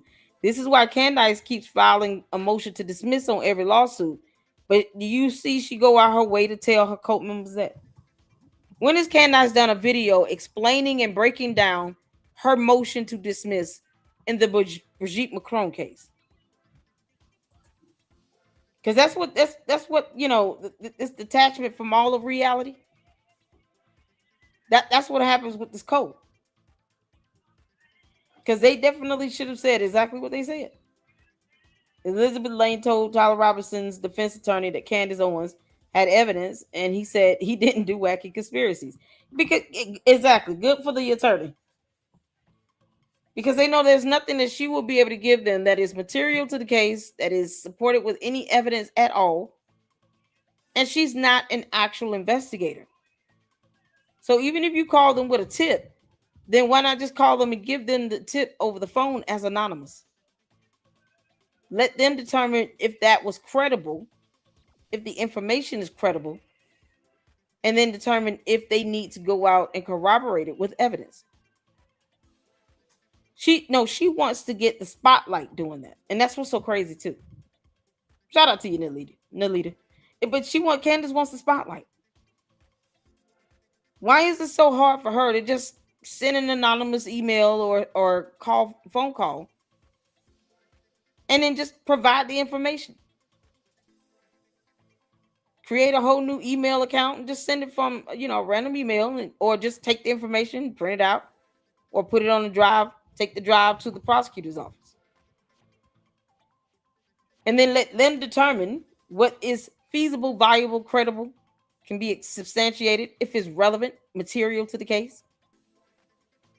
They're trying to say he was at a steakhouse when he was at a Dairy Queen within the 3-hour time frame it will take to travel out there. But see, that simple logic, it goes over their head. They don't want to understand why he could not have been at the Dairy Queen and at this Texas, or this steakhouse, whatever it is, at the same time. Plus, there's no evidence in video footage, no raw video footage from any of the neighboring businesses. And Candice saying the cameras didn't work, even if the owner confirmed that their business is next door to that restaurant. They would have picked up Tyler Robinson, pulling into a parking spot, getting out the car, and walking in. You can barely go anywhere without being caught on camera. But she would rather sit here and to go after this restaurant owner. These weirdos going down there giving her a hard time, giving that man a hard time. He just wants to run his business and live his life. And all for what? When the prosecutor knows he was not there at that damn restaurant. This is where it's imperative to reiterate. None of this means anything in court. If they did not bring up the steakhouse place, none of that crap in court, it's not relevant to the case. And what's so crazy is, if he truly went there, everybody should believe that the defense attorney would have that evidence, right? If Tyler Robinson went to that steakhouse, his own attorneys would ensure that the court was made aware and that they had the evidence to prove it. His own attorneys didn't even talk about that because he went to a Dairy Queen and he was on camera there. You got to be able to physically put someone in a location for a specific date and time. You need the appropriate evidence to do that. And the Candies Code members are like, what? Well, we don't understand. We got people that came and did a witnessing and blah, blah, blah. Here's a receipt. That shit don't mean anything. Because Tyler Robinson's attorneys don't even care about that. Because it's irrelevant. He was not there. You don't have the evidence to physically put him there. So none of that other stuff that, the dude on X was talking about is irrelevant. It's irrelevant. But they're not even thinking about, okay, here's what's happening in the court of law. And here's why it's happening. No, they're just running around acting like a bunch of brats, just wanting to do what they want to do, and they want all this attention and spotlight on themselves. Meanwhile, the restaurant owner had to put out an official statement just so people would back off and leave him the hell alone. That's how crazy they are. Leave him alone. They know how to get evidence to determine if Tyler Robinson was at that restaurant.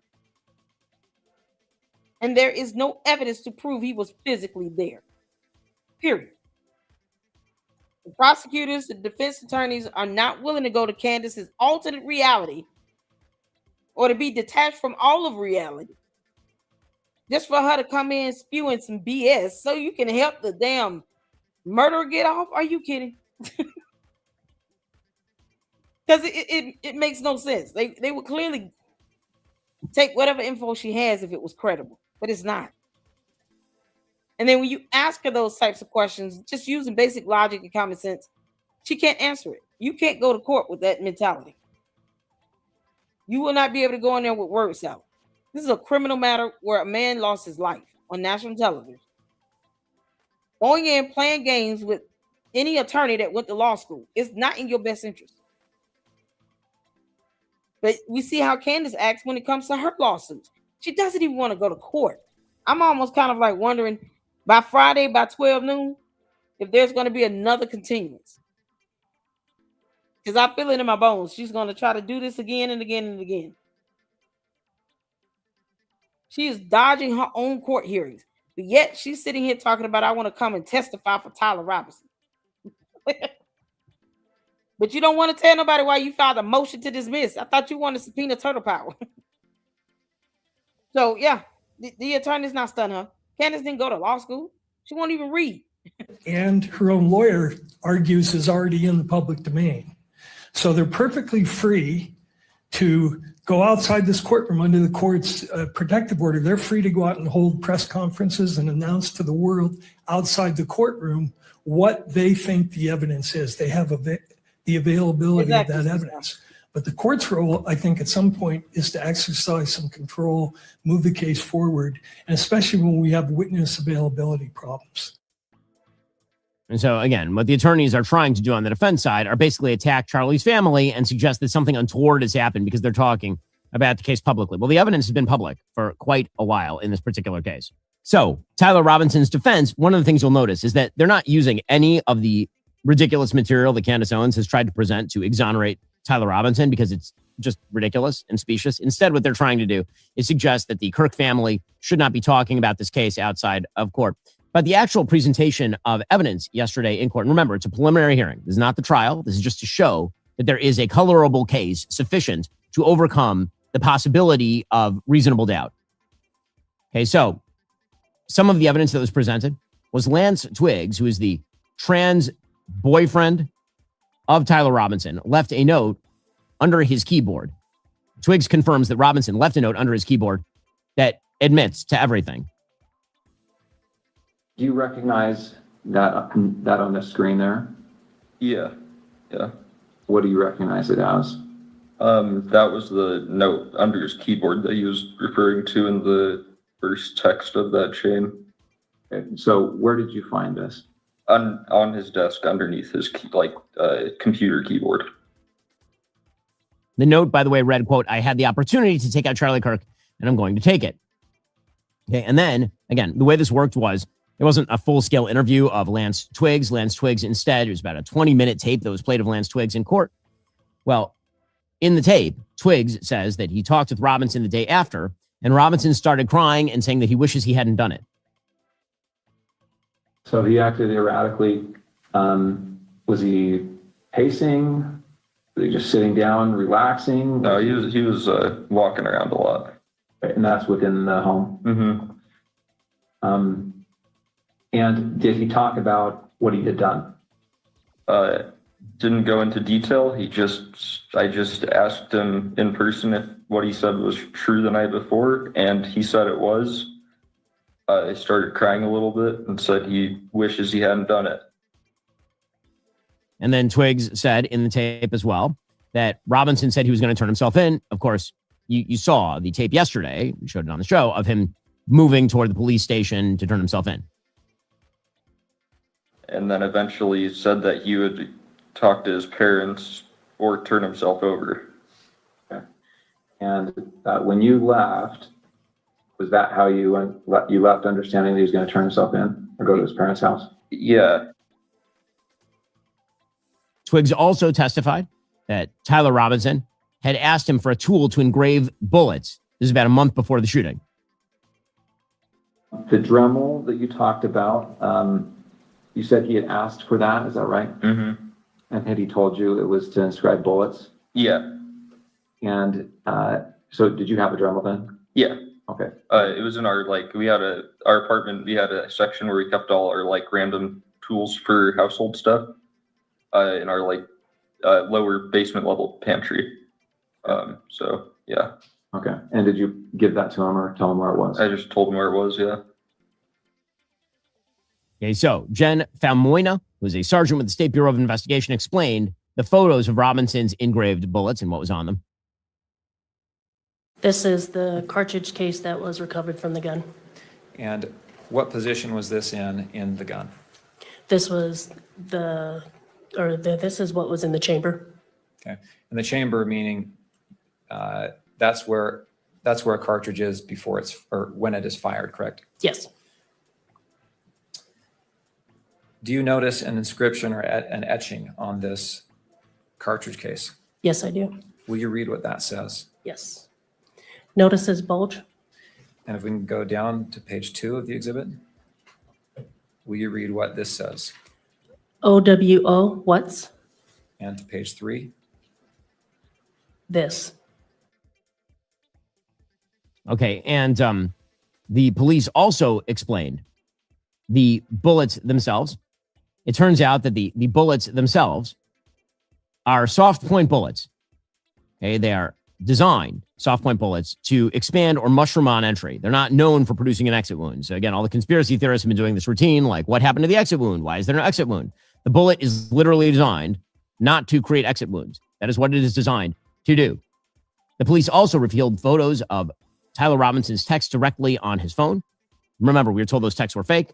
Here they are directly on the phone. According to Fox's Matt Finn, Tyler Robinson, the alleged murderer, was squirming when the rifle and his texts were displayed.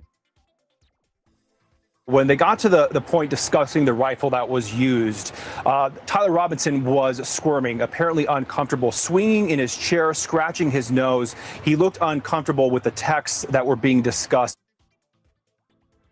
Now, it turns out that pretty much all of these facts were in evidence within the very first days.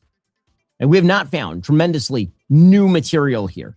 Like, all of this was clear from the very outset, So you wonder how the kind of conspiratorial trash that Candace Owens has been pushing received this much play.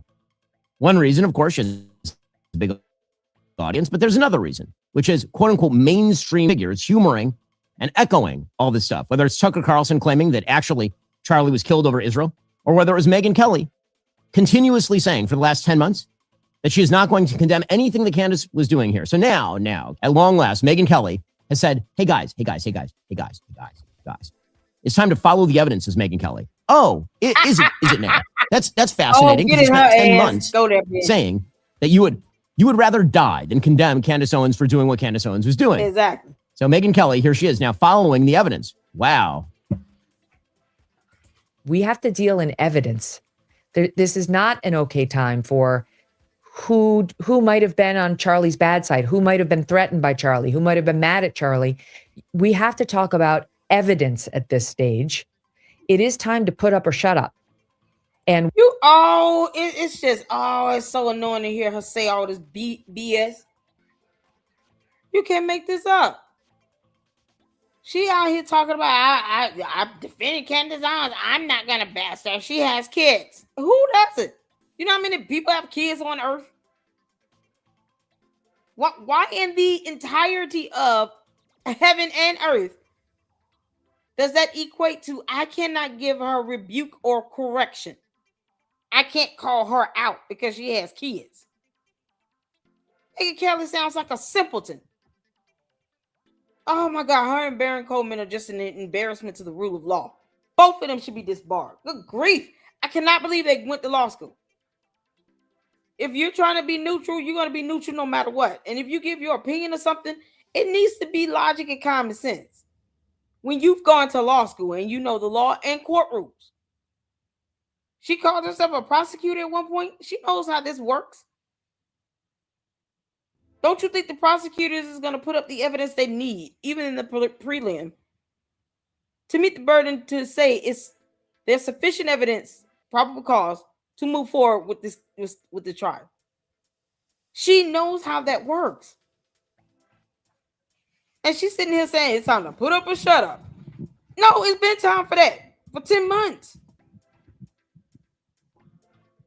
Hell, I didn't have to give Candice 10 months to put up or shut up. Why is it that she's talking about things she has no evidence on in real time and can't show in real time? She couldn't even show the letter that she claimed Mitch Snow sent or his email that she was reading off before she started talking about that in Fort Huachuca. She brought up something about a laundromat and all this BS that had nothing to do with anything. But the one thing that she could have done was to show us the letter she was reading. She didn't even do that. Meanwhile, she said she had 2 degrees. You think Megyn Kelly is going to ask her, can you show me your 2 degrees? Because that's the simplest thing she could ask. Can you mind showing me your 2 degrees? I would just love to,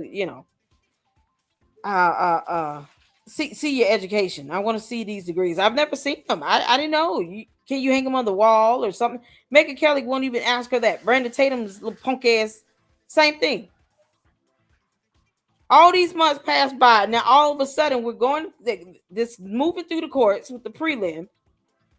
All this evidence is coming out. And you have 2 people who went to law school and Brandon Tatum, who was supposed to be a commissioned police officer, not understanding how evidence works for 10 months. And now it's time to put up a shut up. No, you should have said that the moment she said all that bull and started lying. The moment she lied about Egyptian planes, Fort Huachuca, Miss Snow, blah, blah, blah, you should have said, you need to put up or shut up. Now we got this unholy mess upon humanity because these morons didn't say anything ahead of time when they could have. Because they, wanted to make sure they keep all their views intact. What we see is no evidence that will lead us to believe anyone other right now than Tyler Robinson was responsible for this cause.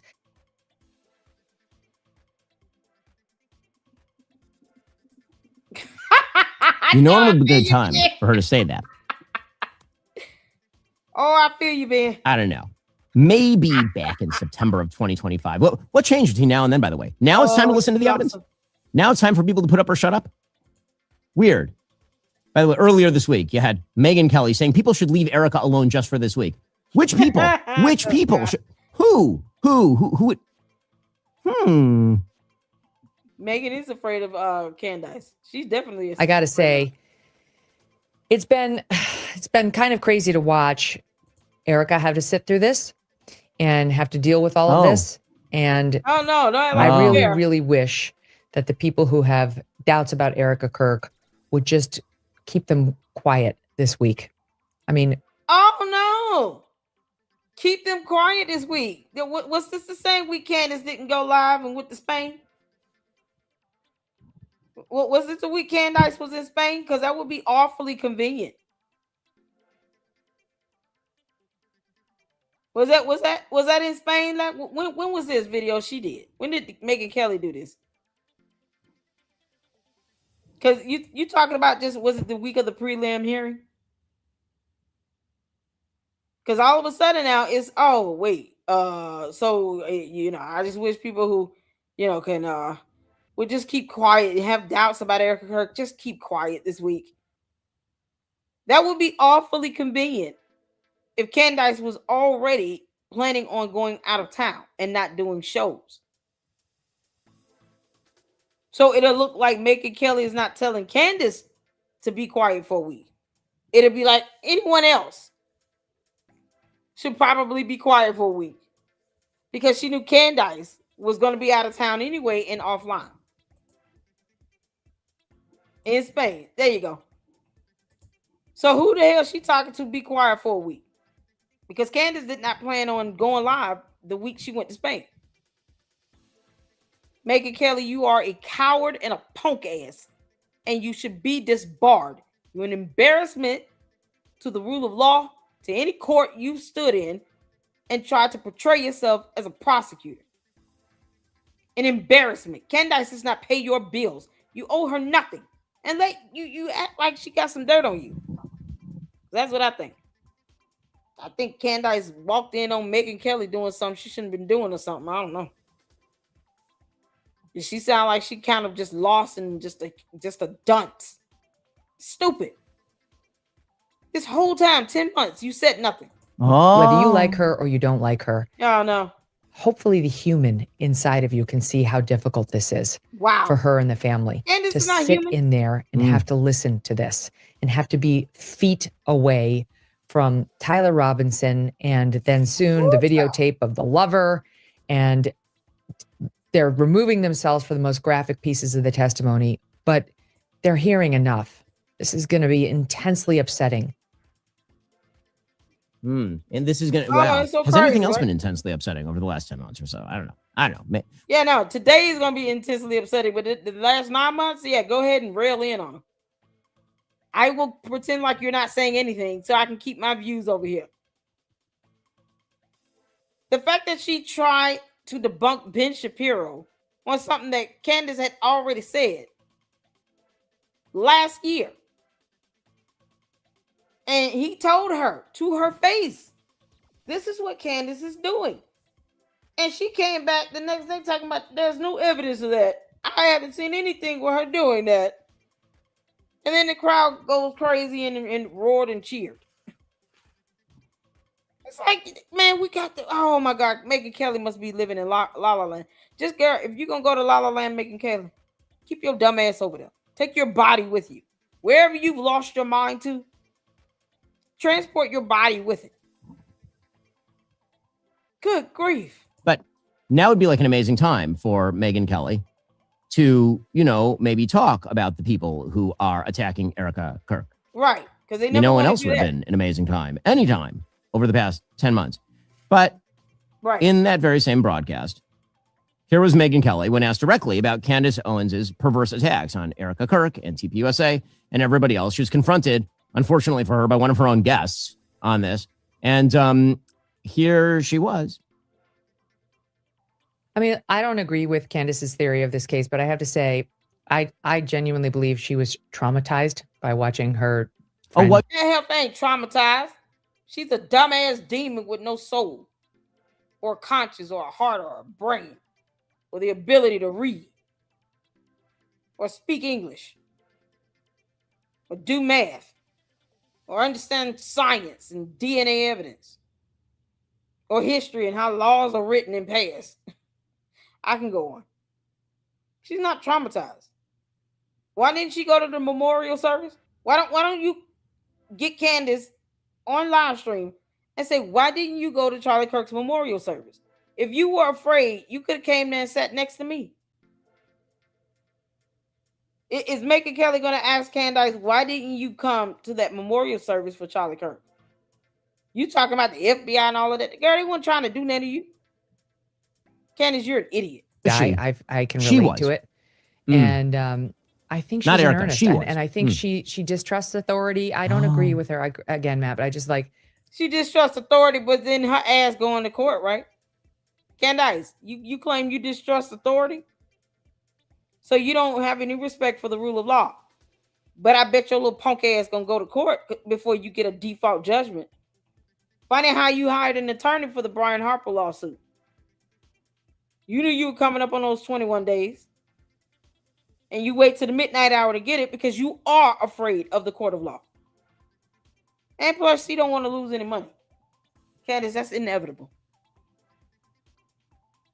You know you're going to lose that lawsuit. So if you really want to test whether somebody has any respect for the rule of law in the courts or authorities, any of that, put them in the hot seat. That means Candace should feel no way if we all report her to the FBI and CPS. Oh, they're putting them kids in danger, taking them to Russia. Talking about I blacked out going out of town to a different state where I took my newborn baby.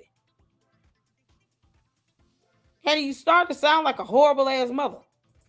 And I know people have very strong feelings about her. I just. Oh, do they? I think she's a demon. I sleep peacefully at night saying that. Candace is a demon. She is the seed of Chucky and the bride of Frankenstein.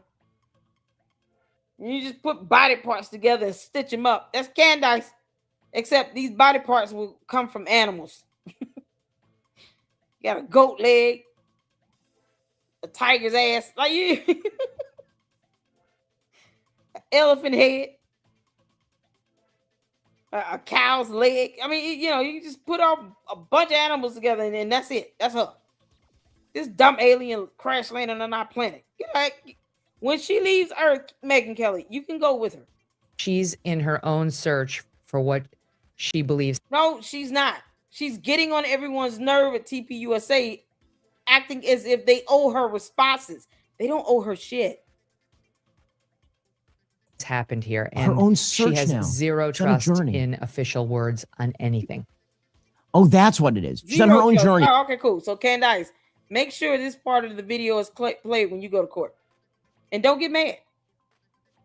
That way the judge and jury will know exactly how you feel about them. You have zero trust in them because reasons. That's all. Hey guys, we got back. She's on her journey. She's searching for her truth. She was traumatized, which is why it's totally fine for her. I mean, she's a young mother, is what Megyn originally. She's a young mother, and she's not going to say anything about a young mother who is busily attacking a young widow mother. She's not going to say she's traumatized. Yeah. Here's the thing: wicked grifters like Candace Owens can't do They get all of old this bands alone. of an They apology. can't do it without a little help from the friends, Megyn Kelly, and Tucker I agree, Carlson, Mike. and Sean Ryan, and the rest of the conspiratorial clown car. But don't worry, the fearless search for truth in Podcastistan continues. What an amazing video you just watched. Wasn't that amazing? Well, If you think so, head on over to dailywire.com/subscribe to watch the full show ad-free or check out this crazy story here. Thank y'all so much. Oh, man. Listen, we got Edie to do. Shout out to Ben Shapiro. Y'all, he went in. I love the beginning of the segment. I think he should do that more often. Just like they were doing with the videos on the Candace Owens Daily podcast that belong to Daily Wire. They need to get back to doing uploads there. Because sometimes you just got to laugh through this stuff.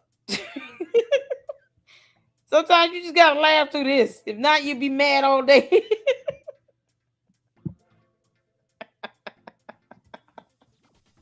You gotta laugh all day at this. Oh, man. Oh, good God in heaven. Hopefully they'll get back to doing more of those, comedy type content and skits and stuff. Clown her ass out. She'll learn. At some point, she'll just get her ass over it or get off the internet. Oh, who cares? Oh, man. Okay, we got Edie did a new video. Let's see. Y'all said Milk Bar had a new one? Let me see. What is that?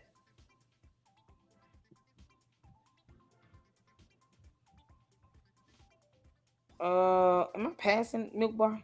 That's Cinnamon Shogun. He just think he made this up. Okay, that's the new Edie one. Where's Milk Bar? Oh my God, this kid is priceless. Where's Milk Bar? Anybody see? Wait a minute. I know darn well. Come on now. I'm still shocked that this idiot sending out a death threat can make this stuff up.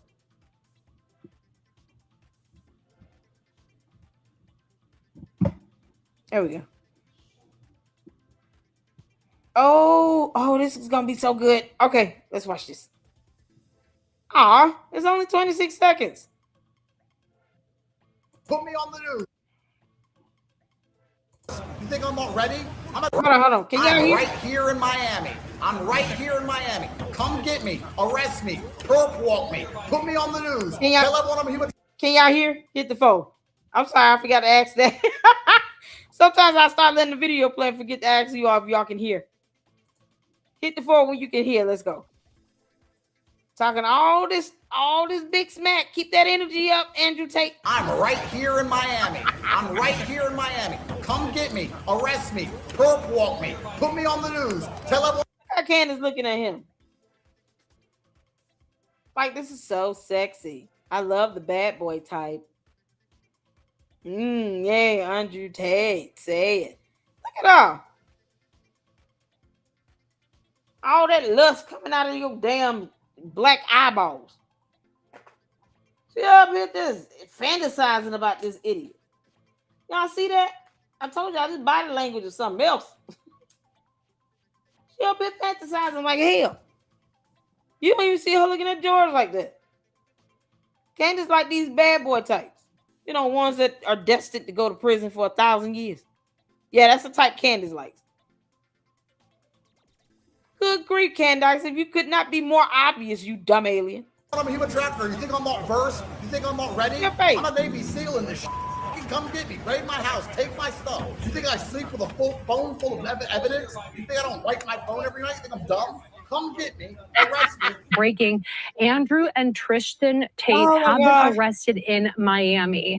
I'm right here in Miami. I'm right here in Miami. Come get me. Arrest me. Perp walk me. Put me on the news. Tell everyone I'm a human trafficker. You think I'm not versed? You think I'm not ready? I'm a Navy SEAL in this shit.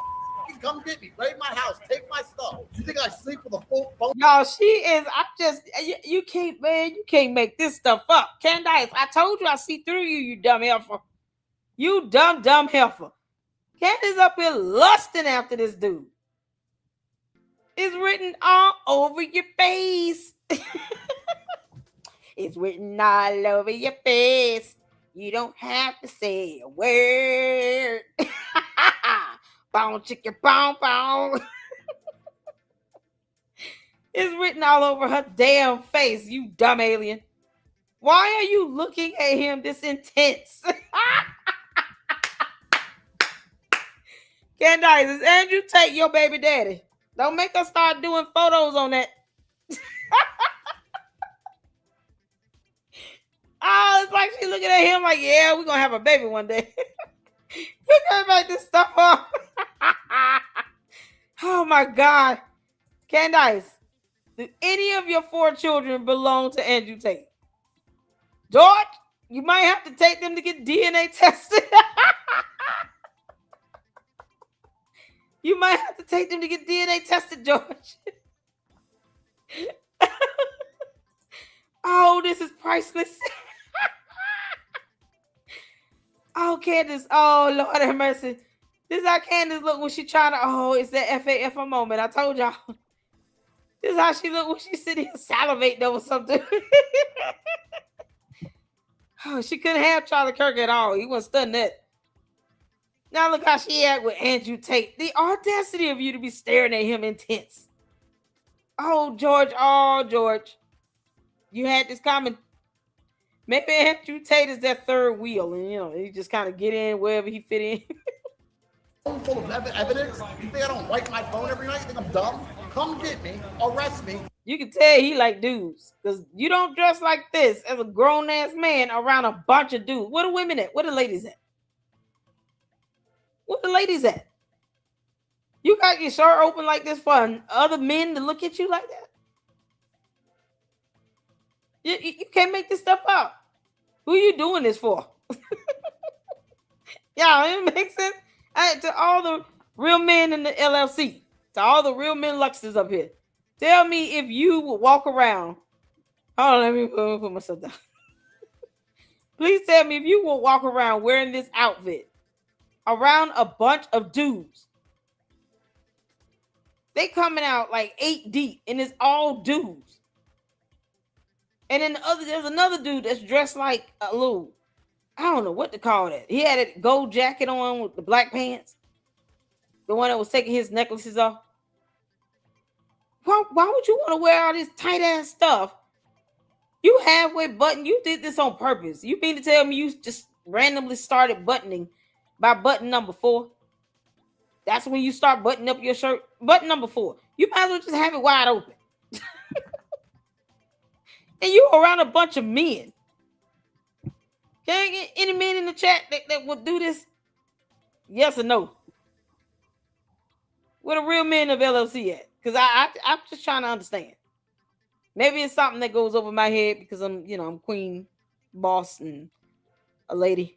I would never, ever expect men to walk around dressed like this. And you doing this around a bunch of dudes. Not one woman around them at all. Not one lady.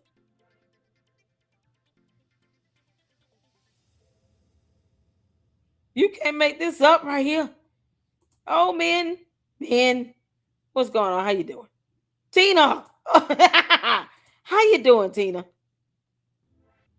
No, it was all good. It's all good.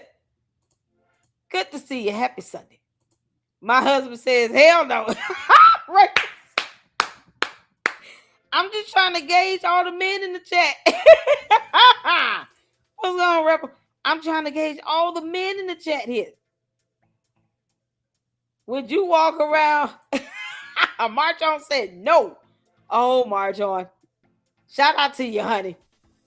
I'm just trying to gauge it. Because maybe I'm missing something. Hell no. Because this is sus to me. Thank you, Rebel. Yo, this is why I did the photo yesterday. I'm like, this is so sus. I know as soon as I saw this, that's the first thing that came to my mind. Why the hell is he wearing these tight-ass pants? They're in the water, like capri pants, loafers, no socks, and your shirt button wide open. So he literally has on a button down that's halfway done, pants and loafers and nothing else. No t-shirt, probably no underwear, no socks, no nothing else. And he around a bunch of dudes. All these big-ass, hard-looking dudes around here. And his brother. Y'all, that's so weird. And Candace sitting here salivating over this idiot. I hope he go to prison for the rest of his damn life for the next 10 lifetimes. Can't make it. Breaking, Andrew and Tristan Tate have been arrested in Miami. I'm so here for Oh, what is this? Foot over the. Hold on. I come out and meet you if I step. Sorry, hold on. I'm totally bewildered. I come out and meet you if I step 1 foot over this line. It's back to jail. Tucker Carlson. Tucker, a pleasure. Tristan Tate. It's so real nice to meet you. Great to meet you too, What a man. trip I'm this a huge is. admirer. Hell, man. This is like. You're the famous one, bro. You're the famous Yeah. one. Not me. I've never been starstruck in my life. Crackhead Mickey Mouse is such a clown. He a whole goofy. Why is he so excited to meet these dudes half his age? Tucker Carlson, you're 88 years old. What are you doing? You excited to meet a bunch of 30-some-year-olds that one of them claimed to be a freaking pimp? Tucker Carlson, if you have daughters, how about you just let them date your daughter? Let's see how that go. Because if you don't give a damn, then don't give a damn at all. No matter who's in the hot seat. So, Tucker Carlson, how about you send your daughter over there to Andrew Tate and see how that happens? They never understand it until it hits home for them. Until it registers for them to be personal for them in their life. They don't give a damn. You think Tucker Carlson will let his daughter or granddaughter go and date and hang out with Andrew Tate or this other one? You can't make this up. Meanwhile, Candace has said nothing about this. Candice, you have no words. I know you saw my post, Heifer. You had this idiot around your 4 children, one of which is a little girl. He got caught with child extreme PN visuals. And you probably didn't even ask, how old are these kids? What if they were young? Around her kids' age. Now you got this monster around your kids, and for what? That is reckless. Now y'all see why I'm sitting here thinking that Candice is a shitty ass parent. You a shitty ass parent, Candice. Here I am. Hey, Tucker Carlson. Nice to meet you. Are you American? Yes, very. What are you doing here? I got a couple friends. One flew over across the world to go to jail. Yeah. Oh, Tucker Carlson's so stupid. Like a fucking high school kid. Oh, hey, ho, how you doing?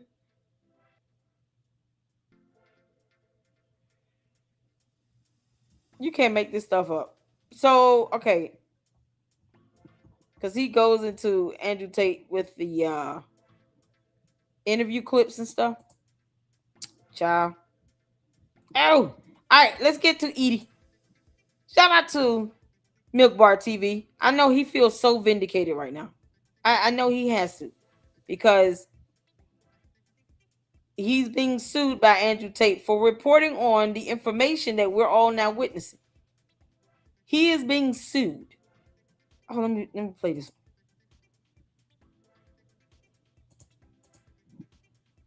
Oh, is this reporting out there that controversial podcaster and news team crafter Andrew Tate may be on his way to Florida? Is he welcome here? What the state do? Send him back to Romania or whatever? Well, we have no involvement in that. I read about it through the media. Clearly, the federal government has jurisdiction, whether they want to rebuff his entry into the United States, and I have confidence that whether it's Pam Bondi or Kristi Noem, that they will be looking at that. I do know our Attorney General, James Uthmeyer, is looking at what state hooks and jurisdiction we may have to be able to deal with this. But the reality is no, Florida is not a place where you're welcome with that type of conduct in the air. And I don't know how it came to this. We were not involved. We were not notified. I found out through the media that this was something that was happening. Good. Get his ass out of our country. I'm all for that. Get out. Get out. Can the conspiracy theories on Charlie's assassination just stop already? Okay, yeah, I think we saw that one. All right, cool. Oh, man, you can't make this up. I think I covered that one yesterday. Where's Edie? Edie. And then that is going to be the last one. Hold on now. Come on. Y'all see how this go? When I'm looking for something, I can't see it.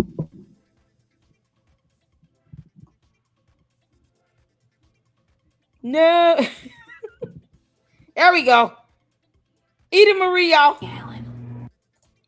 Shout out to Edie Marie for posting up this great content. Oh, Candyland Biker Baby. Our message to Grammy Allen. We got to get this in because we got to end on some laughter, you all. Thank y'all so much for tuning in. Make sure you guys are hitting that like button. This is the last one of the day. And then Mama's got to check out so I can get ready for bed and work tomorrow because, I still got to make it out. Hit the form. You can see it in here. Let's go. This message goes out to Grammy Allen. You can refer to me, Grammy, as Candyland Biker Babe 7000. You need to know my real identity. No. I speak on behalf of the coalition of the Candies, third-eye blind, allergic to lying. We are issuing a cease and desist now. You've had a fantastic couple of weeks just spreading them lies like a dragon. Spreading them lies about the truth-seeking, speaking angel that is Candace Owens. And we would like for you to stop right now. I will have you know, Granny Cakes, that Candace has actually never told a lie. She's incapable of lying. She is actually allergic to lying. If you could just give us an example. The lies you assert Candace has perpetuated. We'll be waiting a long time because guess what? You will not find it. All right. What about She's Mitch incapable Snow? of- She said that was. Hey, Harold, I asked you to get out of my direct vicinity. I'm Just as saying, you are incapable I'm of just not saying. watching the small, strange little men that are No. putting me into an early grave. Graham Allen, Jason Whittaker, Artie I'm Trolls, not- Jay Fathoms, and I Michelle don't Gunn know why it's a big deal, Bronson. but And of course, Gary from Paramount. Maybe she said it would result in a full confession from the U.S. government Harold, about the military. Harold, I asked you Yeah, not to mention. I know you did, honey. You did ask me. You did. Okay. Is it, But now you you have mentioned to at some point say, honey. Did you miss your Divorce. class today? Well, yes, Harold, I did miss today's anger management session. Do you know why? What? It should be quite easy for you to determine why I missed today's anger management. Okay. Would you like to tell the group why we missed today's anger management? By we, I mean me, myself, and I. It's just you and I here, honey. It's just you and I here, and Now you've got nothing to say, even though you've been lapping them lips all the lip long day whilst watching who? Who were you watching? Who upset me? watching Graham Allen, honey. Is that not what think there's upset something me we to the need to point get that to the I could bottom not of in good that's conscience deeply stand in rooted front of my inside you. sponsor at anger Oh, my management Lord, and baby. recite 3, 2, 1, 1, 2, 3. What the heck is bothering me? When I knew exactly what was bothering me, and that was you.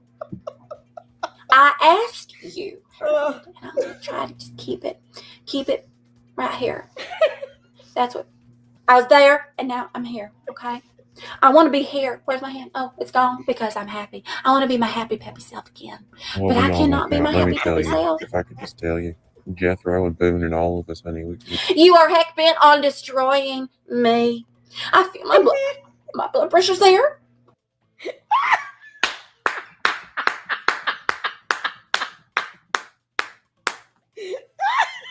I told you all this Candyland Biker Baby is going places. Oh my God, y'all! I can get to the super. Oh man, did I tell y'all? I'm like, this is comedic gold. I said, if you keep this character up and just do like different scenarios and skits and stuff, Candyland Biker Babe 7000 can become his own, like her own character. Oh my God. Oh man, yeah. I would love to see Candyland Biker Babe and Harold go to lower expectations.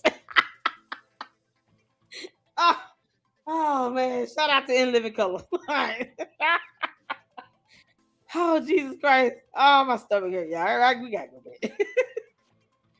Oh, thank you so much, Martro, for the $50 super. Oh my God, I appreciate that. Thank you so much. Hey LLC, una de mis favoritas. Here's a little something for the boys. School supplies deluxes are the best. Oh my God, thank you so much. I really appreciate that. That is a blessing, and it is definitely a big help. It will be going towards the groceries and school supplies. Thank you so much. Thank you so much, you all. I was like 2 seconds away from starting a GoFundMe for the schools, the school shopping. Why this stuff is expensive? These kids are expensive. That's why you just don't have them on nilly-willy. I had 2 kids. That was it. And that is all I can afford. I cannot understand for the life of me why you got these women out here birthing babies almost 1 a year and they can't afford them. Nah, I'm not even talking about Candice right now. I'm just talking about, like, in general. You get a lot of people out here that keep having kids and stuff. And it's becoming like a trend online where they have this little family channel. And it's like, okay, I'll see a mom of 7 get ready for school. And then next thing you know, as soon as they start getting a lot more attention, then now it's mom of 8, mom of 9, mom of 10. It's like they become addicted to making babies for content. And meanwhile, the previous 7 kids miss out on attention, love, care, concern, all of that. Because you can't be individually giving everybody any time or attention when you're busy giving birth, nursing, and caring for newborn babies all day. This is so crazy. So thank you so much. Because I believe it's imperative to be able to do things with your kids. And, I do what I can. I work hard. I try my best to do what I can for my kids. And I appreciate the support. Even you guys just hitting that like button and hyping the videos up. Please hype them up. That would definitely help as well. Because all of that goes back towards that YouTube revenue. So thank you so much for the support. I want to make sure I'm not missing anybody. Am I missing anybody? Y'all check out Edie Marie on YouTube. Good grief, she's funny. And Fi Taylor, thank you for the $5 super if I missed you previously. Oh, yeah, and I got that one in from Jacqueline. Thank you so much. You guys, listen, this has been a great weekend. We had a whole 8-hour session yesterday, going on 4 hours, 32 minutes today. You guys are fantastic. Shout out to all of you all out there. We're going to be back at it tomorrow. You guys see what's scheduled. So we can do the Erica Kirk watch party on tomorrow. And then hopefully Wednesday, we will have Continue Freedom. And hopefully Thursday, another special guest that I'm trying to finalize for. So look out for those notifications if you can. And you guys have a great evening. We'll be back at this tomorrow. And until then, Lady Luck Club out. Deuces.